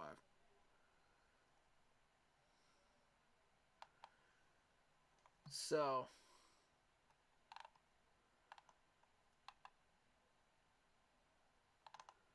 I'm just trying to go over the info of him a little bit, just see what we're dealing with.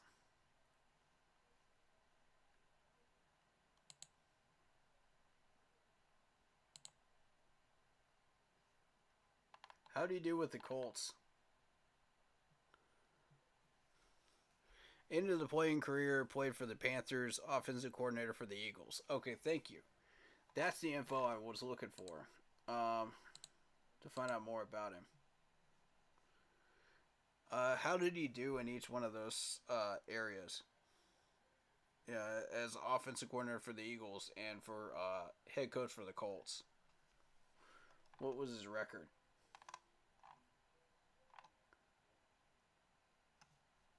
Yeah, what's his record? Okay, 40-33 and one tie with the Colts. Okay. So how did his offense look with the Eagles? What style was it? That's what I'm curious about. Because again, we don't want to have to retool this entire offensive line just to fit a certain system. When we got three Pro Bowlers on it, and a potential fourth one. So, I mean, it's just not practical out of the starters. We're just talking out of the starters alone. Um, Playoffs at least one time with the Colts, won Super Bowl with the Eagles with Wentz and Nick Foles. Okay, that tells me enough to figure out what we're doing with. Wentz and Nick Foles are RPO types. Miniature RPO types, really. It's not even a full RPO system. It's just half of an RPO system with these quarterbacks. So that tells me what we're doing with.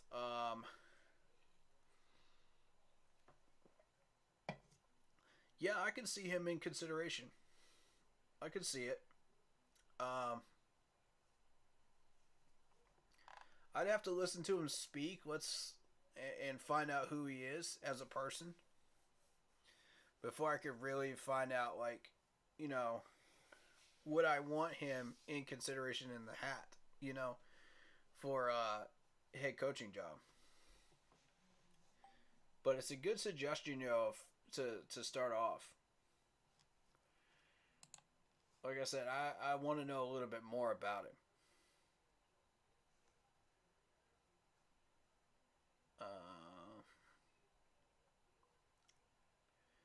They fired? No. All right, cool. Cool. Let's get to these stats. Um, he's considered a QB guru. I could definitely see that.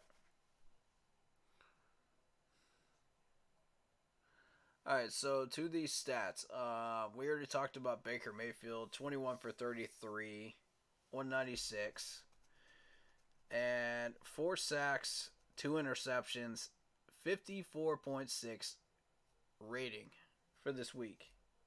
Yikes. That's not going to get it done. Now, granted, the Baltimore defense is one of the better defenses out there, probably top 10, if I had to judge it. But top 10, top 15. But, you know, the fact that Baker was just awful out there. You know, he didn't understand what a play action was. You know, he didn't audible when there was an 8-man box. You know, we tried to run the same play again after audibling out of it the first time.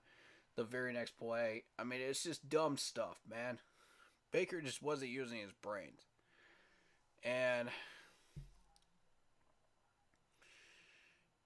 the turnover by Shi Smith, yes, that was part of what led to our loss. Yes, major part.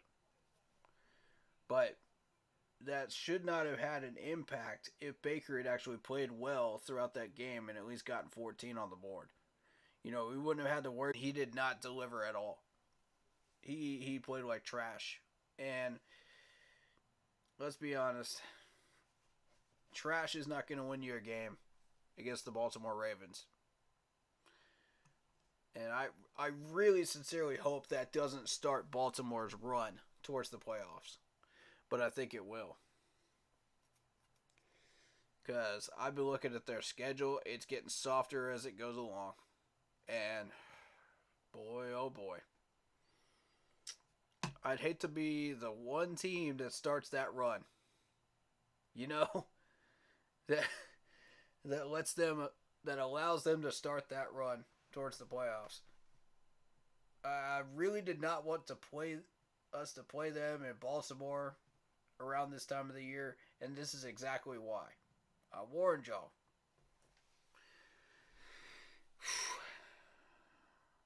That's a heck of a Baltimore defense, man. That's a heck of a Baltimore secondary. Pittsburgh's gonna be in trouble. That's all I'm gonna tell you. If you guys still down that Pittsburgh offense, just like we shut yours down, we're gonna shut you guys down. It's realistically gonna be the same thing.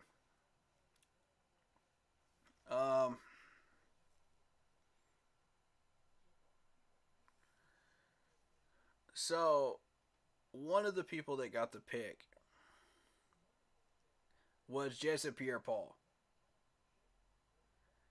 And the fact that you let Jason Pierre-Paul get an interception on you, that really just tells you all you need to know. That old goat should not be getting interceptions off of current quarterbacks. He just should not be. He's good at pass rushing. He's good at sacks. You know, even at this point in his career, he's lost a couple of steps, but he should not be grabbing picks off of you. That's just simple facts. And I'm a little frustrated by that right there. Humphrey was the other one. I did warn y'all about Humphrey too. So, I mean, let's move on to the running backs. Foreman got 24 yards, 2.2 yards per carry. Is not good. Ravens' defensive run stopping is probably one of the best in the league. I kind of expected that. Baker Mayfield running got 12 yards off of 2 carries. Yeah, nothing major. But he found those open gaps when he was not able to find anybody wide open, you know. After actually going quickly through his reads instead of taking his time and getting sacked. So, there's that. That O-line can only hold out for so long, man. Andy says, I told you low scoring game and a lot of field goals. You did say that, Andy. For the record, you did say that. So I give you your flowers for that one. I give you your respect. So Shi Smith leads the top of this list with 5 targets, 26 yards. TMJ got 76 yards. DJ 24. Ian Thomas 24. Chuba Hubbard 25. But I mean, overall,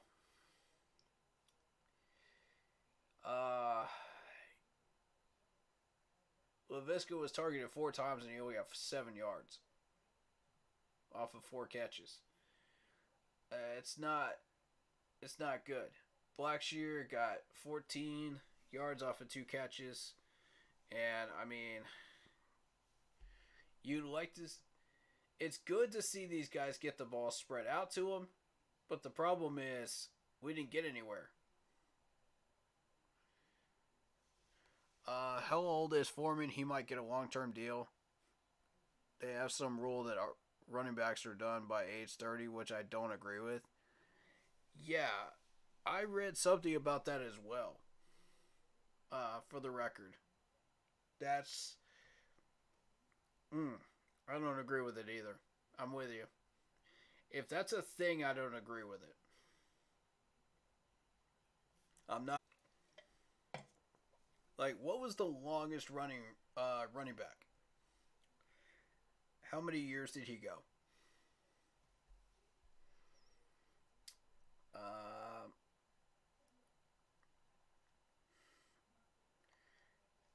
I do like Blackshear, man. I like Blackshear a lot. I think Blackshear is coming along very nicely. They had him going out for passes. He's typically running. Um, and he was a punt returner for the longest time, and he still is. So I really like Blackshear at this point. Emmitt Smith played 15 years. What age did he end up at when he eventually retired?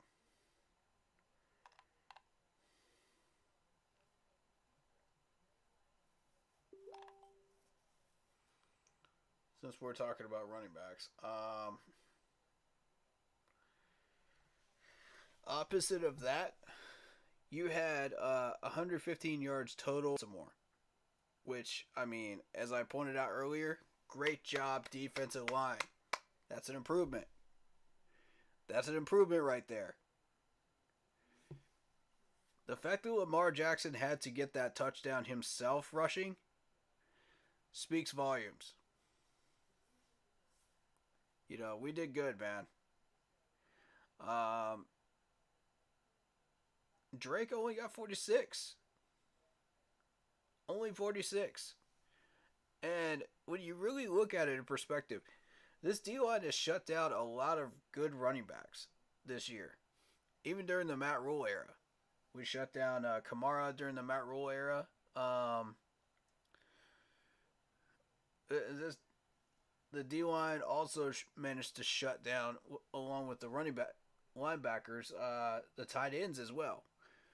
So he could be used in a Kareem Hunt role.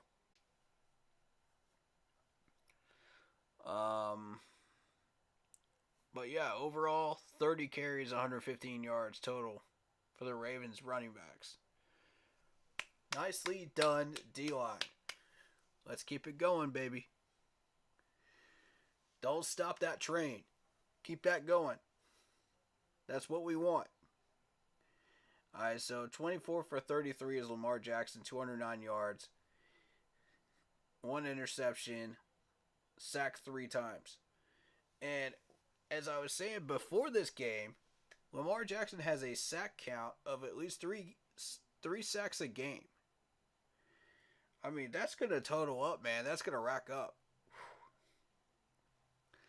And that's that Baltimore offensive line. So our D-line took advantage of that. It got aggressive in the trenches. I'm proud of y'all, man.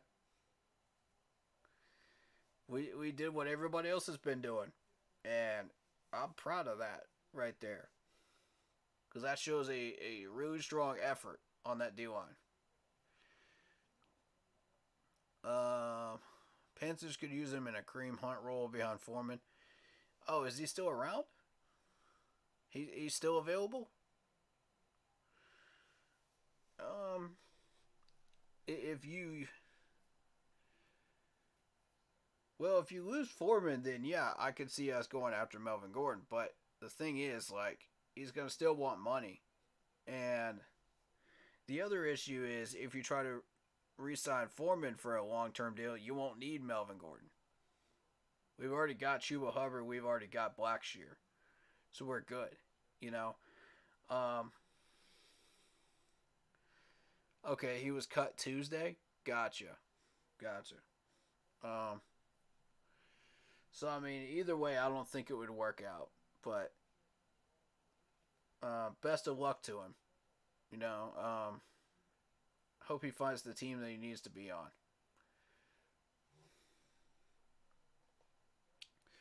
We limited the Ravens receiving core to 209 yards. So, I mean, that's a testament to J.C. Horn and this corner crew and this safety crew. Y'all did a great job.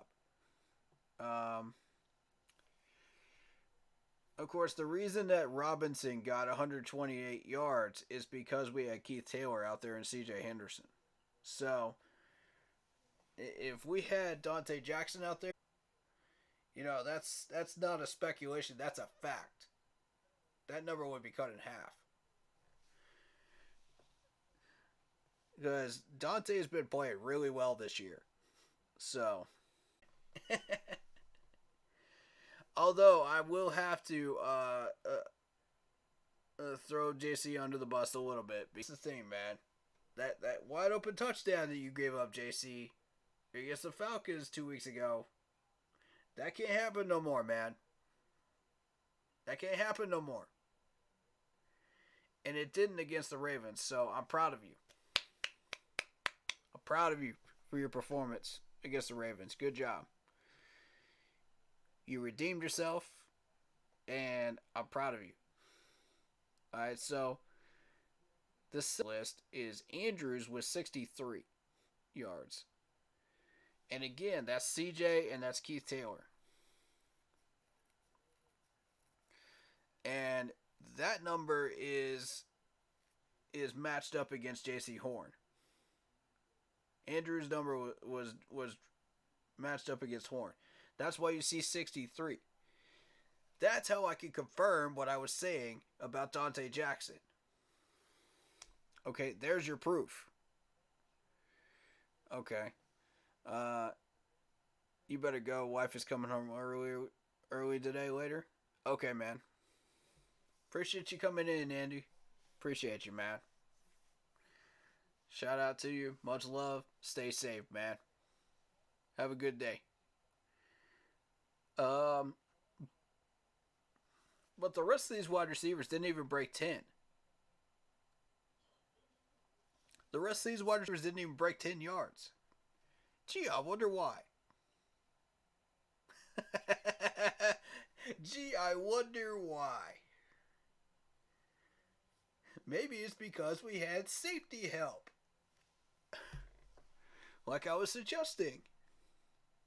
Ding, ding, ding. Thank you, coaches, for taking my suggestion. I appreciate y'all. You know, the big plays that happened in the fourth quarter is because we didn't have that safety help. That's what happened, man. I hate to say that, but it's the truth. We let these guys get those. Everybody was tired. They were sick. They weren't taking plays off. They weren't lazy. No, they were tired. They played 3.5 good freaking quarters of ball. So of course you're gonna get tired, man. And don't say that's not an excuse in the NFL either. It's a reason. All right, so 24 receptions, 209 yards total for the day for the Ravens on Sunday. Not too bad, guys. Not too bad. Not too bad. Like I said, it was Lamar Jackson that had to rush that touchdown in himself that made that one drive possible. But it was only one drive. Think about this, folks. That was only just one drive. We shut down all the rest of them. They were not moving at all. There were like 6 or 7 punts in that game. Yeah, there were 6 punts from Hecker, 7 punts from Stout. There you go. I mean, the punters got more action than the wide receivers did today in this game. Imagine that. You're looking at 251 yards for Stout. You're looking at 265 yards punting for Hecker. They got more action than the wide receivers for Baltimore. That is wild. That's what happens when you got that much defense on the field, man. For real. It was a defensive barn burner, man. Oof. Alright, so total first downs. Ravens had 19. We had 13. Again, if Baker had done his job, we would have more than 20. We'd have more than 20.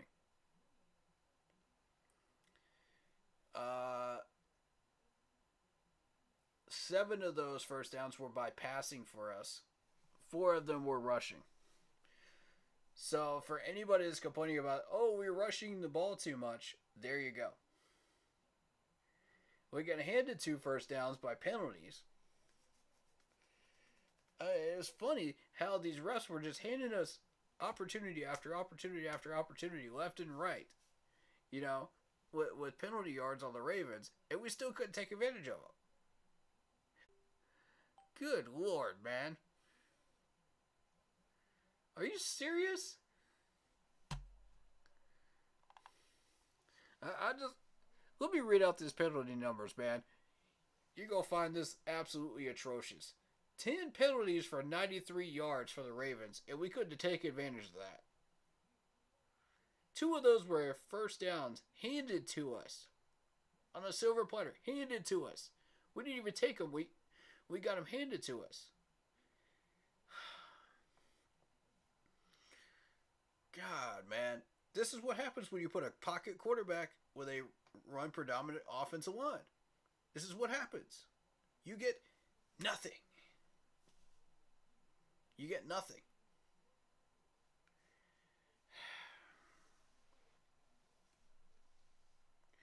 It's embarrassing. It's what it is. His performance was embarrassing. And even with that, you should still at least be able to put up 14. When you're being handed yards left and right, you should be able to at least put up 14. No. Even with that situation, you should still at least be able to get 14. With a pocket passer and a run predominant offensive line. Should at least still be able to do that. Any average quarterback can do that.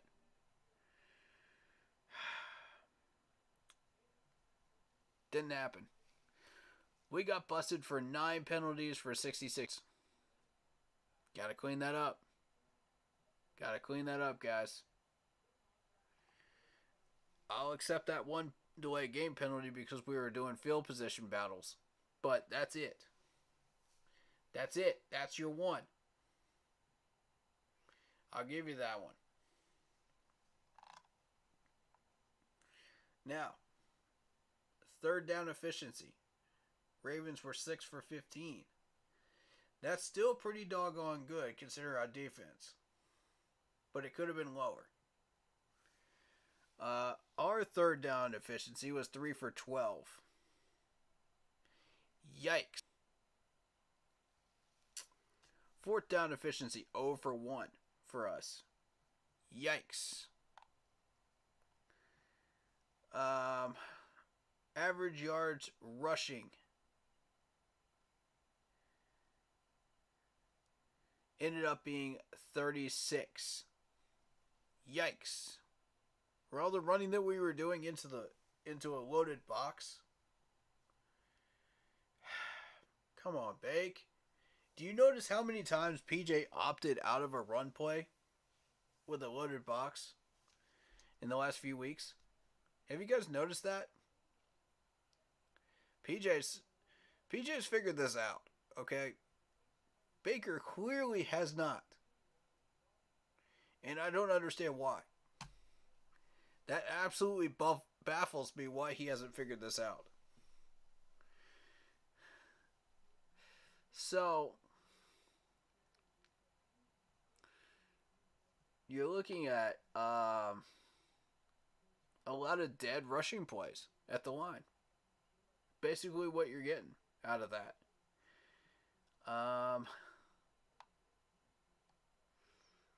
It's not good.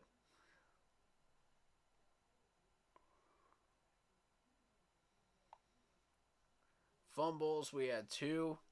So it wasn't just Shy Smith that fumbled 1. It was Bozeman that fumbled as well. Which we're giving him credit for. We're giving him a pass for that. How many times have you seen Bozeman actually fumble a snap? It's very rare. And I mean, that's a communication error between Bozeman and Baker. Who do you think caused that? Because Bozeman has never really fumbled a snap. It just does not happen. I haven't seen him fumble one in years. It's been a long time. So this is 100% on Baker with communication errors. Luckily, we got it back.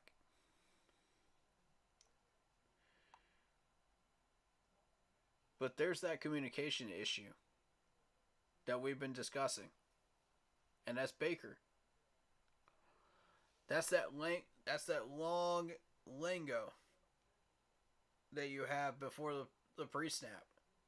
That long language of oh, you're gonna go here, you're gonna go here. Here's what we're doing here. Here's what we're doing here. That's what that is. That's that pre-snap language.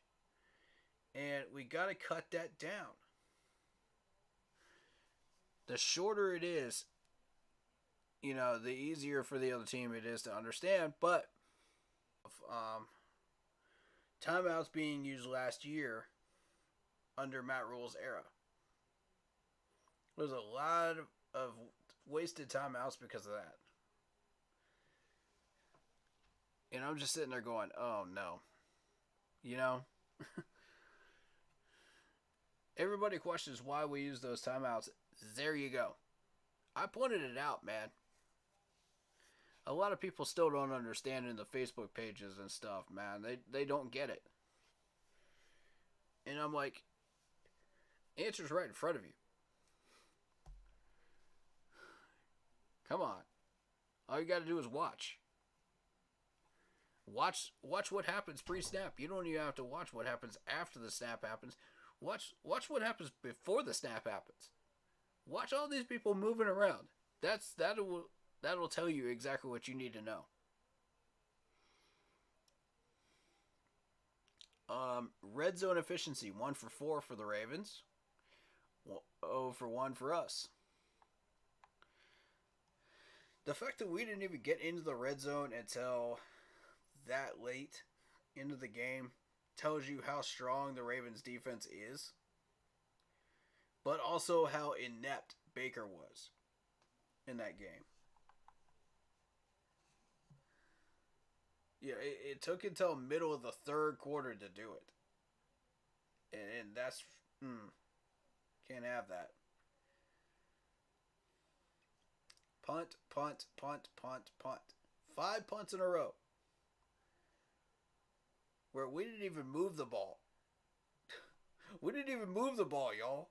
Fourth quarter was a disaster, though.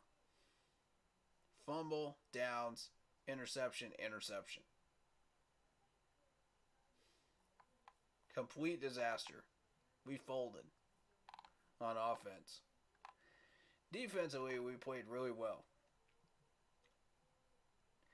And oddly enough, this confirms what I was saying about C.J. Henderson. He's got 10 total tackles. So the man can tackle. I've been saying that. No assists. Purely by himself. 10 tackles. I've been saying this. This is not new information. For anyone that's been paying attention. And following my streams. Y'all know this. I've said it multiple times. Jeremy Chin, 10 total tackles. And also, CJ actually does have a tackle for a loss. He shut down a screenplay. And that was an excellent read on that play, by the way. I just want to point that out. Then you got Frankie Louvu, the big man. Tackle for a loss, quarterback hit. 1 sack. 10 combined tackles that day. Not freaking bad, Louvu. That's a great day at the office. For Frankie Louvu. I'm happy for him, man. Very happy. So you got Shaq, 6 total tackles. You got a tackle for a loss here. Shaq was all over these. Been stepping up. I'm giving this man his flowers. I'm giving this man his respect. Let's go. Let's go, Shaq. Alright, so you got Xavier Woods, 5 total tackles. And the second that we let Woods and Chin off of Keith Taylor, that's when these guys started getting these deep bomb passes. And I did warn y'all that would happen. So we got to be careful. What did we learn today? You know? What did we learn from this? Let's get him some safety help next time, alright? Brian Burns, 5 total tackles, 1 sack, 2 tackles for a loss, and a quarterback hit. Yes, sir, Spider Burns.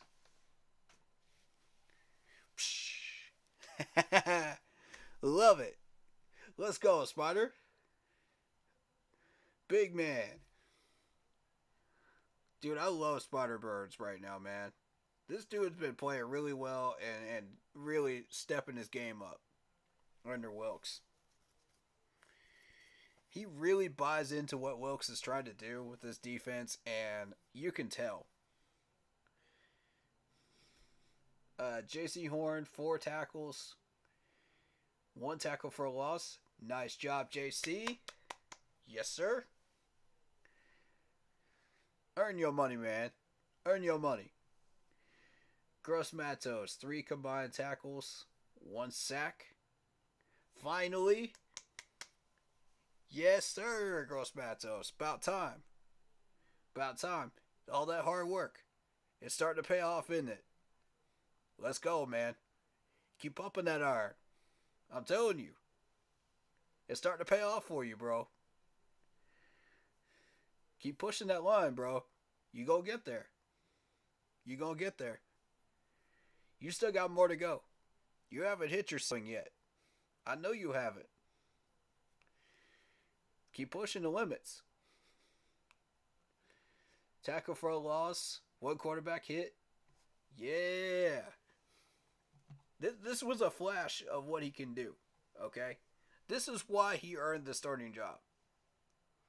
It wasn't because the prior starter wasn't getting it done. It wasn't just that. It's because Gross Matos literally earned it by putting up performances just like that. Alright, so keep that in mind. If he puts up those performances consistently, he could be a major threat on this D-line. Think about that, Gross Matos. You got an opportunity, man. You got an opportunity, Utor. Take advantage of it.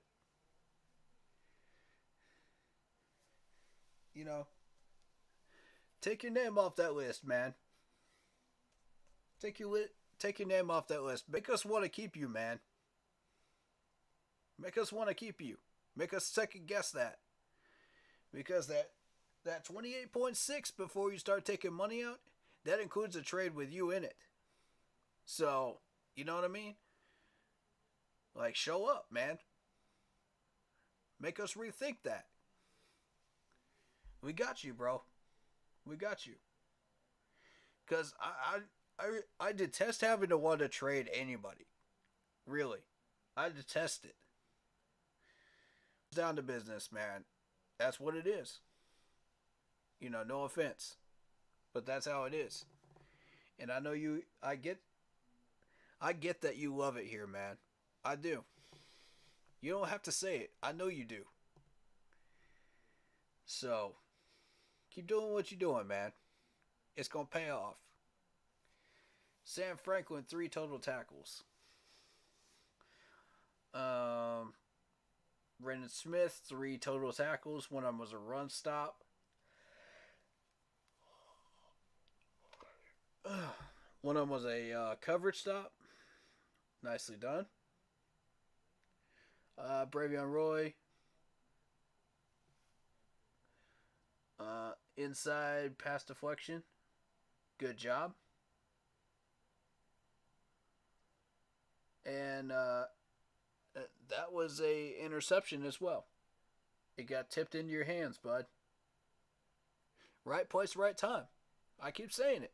If you're in the right place at the right time and you're aware, always be aware. That ball could come into your hands at any point. You don't know. You could play God knows how many snaps, and you have no idea when that ball might come into your hands at any point. That's why they run those drills for you guys, man. Proud of you, Roy. Proud of you. That's what that translates to right there when you run those drills. Yes, sir. Corey Littleton, one tackle. It was a tackle for a loss.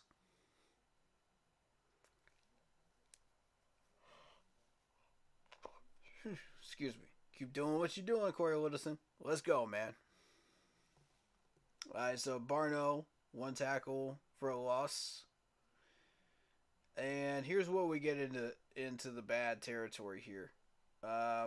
Keith Taylor, Haynes, and Brown are sitting here at the bottom of the list. However, Brown did get a tackle for a loss. That was his only play that he made. But for the most part, he was assisting a lot, you know, with run stopping and just making sure that somebody else could get him, you know. Haynes didn't put up the proper pressure and when he was in, but he did get one tackle. So I give him his credit for that. Keith Taylor. We talked about Keith Taylor earlier in the stream. Got burnt crispy when he didn't have help over the top.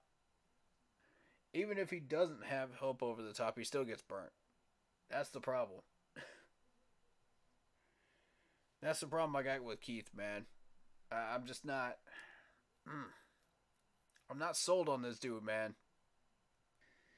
Anybody that plays corner can come out here, you know, that's signed to an NFL roster right now and tackle. Anybody can do that. You got to show me some coverage, bro. That's why you got this job at corner. It's because of coverage. And if you don't show up with coverage, it's over for you. You're not going to stay on a roster for very long. Now, the reason he is still here is because we have trouble with corner depth right now, and we need run stopping. Now, build up that defensive line and get some defensive tackles. A defensive tackle and a linebacker. That's not really going to be a problem anymore.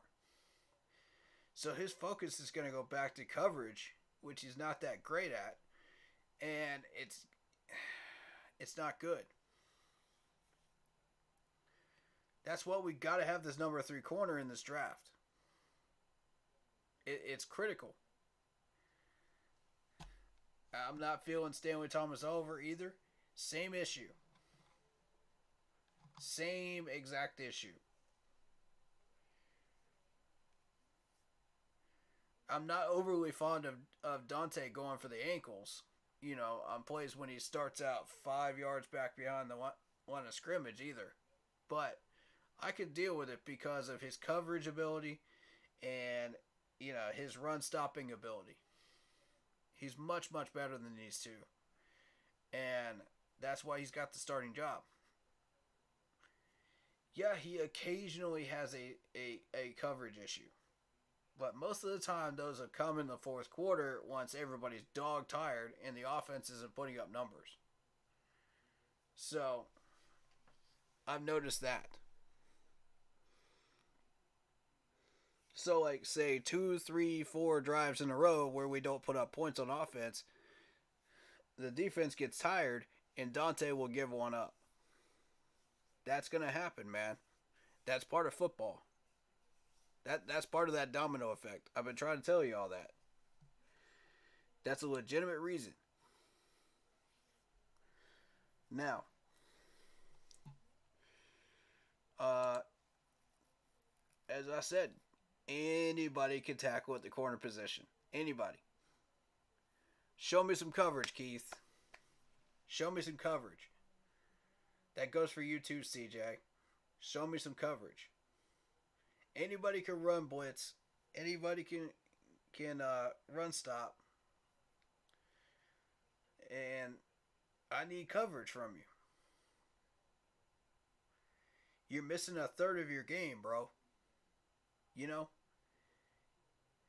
The blitzing ability, that's an extra. That's an extra added bonus. That's why CJ is so valuable right now. But the problem is, On top of run defense. But the problem is that coverage. You're missing a third of your game. And that's why you're still sitting on second and third string on the bench. You see what I'm talking about, man? That's why you're not elevated to a starter position on any roster. So, all y'all need to work on that. That's your primary goal, is work on that. Of course, keep tackling, keep doing what you're doing tackling wise, but work on that.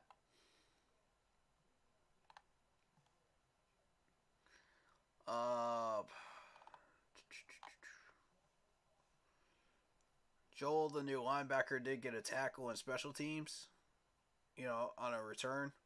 So that was good. But overall, our defense finished with 65 combined tackles, 47 of them solo, 3 sacks, 10 tackles for a loss. Excellent. Good number right there. I like that. I like the 3 sacks as well, because Lamar's been averaging 3 sacks a game. 3 quarterback hits, 1 interception, 1 pass deflection.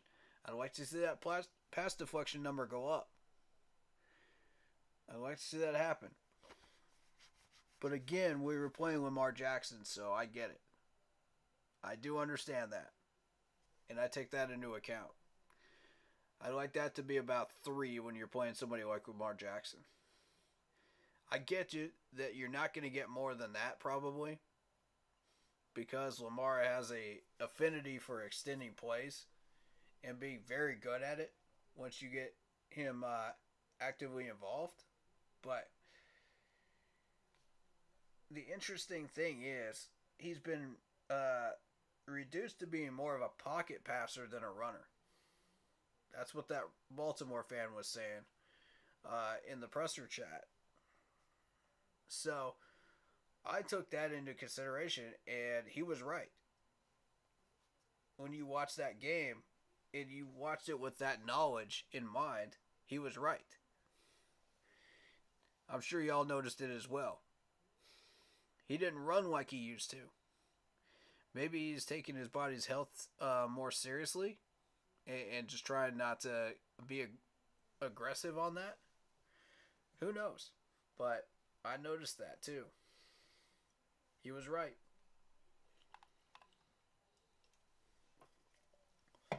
So let's take a look at this Baltimore defense.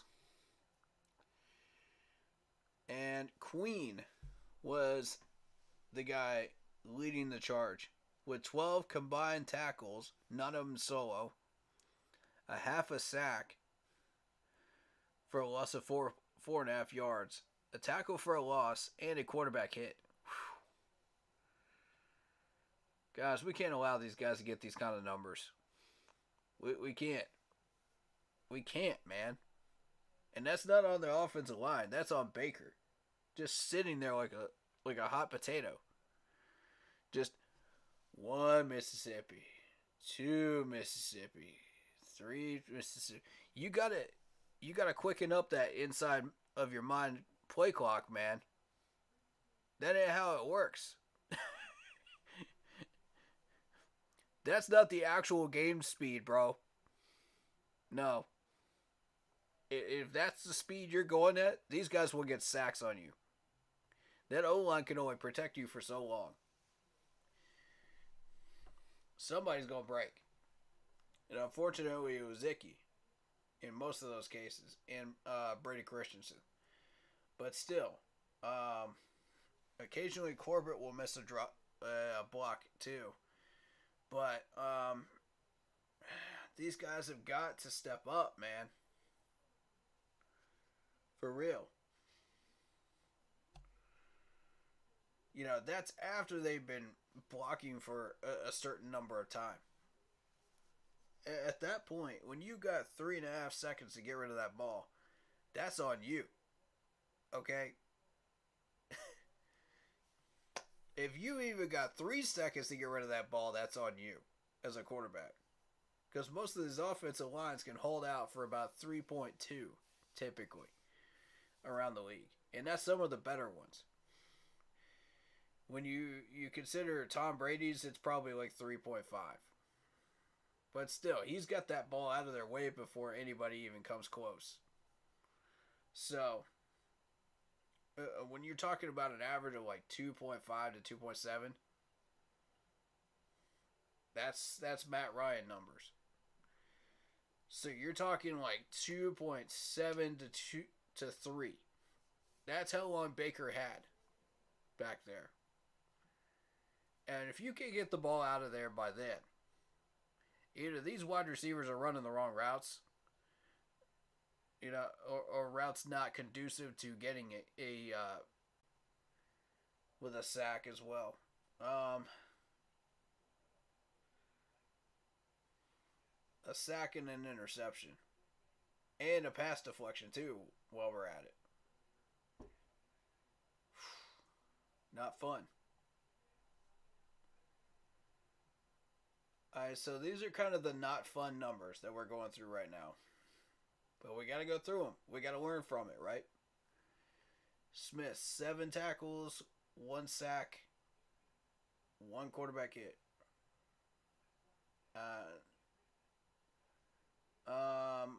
1 tackle for a loss, actually. I'm sorry. We got Peters with the forced fumble with 5 tackles.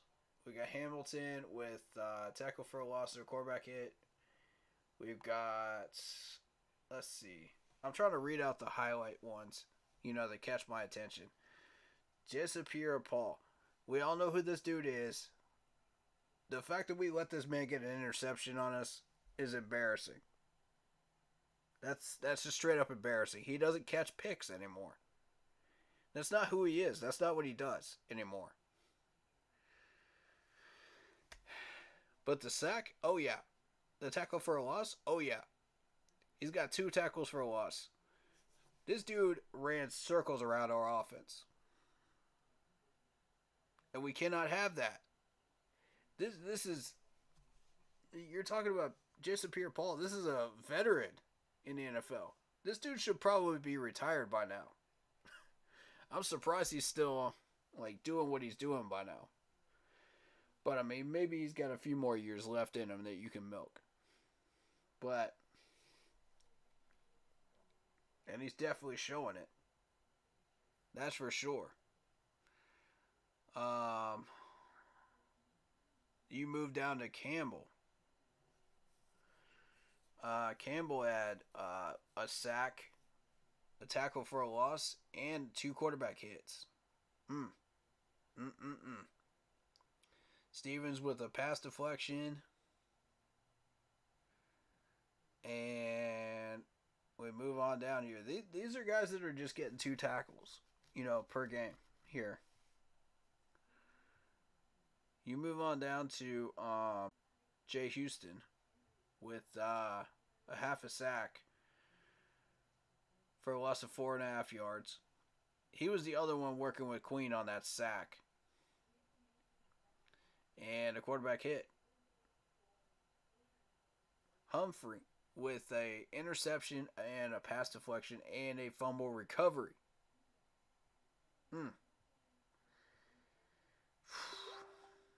So overall, offensively, we allowed them to get on defense 52 total tackles, 37 of them solo, 4 sacks, 6 tackles for a loss, 7 quarterback hits, 2 interceptions, 4 pass deflections, 1 forced fumble, and 1 fumble recovery.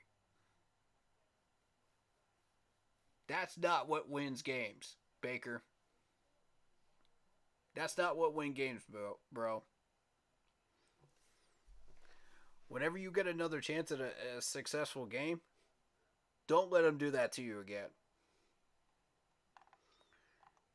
Embarrassing that we allowed them to waste our defensive effort for 3.5 quarters of excellent defensive play. Embarrassing is what that is. It's disgusting.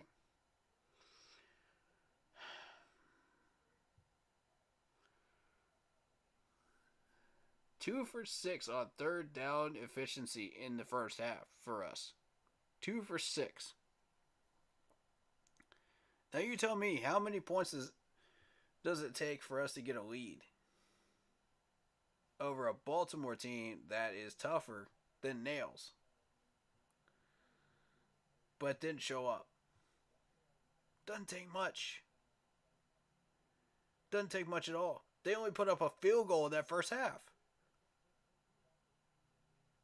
That's got to raise some eyebrows. All right. Baker went 8 for 10. We ran the ball a lot in that first half. And that's what screwed us up. Against an 8-man box. An 8-man box. I'm going to keep saying it until it sinks in. An 8-man box. Look for it, Baker. Next time, man. Pay attention.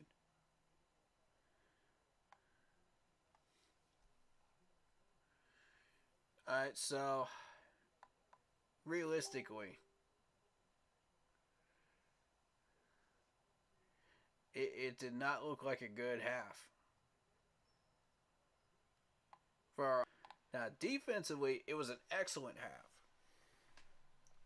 Excellent first half. The fact that we managed to keep these guys to 3 points in the first half, nicely freaking done. Nicely done. Nice. Y'all came out and you executed your game plan in the first half. I'm very happy with that.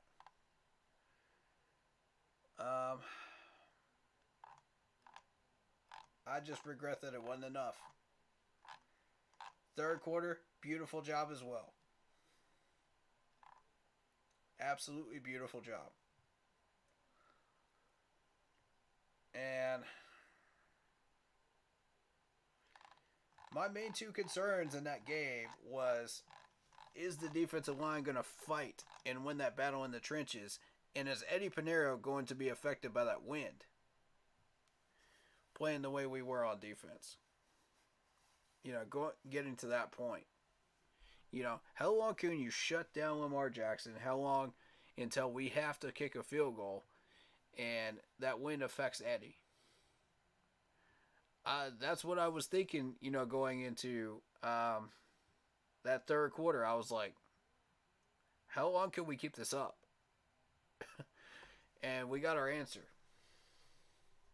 Eventually, somebody's going to make a mistake. And unfortunately, it was us.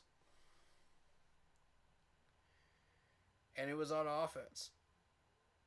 But Shi Smith is not usually known for fumbling balls. That's another thing I want to point out. How often have you seen him fumble a ball? I think that's interesting to note.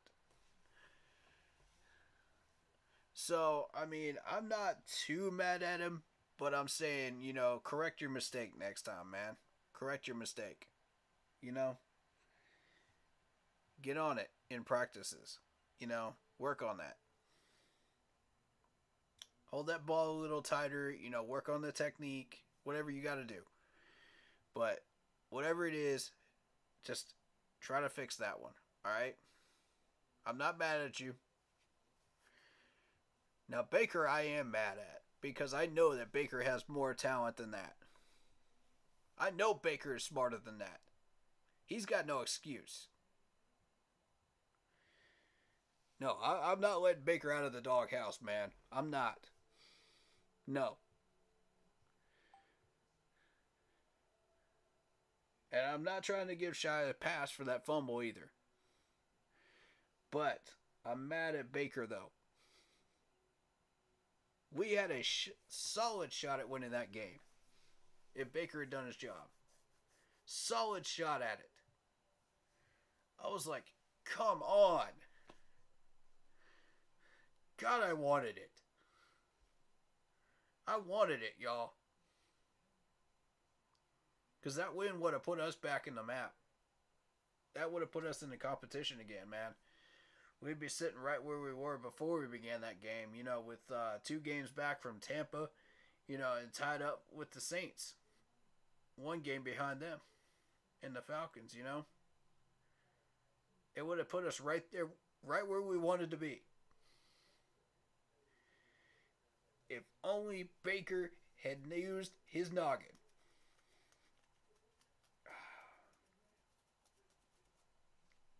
It is what it is, though. We can't change it now. But, we just got to keep moving forward.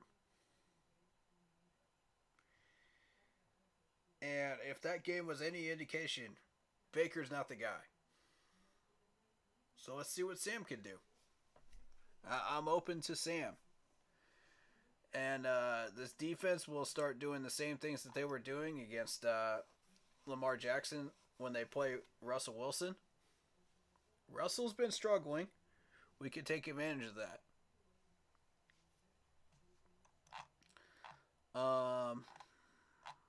Let's see if there's anything else stats-wise I need to go over in here before we start shifting into the Broncos. Nope. Eddie actually did have a field goal for 3 points. That was actually a chip shot field goal, I believe, if I'm not mistaken.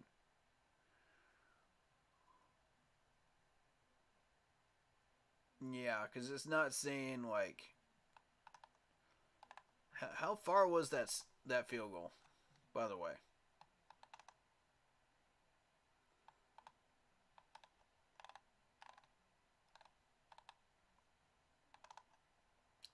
I'm trying to find it. Second quarter, nobody did anything. It was third quarter we got that field goal, right? There it is. 32 yarders. Yeah, 32 yarder into the wind. Easy stuff, man. Easy stuff. What we did was we lined up on the left hash instead of the right hash or the middle like Eddie had been doing. And we pushed towards that left hash. And a lot of people don't understand this part of the game either. When you have like a run play and you're not going to make the first down and you got a 3rd and long and you're in field goal range, sometimes they will run up a running play or a play that shifts the entire offense towards the left because they're trying to put the kicker on the left hash mark. When they set up for the field goal. You don't get a choice as a kicker. You have to, wherever your offense was set up last, that side of the field, that's where your kicker is going to be kicking the ball from on that hash. And that's a little known fact of football that a lot of people don't know. But if you're watching games and you don't notice that, well, there you go. Now I've kind of given you guys a little tidbit that a lot of people aren't aware of. And you learned something today. So, glad I could bestow that knowledge on you. I've been paying attention to that for years. And some know it, some don't. But if you're watching, you'll figure that one out. So, whenever you see that in football games from here on, just watch for that. And you'll see what I'm saying. Alright, now. Carol sent me something. Okay.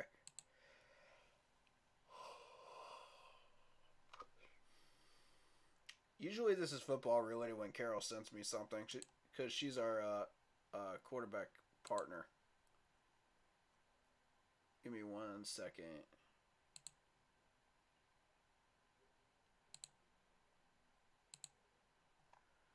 I'm trying to. There we go.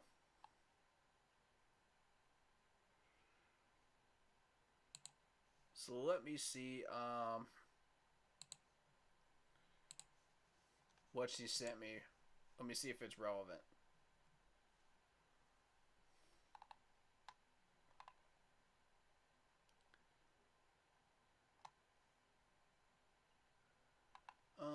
Micah Parsons.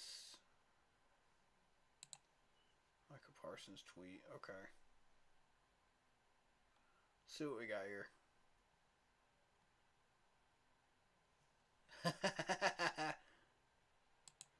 Okay, yeah, I don't care about that.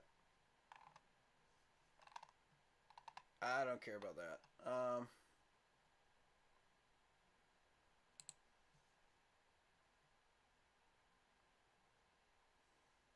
Let's see, what is this? Oh, they're talking about Bravion Roy with the interception. To Thieves Avenue he goes. That's great. I like that. All right.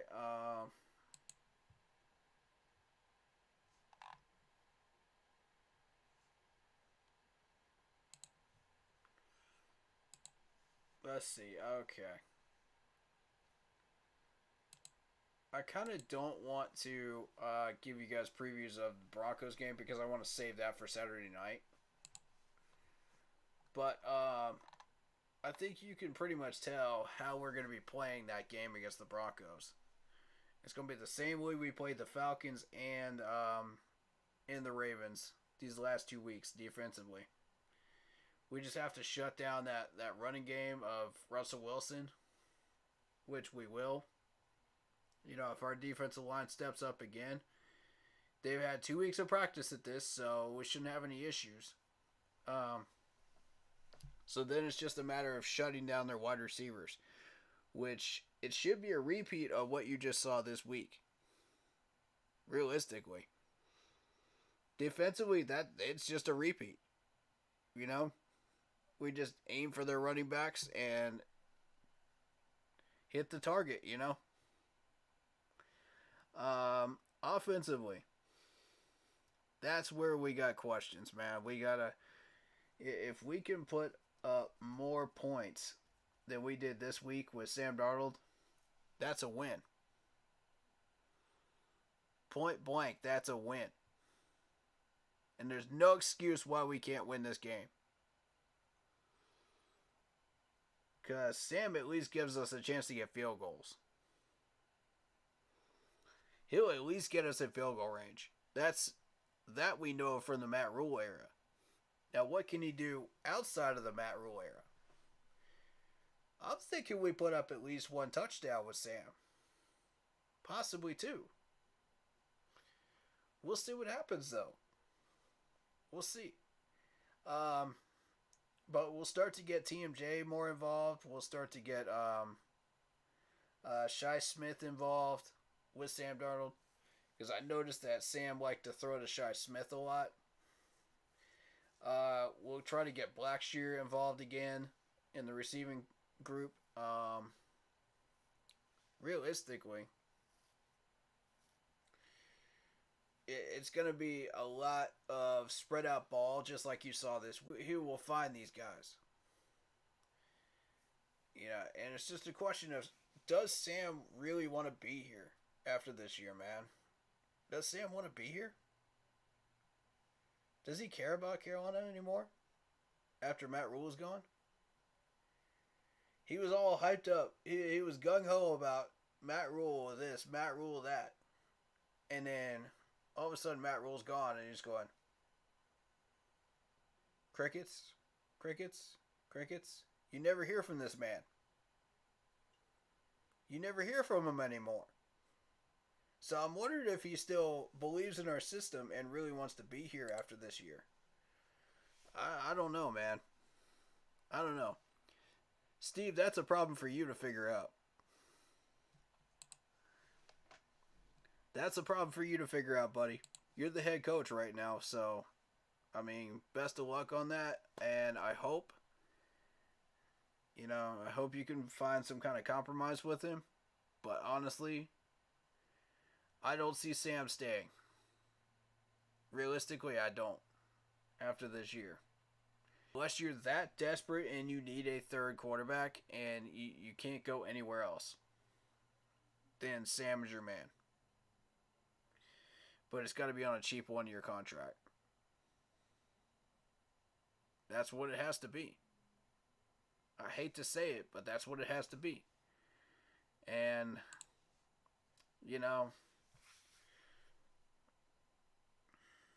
we got to figure out what we're doing there. That's the real question mark. That is the real question mark, ladies and gentlemen. And I think I'm going to start doing a little bit of scouting early on quarterbacks, and let's just see what we can find out.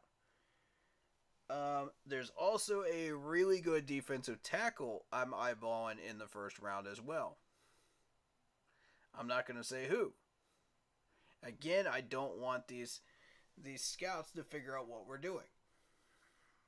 But yes, I am watching. And I've got somebody in mind.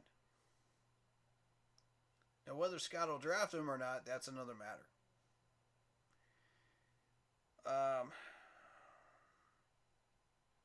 And another question I've got is, how deep is that defensive tackle squad? And do you really want to reach for a defensive tackle when we need a quarterback?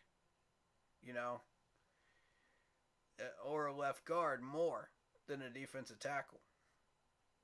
Make no mistake about it, defensive tackle is high up on that list of needs. It is very high. It's probably third or fourth on the list of needs right now. But, is it more important than quarterback right now? Probably not. Is it more important than left guard right now? Shoring up that offensive line? No. That's why I doubt Scott will consider it. At the end of the day. However, there's a few reasons why he should be considered, which I'm not going to state. Again, keeping my hands away from the scouts. Keeping everything off the board here on these streams, away from the scouts. I know what these guys like to do, man. That's why I'm going to throw up some smoke screens myself. And it's going to be interesting. But let's quickly this coming week, Thursday, and then we'll go from there. The rest of the predictions for Sunday we'll throw out there on Saturday night. We won't put them out there yet. All right? All right, so week 11. Let's take a look at some of these scores. We've got Tennessee over Green Bay. Rodgers is definitely falling off the wagon wheels. It's looking ugly. It's looking bad. I don't know how he's going to fix it, but Green Bay's out of the playoff race with this one. They're done. And I don't know how they're going to proceed from here on. It's going to be a rough offseason for Green Bay. And another pissed off offseason from Aaron Rodgers. Which is not going to end well for them. It's business as usual, and then Aaron Rodgers gets pissed off. Everything was going so smoothly in the offseason, and Aaron Rodgers, BAM! He comes in like the Hulk. So I have no idea what's going to happen there in Green Bay, man. Good luck to y'all.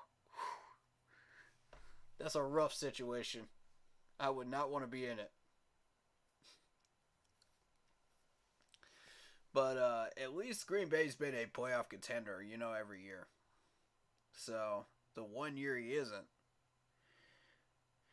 Rodgers might find his way into the free agent pool. We're not gonna have the money for him though, so don't even think about it. Don't even think about it. I know what y'all are thinking right now. Don't even consider it. We don't have the money. Trust me, it's tempting, but we don't have the money. That puts us in the red, guys. And we lose a lot more players just trying to sign him than we keep. It could ruin our franchise building process. Alright, so Atlanta over the Bears. That's the one that hurt us, man. We needed that Bears upset. And Justin Fields, the last 2 games, give him credit. He's been playing a heck of a game against some of these defenses. Just could not pull it off against Atlanta. And it's a real shame. So Buffalo over Cleveland, you got a 31-23 score there. Buffalo looking good, man. They're looking strong. They're back. And they're still the front runners, in my opinion, over in the AFC. Still the front runners. KC's coming on strong, but I still believe Buffalo's the front runner. Cleveland's going to make a nice little run there, too, in the playoffs. We'll see what they do. But I don't think they're going to end up in there, in the conference finals. I don't think it's going to happen. In the AFC Championship, I don't see Cleveland making it that far. But you never know. And Baltimore always sneaks in there and disrupts everything. So you never know, man. Philadelphia 17-16 over Indianapolis. That was kind of a weak score, considering it's Indianapolis right now. Yikes. But a win's a win if you're a Philadelphia fan. But you're not too thrilled about that 17 score. You want more on the board than that. To prove to people you're not just dangling on a string right now and walking on glass with that record of yours. You want to prove to people you're a dominant front runner in the NFC. And that score is not going to do it. That didn't sell me, man. That didn't sell a lot of people on it. So, next game, y'all going to have to come out firing for me to believe it. New England 10-3 over the Jets. It's funny. No matter how bad the Patriots are in the last few years and how good the Jets have been with their improvements, they still can't beat New England. It's crazy to think, isn't it? It's wild. Dude, I have no explanation for this. I have none. You got me on this one, man. The only answer I can come up with is Belichick. Just being Belichick. Because, just being outcoached. NFC North. But, as long as Belichick is their head coach, never count New England out. Never underestimate them. Or it is your undoing. Especially in Boston. It is your funeral. Honestly. On that football field. Scoreboard wise. Alright, Saints beat the Rams 27-20. Now I hear that Cooper Kupp has a bad injury, and he's going to be out for a good long time. And I saw that injury in my fantasy football app before I ever saw the news of it. And I was like, oh man. I was like, yikes, Rams. Yikes. How y'all going to recover from that? That's not going to end well. They're going to start a slow decline, I think, with teams like New Orleans beating them. You know, that average, that slightly above average teams like New Orleans. If they face a bunch of those, they're done. I don't see the Rams coming back. That's going to give Seattle and Arizona a shot at the division title. But if the Rams can come back, you know, even without Kupp, then they've got a shot at it. All right, so Detroit, 31-18 over the Giants. Whoa. And ladies and gentlemen, we got our first upset of the day. Nice job, Detroit. I'm happy for y'all. Y'all have been balling out throughout this year. Y'all have been pushing the boundaries, and you guys really believe in the winning attitude, man. And putting forth the effort, man, and it's starting to pay off. Look at this. Look at Detroit coming back from the grave, man. Wow. What are they now? What's their record? Let's see. 4-6. Okay, 4-6. Look at this. Detroit playing some ball, man. They're second place in the division. They keep playing like this. I mean, Green Bay is dropping off the map. Chicago's dropping off the map. If Detroit could win some games, they could be in the wild card race. That's interesting. Look at this. 413 total yards, 3 turnovers. Created by the Giants. And Detroit's putting up a modest 325. Not bad. Yeah, 23 first downs for Detroit. I see you, Detroit. Okay. You know, passing yards, you got 17 for 26, Jared Goff. Not a very inspiring performance there. And realistically, Daniel Jones lost that game for the Giants. Let's be real. 2 interceptions. No. Jackson for Detroit got 9 carries, 86 yards, or is that's 66 yards. Okay. 7 receptions, 78 yards for St. Brown. The reception leader on that list. Offense getting back to what they do, you know, throughout the year. You've seen them put up some points this year, man. And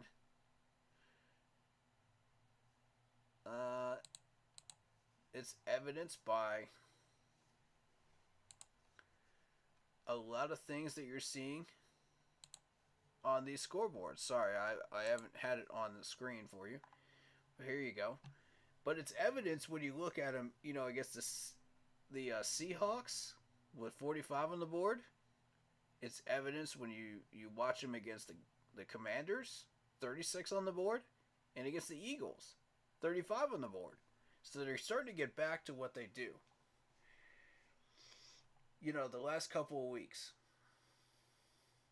they put up 27 against the Dolphins, which is great.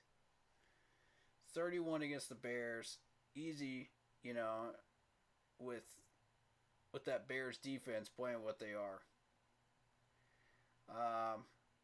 And then 31 points against the Giants. Giants are trash on defense. So if you look at Detroit's rest of their schedule, they're not going to have as much success against the Bills. The Jags, you will probably win. The Vikings, that's going to be a tough one. That's your upset alert right there. If Detroit can pull off one against the Vikings, that's big. They could win against the Jets. Who knows? They'll get one against us, the Panthers, and they'll beat the Bears again. And they'll beat the Packers again.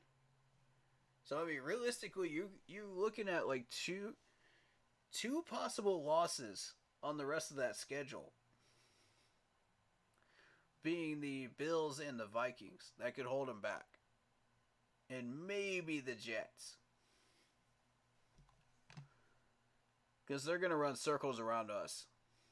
We can shut down half of their defense, their offensive production, but we don't have the offensive production ourselves to match them. That's the problem.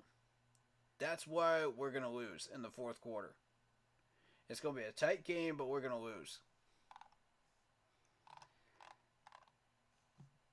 But, I mean, that's big, man. Look at that. So, if you put that into perspective, that's, we're starting out with a 4-6 record, okay? So, that's 4-7, 5-7, 8, 7-8, 8-8, 9-8. Lions finished with a 9-8 record. So that would put a huge highlight on that Minnesota game right there. Huge highlight on that Minnesota game. People are going to be keeping a huge look at that one. They're going to be watching that one very carefully.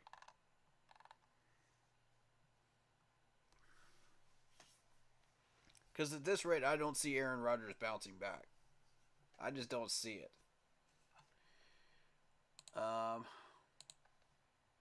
So, congrats to Detroit, man, for this huge push right now. Y'all stay on that grind, man. Stay on that grind. You'll get the playoff hunt, man. I believe it. You know, and New England held the Jets to 3. So there's your opportunity right there. Opportunity. If the Pats can hold them to 3, you got your window. Don't waste it. I don't know how much longer they're gonna have until they play each other, but hey, you know, it's gonna be fun. It's gonna be. Let's see. Washington beats Houston. Washington's been on a tear lately, man. That's the other team that's been on a tear.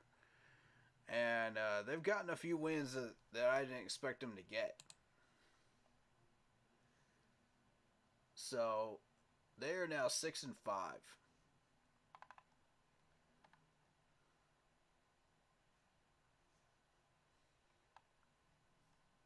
But again, that's against a terrible Texans team. So, you know, it's very unimpressive, to be honest.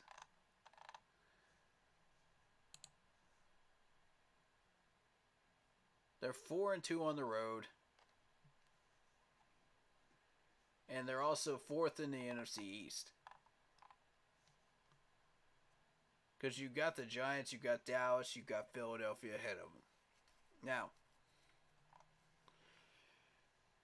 Philadelphia is walking on glass right now. They're walking on that sunshine, man.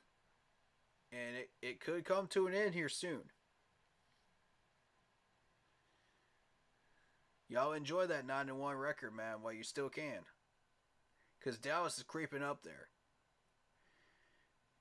The Giants are struggling as of right now. And Washington's hot.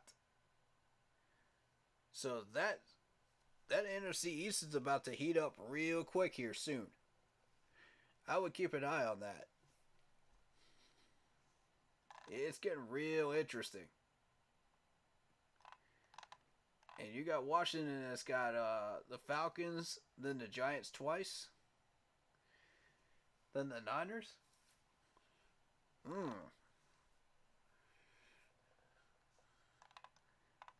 If I'm a Falcons fan, I'm keeping a close eye on that game right there against Washington because, don't underestimate Washington right now.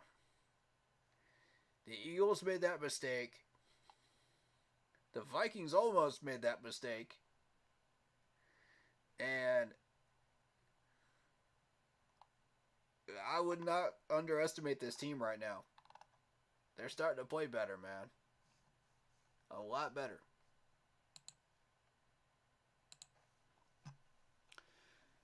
So that's Washington.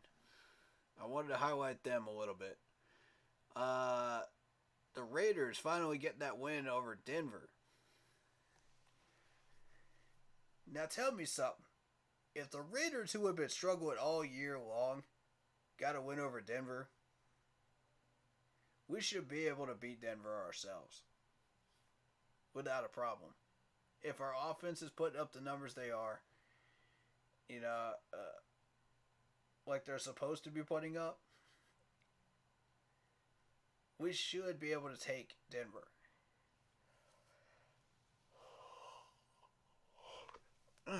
Keep in mind, this is a Russell Wilson led Denver Broncos team.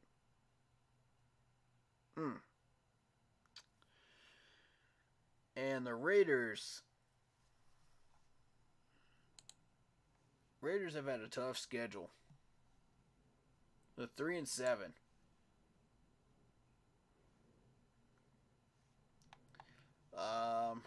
They lost to the Chargers, Cardinals, Chiefs.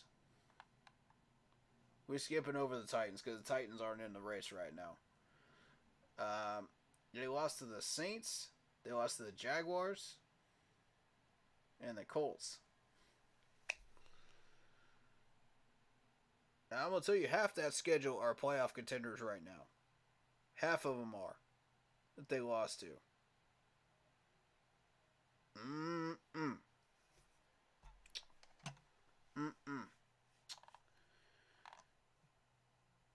And the Raiders somehow managed to score 22 on the Broncos defense. That tells you something. If we even have the sliver of offense, we're going to slaughter these guys on offense. I'm thinking 21 points.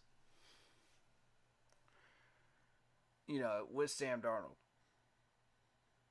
14 to 21 points. No, we ain't settling for field goals no more, Sam. Go for them touchdowns, bro. And that defense will shut that Broncos offense down even half of those 16 points. Because we got a top 5 defense right now. Top 10, really. Russell will find a way to take advantage of Keith Taylor, and he'll find a way to take advantage of CJ out there at corner position. But realistically, man, we got this. We got this. There's no reason why we should lose to Denver. No reason whatsoever.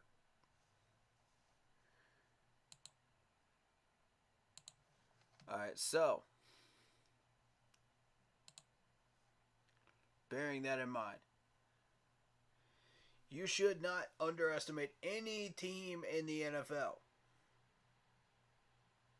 No win is a guaranteed win. I want to repeat that. No win in the NFL is a guaranteed win. Any given Sunday. If this year has taught us anything, it's that. Do not fall into that trap. Alright? Can I count on these players to remember that? And not walk in there and just play lackadaisically. No, I want to see y'all put up the effort that I've been seeing every week. Do not let off that gas. Stay determined, stay focused, and play like a champion. Alright? I'm going to count on y'all. I'm going to count on y'all to do that. Don't leave your hearts on the plane like you did in Cincinnati. Don't do that.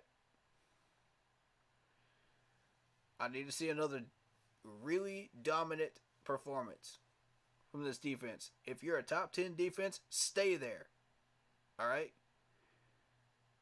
Don't drop off the map. Stay there. All right? We're going to move on. Dallas 40-3 over Minnesota. Yeah, Dak Prescott is back and Dallas is playing better. You can tell. A time before Minnesota finally recovers on offense and starts doing something again. Because you know they got more in the tank than 3. You know they do. They proved it earlier this year.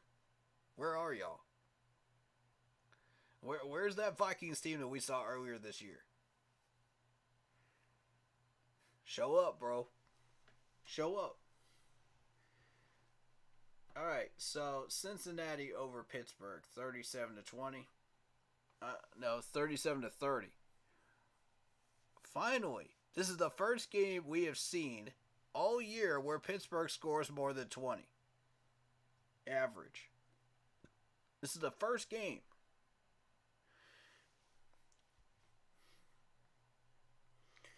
And it makes me wonder how they got that 30. Was it in the second half?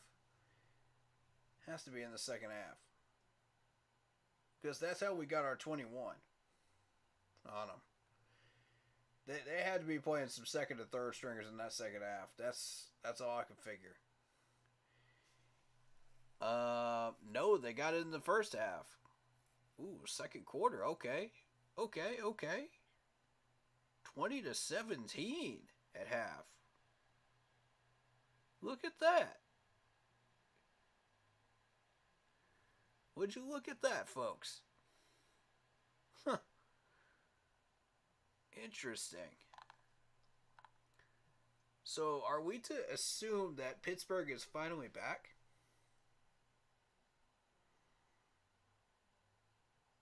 I don't know, man. I don't know. Y'all tell me. Is that Pittsburgh offense finally off the ground? I'm not seeing back as an entire team. I'm talking about just the offense. Wow, man. That's some wild stuff right there. Alright, so we're going to have to be careful. Don't underestimate Pittsburgh. That's what that's teaching us right there. Do not sleep on these guys. Alright, lesson learned. Now, KC 30-27 over the Chargers. Like I said, watch those battles right there between KC and the Chargers for that AFC West. It is a monster battle out there, man. Whoever wins those matchups right there typically wins the West. With the Raiders out of the picture, it's KC, the Chargers. Well, it's basically just those two right now. Because Denver hasn't been in the picture either. So it's between those two teams. Whoever wins that battle is typically going to take it. And this time it was KC. They've been trading off blow for blow. Like it's a heavyweight battle, man. For like the past 5-6 years. I've been very impressed watching these two teams go at it.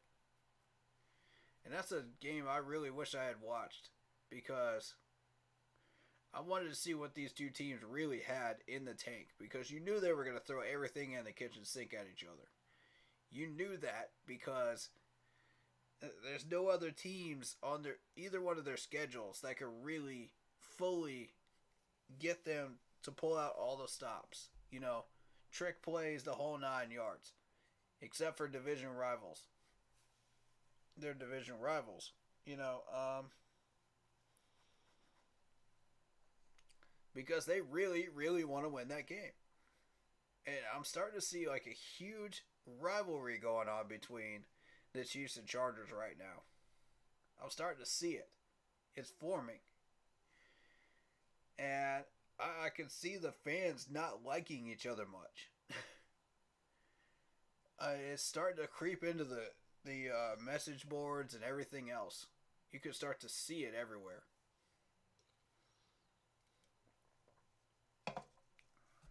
you got your respectful fans, and then you got your trash talking fans out there too. So, I mean,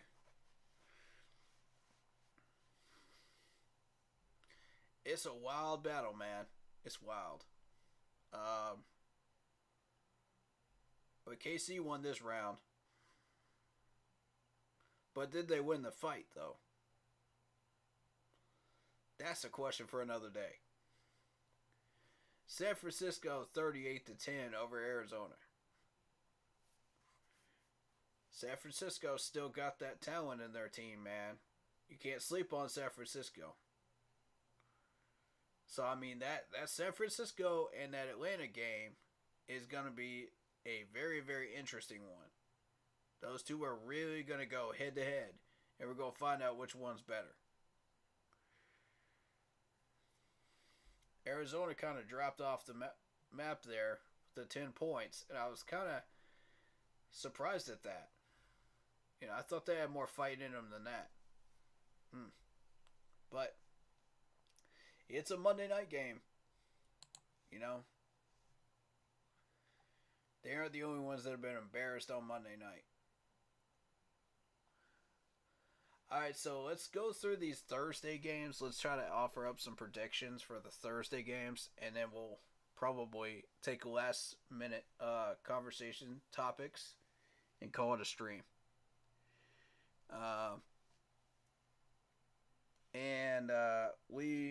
The next stream will be on Saturday night, you know, to prep for the Broncos game. But let's quickly go through these so we make sure we get the Thursday ones. Buffalo and Detroit. Detroit's been typically a Thanksgiving favorite team, you know, that traditionally plays on Thanksgiving. And this is going to be a fun one. It really will. Detroit's been really, really hot lately. I don't think they can handle Buffalo. That's going to be a Buffalo win. 8-3 Buffalo team. 4-7 Detroit team. And that's not a knock against Detroit, because Detroit's going to bring everything they have in that game. And it's not going to be enough. Unless Buffalo just gets completely off their game, then I don't see an upset. But it's been a strange year. You never know. Like I said, you never know. Any given Sunday, even any given Thursday, you never know. Giants and Dallas. I got Dallas absolutely stomping the Giants. I've got that happening. We're looking at like 30, 35 points on the Giants defense. Yeah. It's going to be ugly. I'm not looking forward to that one. I'm probably not going to watch that one, to be honest with you. Because I'll be in the kitchen cooking, man. You know, it's Thanksgiving. You know, I'll be making some turkey, you know. Well, not turkey, but we got honey ham this year, so. But I'll try to catch a little bit of that Buffalo game, though. I'll try to watch that if I can. New England and Minnesota. Minnesota's going to win that one. And I'll tell you why.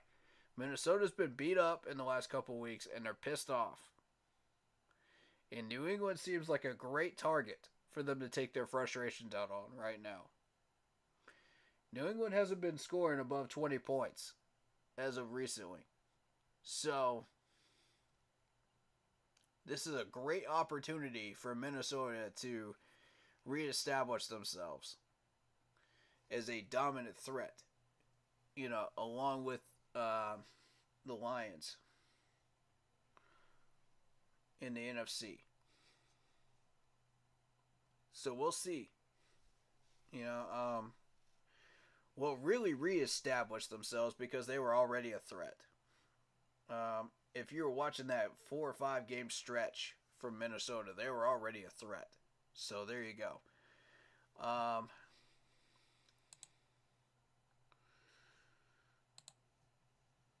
But yeah, I see Minnesota winning that game. 20 something to 14 something.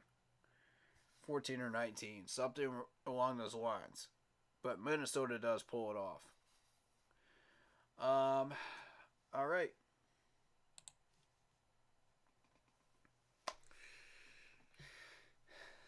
That is perfectly fine, Lock Poppy. I'm glad you popped in because, do you have a Facebook account, my friend? I'm asking you specifically.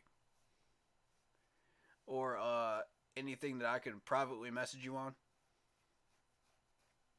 Since you're our mod.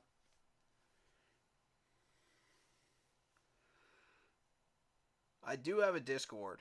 So, I mean, we could create like a Discord room or something like that. If you don't feel like sharing all that stuff. But I do need to get in touch with you about something. Mod related wise. So I'm glad you did pop in here. Okay, you DM me on the one. I got you.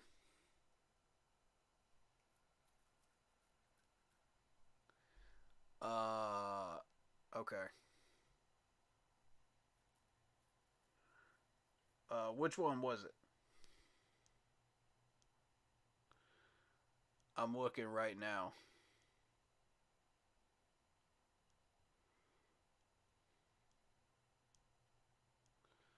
I'm looking right now. I didn't see a message pop up. Yeah, which one was it? Was it Instagram?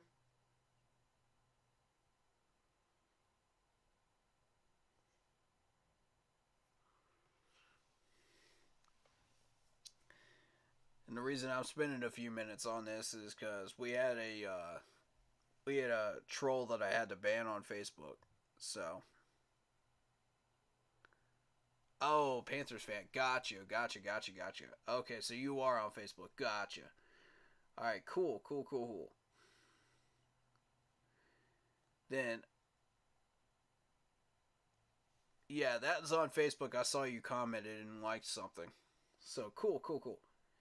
Um, I'll DM you after this. I'll private message you after the stream about something, if you don't mind.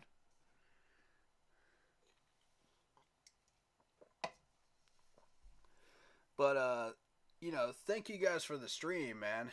It was a lot of fun.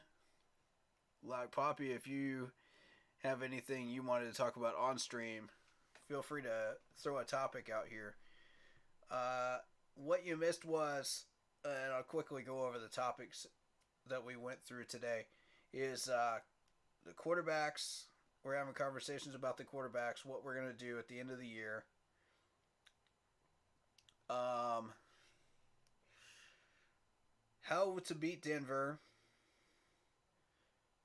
Baker Mayfield, obviously. And the defense as a whole. Like how they did against the Ravens. The offensive line, we talked about that. The coaching from Steve Wilkes. The draft, possibly. What we might be looking at in the draft, position wise. The cap room. I think we covered a lot of topics today. So if you want to hear about any of those topics and you missed it on the stream, it's always on the VOD. Or you could message me as well, Lock Poppy. That would be cool too. And we'll in addition to what I was going to message you about privately. But yeah. We'll start with that topic, of course, privately.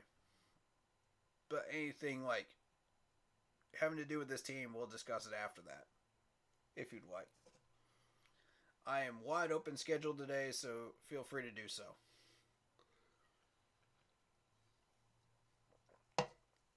Take as much time as you'd like. And also, I am wide open to doing a little bit more of the stream here for a few more minutes, up till 4. I'm not going to push it any longer than that. Eastern Standard Time here. Because I do have a couple of things I'd like to get done today, but I am open as far as conversation topics if you guys have something you want to talk about. Open topic from this point on. You thought our defense did really good? Yeah, absolutely, man. 3.5 solid quarters of defense. We can't argue with that. Nobody could argue with that, man. And, if we keep playing like that, we got a solid shot at a few of these games coming up. Be warned, Pittsburgh just put up 30 against the Bengals defense. So, we need to keep an eye on that team, and see what's going on there. I'll do a little digging on the Steelers offense on Saturday night stream, and we'll see what we're doing with there a little early, just to keep an eye on them. But do you think Bravion Roy deserves more playing time? I thought he had a really good game. Well, I think the interception was very, very lucky. He was just in the right spot at the right time. It was an excellent tip, by the way. So I'm very pleased with that.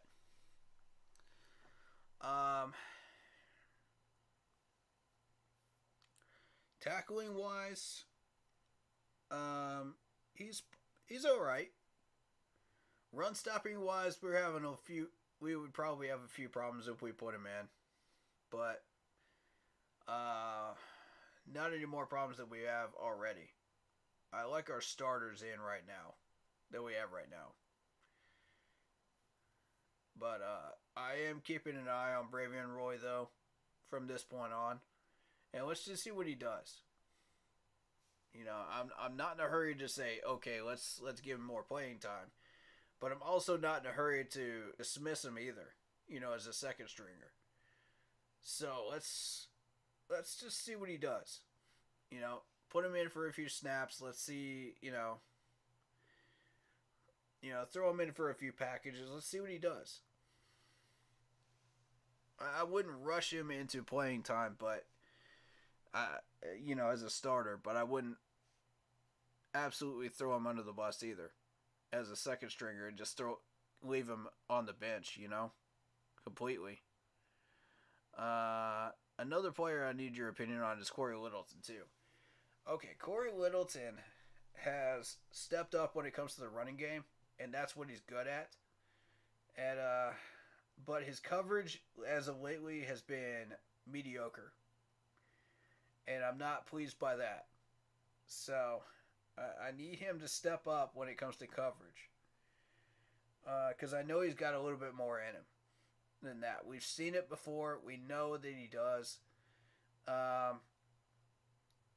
So I'm glad you brought him up, because I haven't brought him up all stream.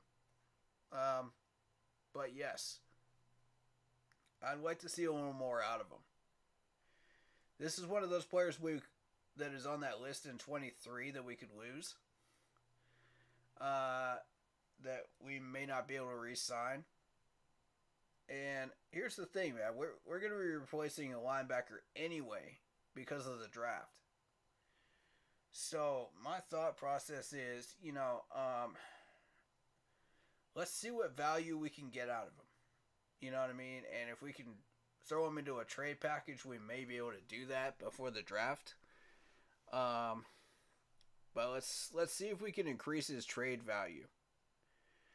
And this is the perfect game to do that against Denver and against the Lions as well, because they're really going to test him if you throw him out there.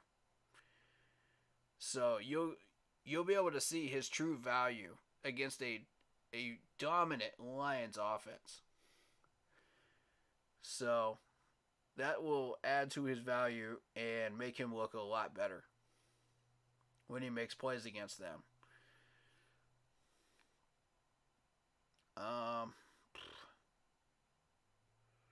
Yeah, we're going to have to draft a linebacker. Absolutely, man. That's in the top 3 needs right now. along with quarterback, left guard, and that. And I hate to say it for the for the Cameron Irving people out there that really hate Cameron Irving. We're about to lose three different offensive linemen on this depth chart. And here's the list.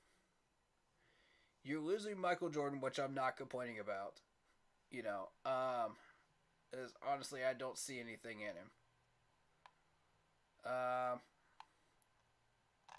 You would be losing Cameron Irving. And if we were to move... Let's see. Oh, yeah, you're losing Bozeman as well. I'm sorry, Bozeman.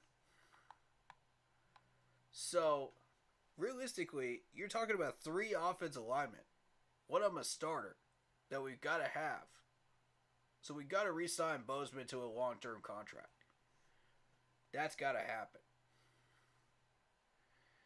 Michael Jordan can go. Cameron Irving is a major part of the depth chart right now.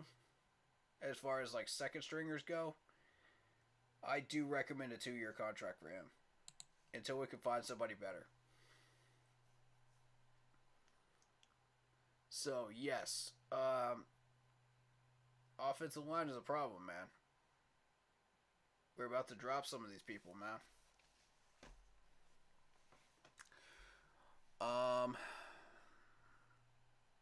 But, yeah, linebacker is definitely in the top 3 needs. Wish we still had Luke, man. Yeah, I know, right? I do too. But we still have Frankie Luvu. And Frankie Luvu is basically AJ Klein 2.0. He's essentially AJ Klein 2.0. Some people would argue he's equal to him in skill, or maybe better. But he reminds me so much of AJ Klein. Like, he would shut down the outside runs. He would shut down all the screens. He would shut down all the counter plays, all the sweeps. I mean, AJ Klein was a monster out there when it came to the run game. And he did have a little help, but he did most of it on his own. And that's what Frankie's doing. I see a lot of the same stuff that AJ was doing in Frankie. And I've been very, very impressed with Frankie Luvu right now. Yeah, we better give Frankie his money when it comes to contracts, man. We better give this man his money. He has earned every cent. And this man better stay in Carolina. I don't want him going nowhere. Nowhere. Nowhere. I want to make that perfectly clear. Nowhere else. I hope we never have to say in 2 to 3 years, oh, we need to move him for business reasons. No, no, no, no, no. No. No. No, no, no. We keeping Frankie here, man. I love this dude. He's become one of those core pieces, absolutely. That's the next leader of this defense, I'm telling you. Once Shaq retires, Luvu is taking over. Period, point blank. And y'all remember what I said about AJ Klein back in the day, man. I told you AJ Klein was going to be an instant starter somewhere if he left the Panthers. I told you all that. Next team he ended up with was the Saints. Instant starter. And look at the damage he did with the Saints. Frankie, same thing. Instant starter. Instant starter. At the level he's at right now. Instant starter. He could do a lot of damage on any defense he ends up on. We are lucky this man is still here in Carolina. And he better stay here. We are so lucky we don't have to play against that.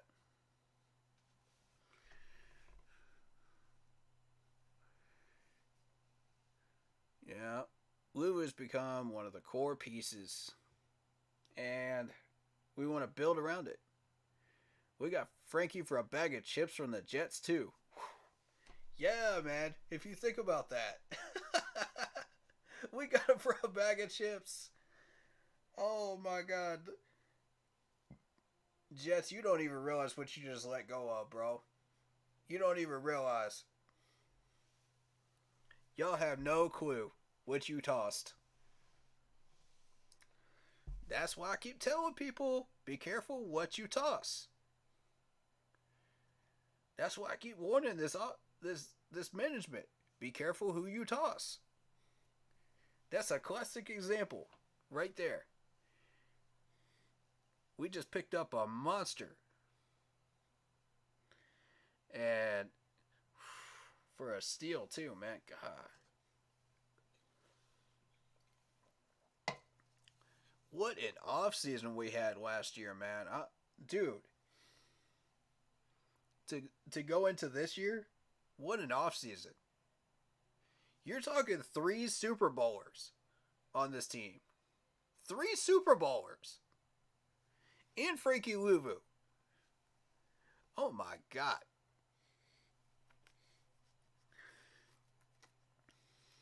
I was just sitting there like, pinch me, well, I'm dreaming right now. I'm dreaming right now. I'm dreaming. There's no way we got this. There's no way. We got this for a bag of chips, y'all. God.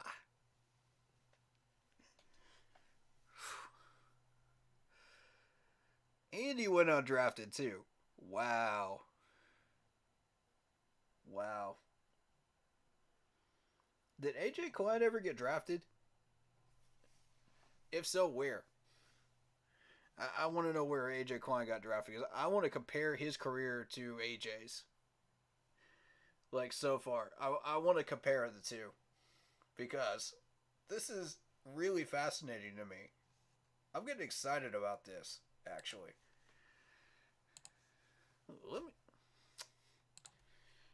Let me see.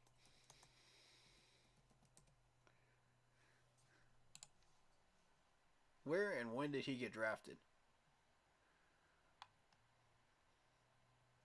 By the way, this man was on the move too.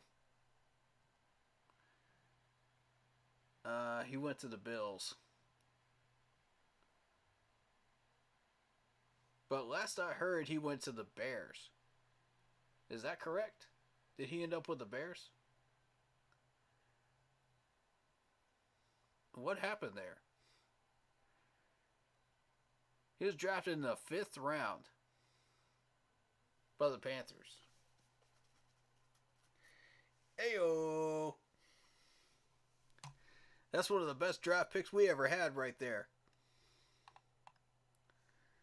That is definitely one of the best draft picks we ever had.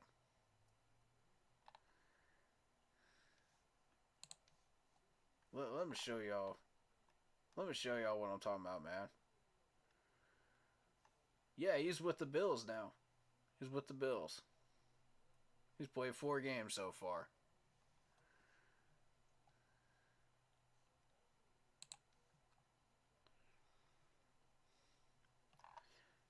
Point of comparison. You know what? We gonna do this. We gonna do Frankie Louvu.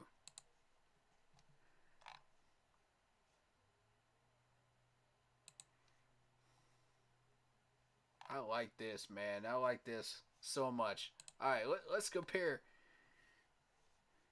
How many seasons is Frankie in now? 2, 3, 4, 5. Okay, 5 years. 5 years in. Let's see where Frankie was for the first 5 years. Alright, so with Louvu has played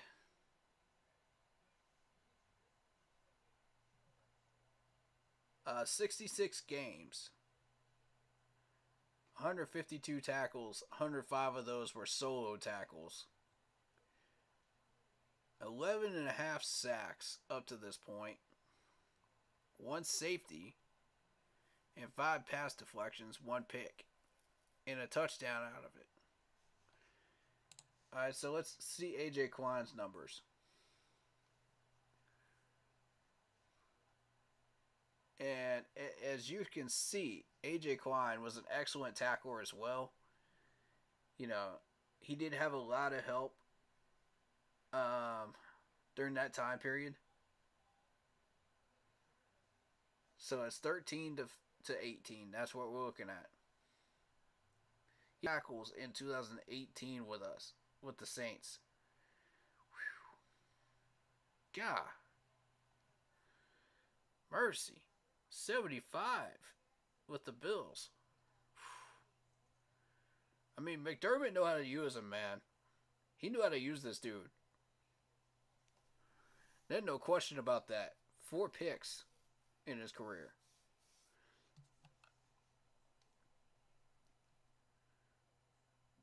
So, I mean, 134 games.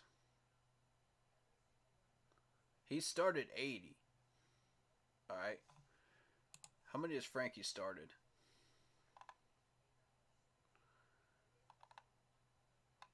I don't know. I don't know how many he started, but 449 total tackles. Frankie's already at 152. He had 60 tackles this year. 60 tackles this year. And it's not even over yet. This year ain't even over yet, bro. This is what I'm telling y'all. 4 sacks this year. Alright.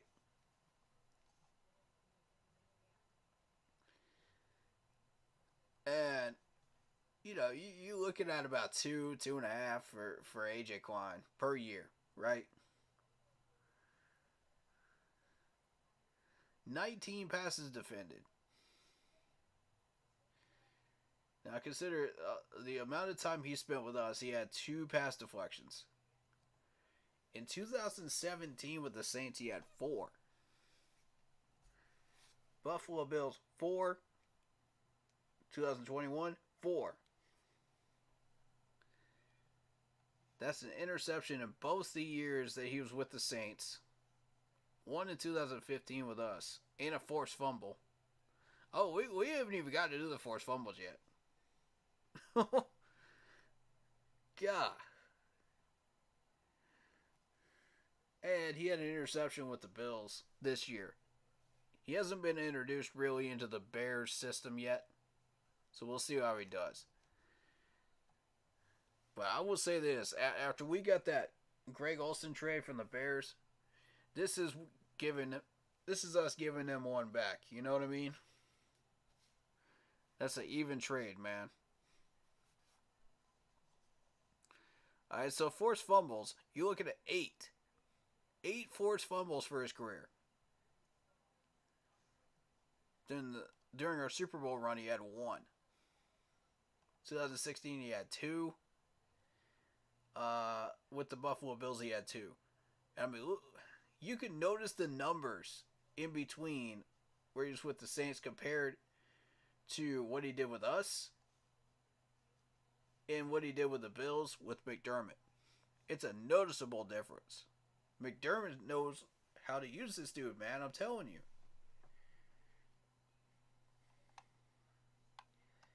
He had 5 opposing fumble recoveries with 8 forced fumbles. Whew. Man.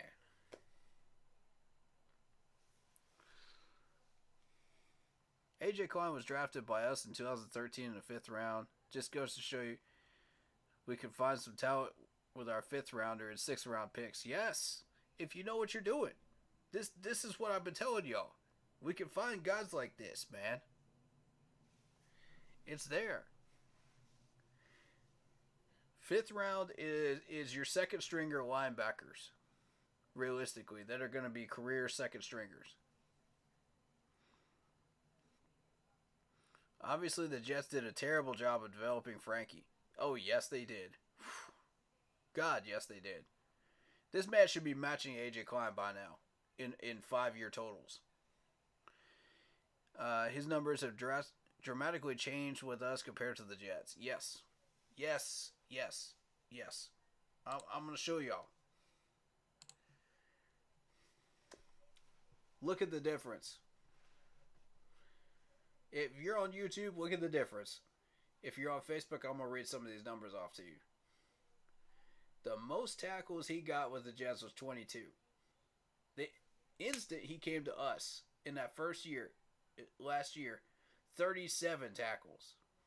And that's before we even got him fully acclimated to the system. He matched his sack totals, which was pretty much 1 to 2 games per game per season. I'm sorry, 1 to 2 per season.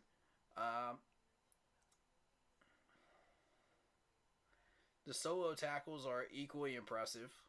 You know,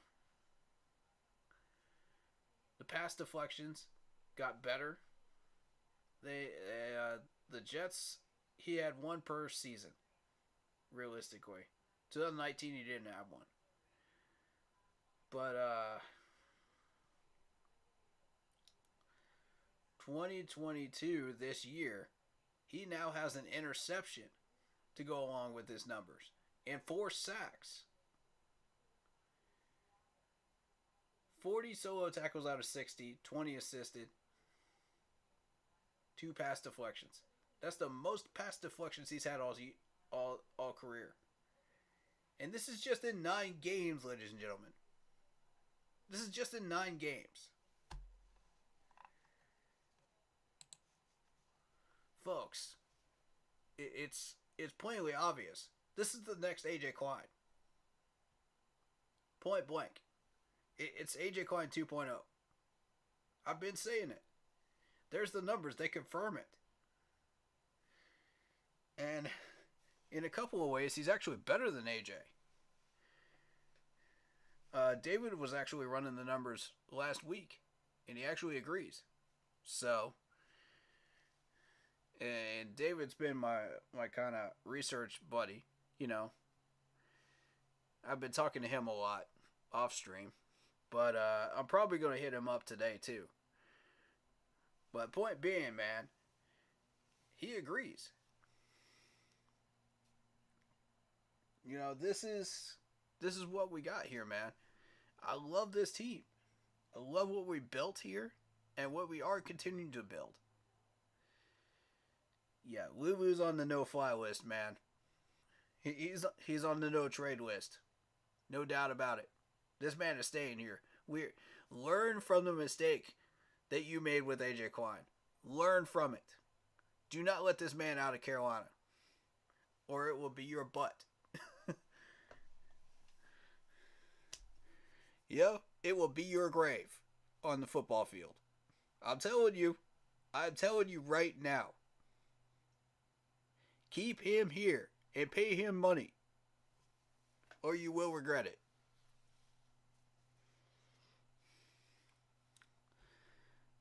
Alright, anybody else you want to talk about? I'm here for a bit longer.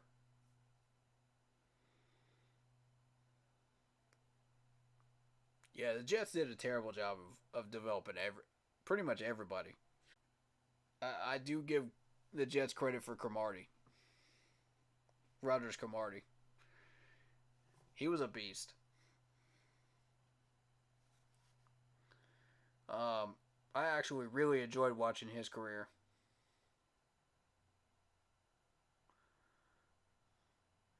How about comparing Louisville to like a Bobby Wagner? Woof. Okay, you got a point. Let's see. Let's see.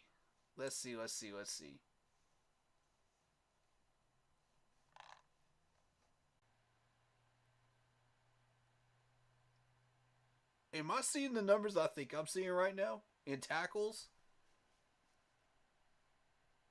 Dang. Y'all seeing this with me, right? Oh my God. I don't think it is. After seeing those total tackles, my God, that's nasty. Bobby Wagner, in his total career, 1,371 tackles. Oh my God. 770 solo. 26 and a half sacks. This dude was an animal. He even had a safety. 61 pass deflections. 11 interceptions over his career. Oh my God, he had 3 picks in his rookie year. He had 3 picks in his rookie year, y'all. Sheesh. It took Lulu 5 years to get to the point where he got 4 pass deflections. This man got it in his rookie year. This man got 4 in his rookie year. Sheesh. I mean, that's just... Oh my God.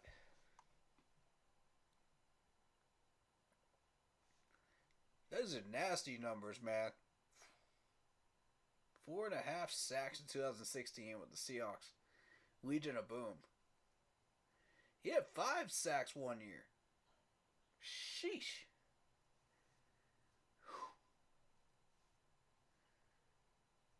The most tackles he ever accrued in a season. 164. My God, can you imagine? This dude was consistently over 100 tackles throughout his entire career. Consistently. My God, man. Wow. 80 or 90 maybe, but that's not what I was looking for. Not at all. Wow. Seattle, you guys drafted an animal. Props to you. Props to you, man. I give Bobby Wagner his freaking flowers, man.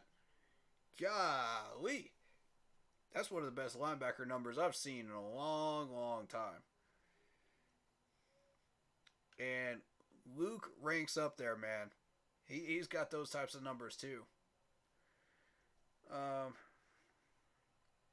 Right up there with Brian Urlacher and Ray Lewis.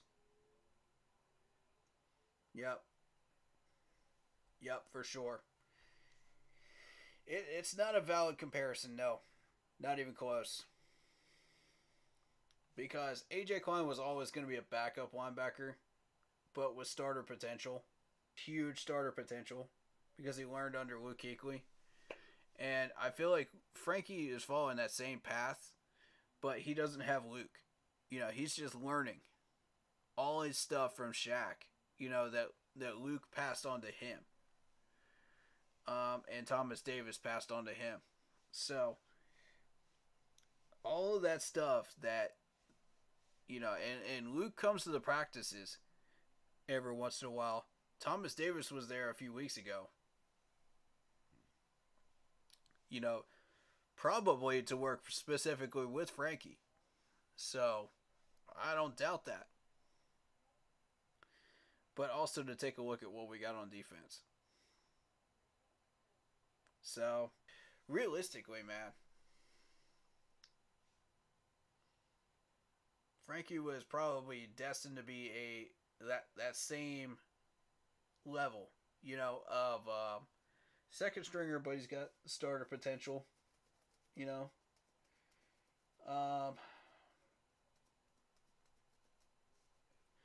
Yeah, we found a gold mine with Frankie, man. We really did. I was not expecting that. When I saw Frankie Louva's name on there, I was like, it's another Jets player. Boy, was I wrong. I was wrong on so many levels. I was wrong on so many levels. I had no idea what we were developing until now. Props. Scott, you just found a freaking gold mine, buddy. This is another level of Scott's success that he has done for us. We owe him a lot right now.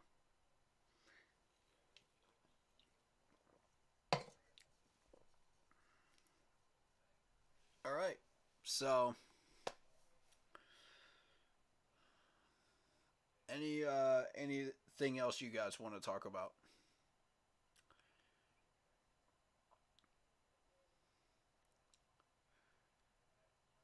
I'll give you all a minute.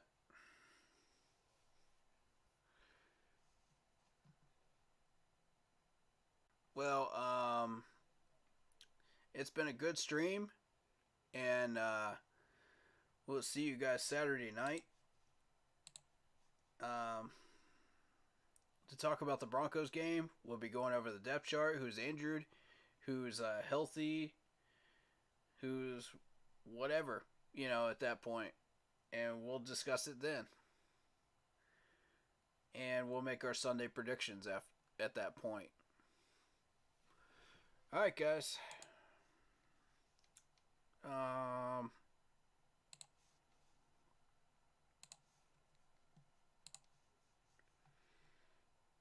Appreciate y'all. Like Poppy, be prepared to receive my private messages. I'll talk to you in a minute. In a few minutes after I shut down the stream. But thank you so much. And everybody stay happy, healthy, and well. Appreciate y'all. Love y'all. Be respectful. And take care of each other, man.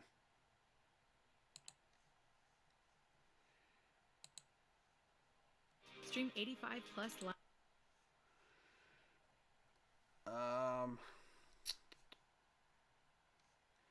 I guess the only thing I got left to say is keep pounding. Unless somebody else has something else to say. Come on then. Keep pounding. Keep pounding. I need to hear that throughout that stadium on Sunday, baby. I need to hear it. Especially when we're on defense. I need to hear it. Especially when we get in trouble, man. That's what we do around here, man. We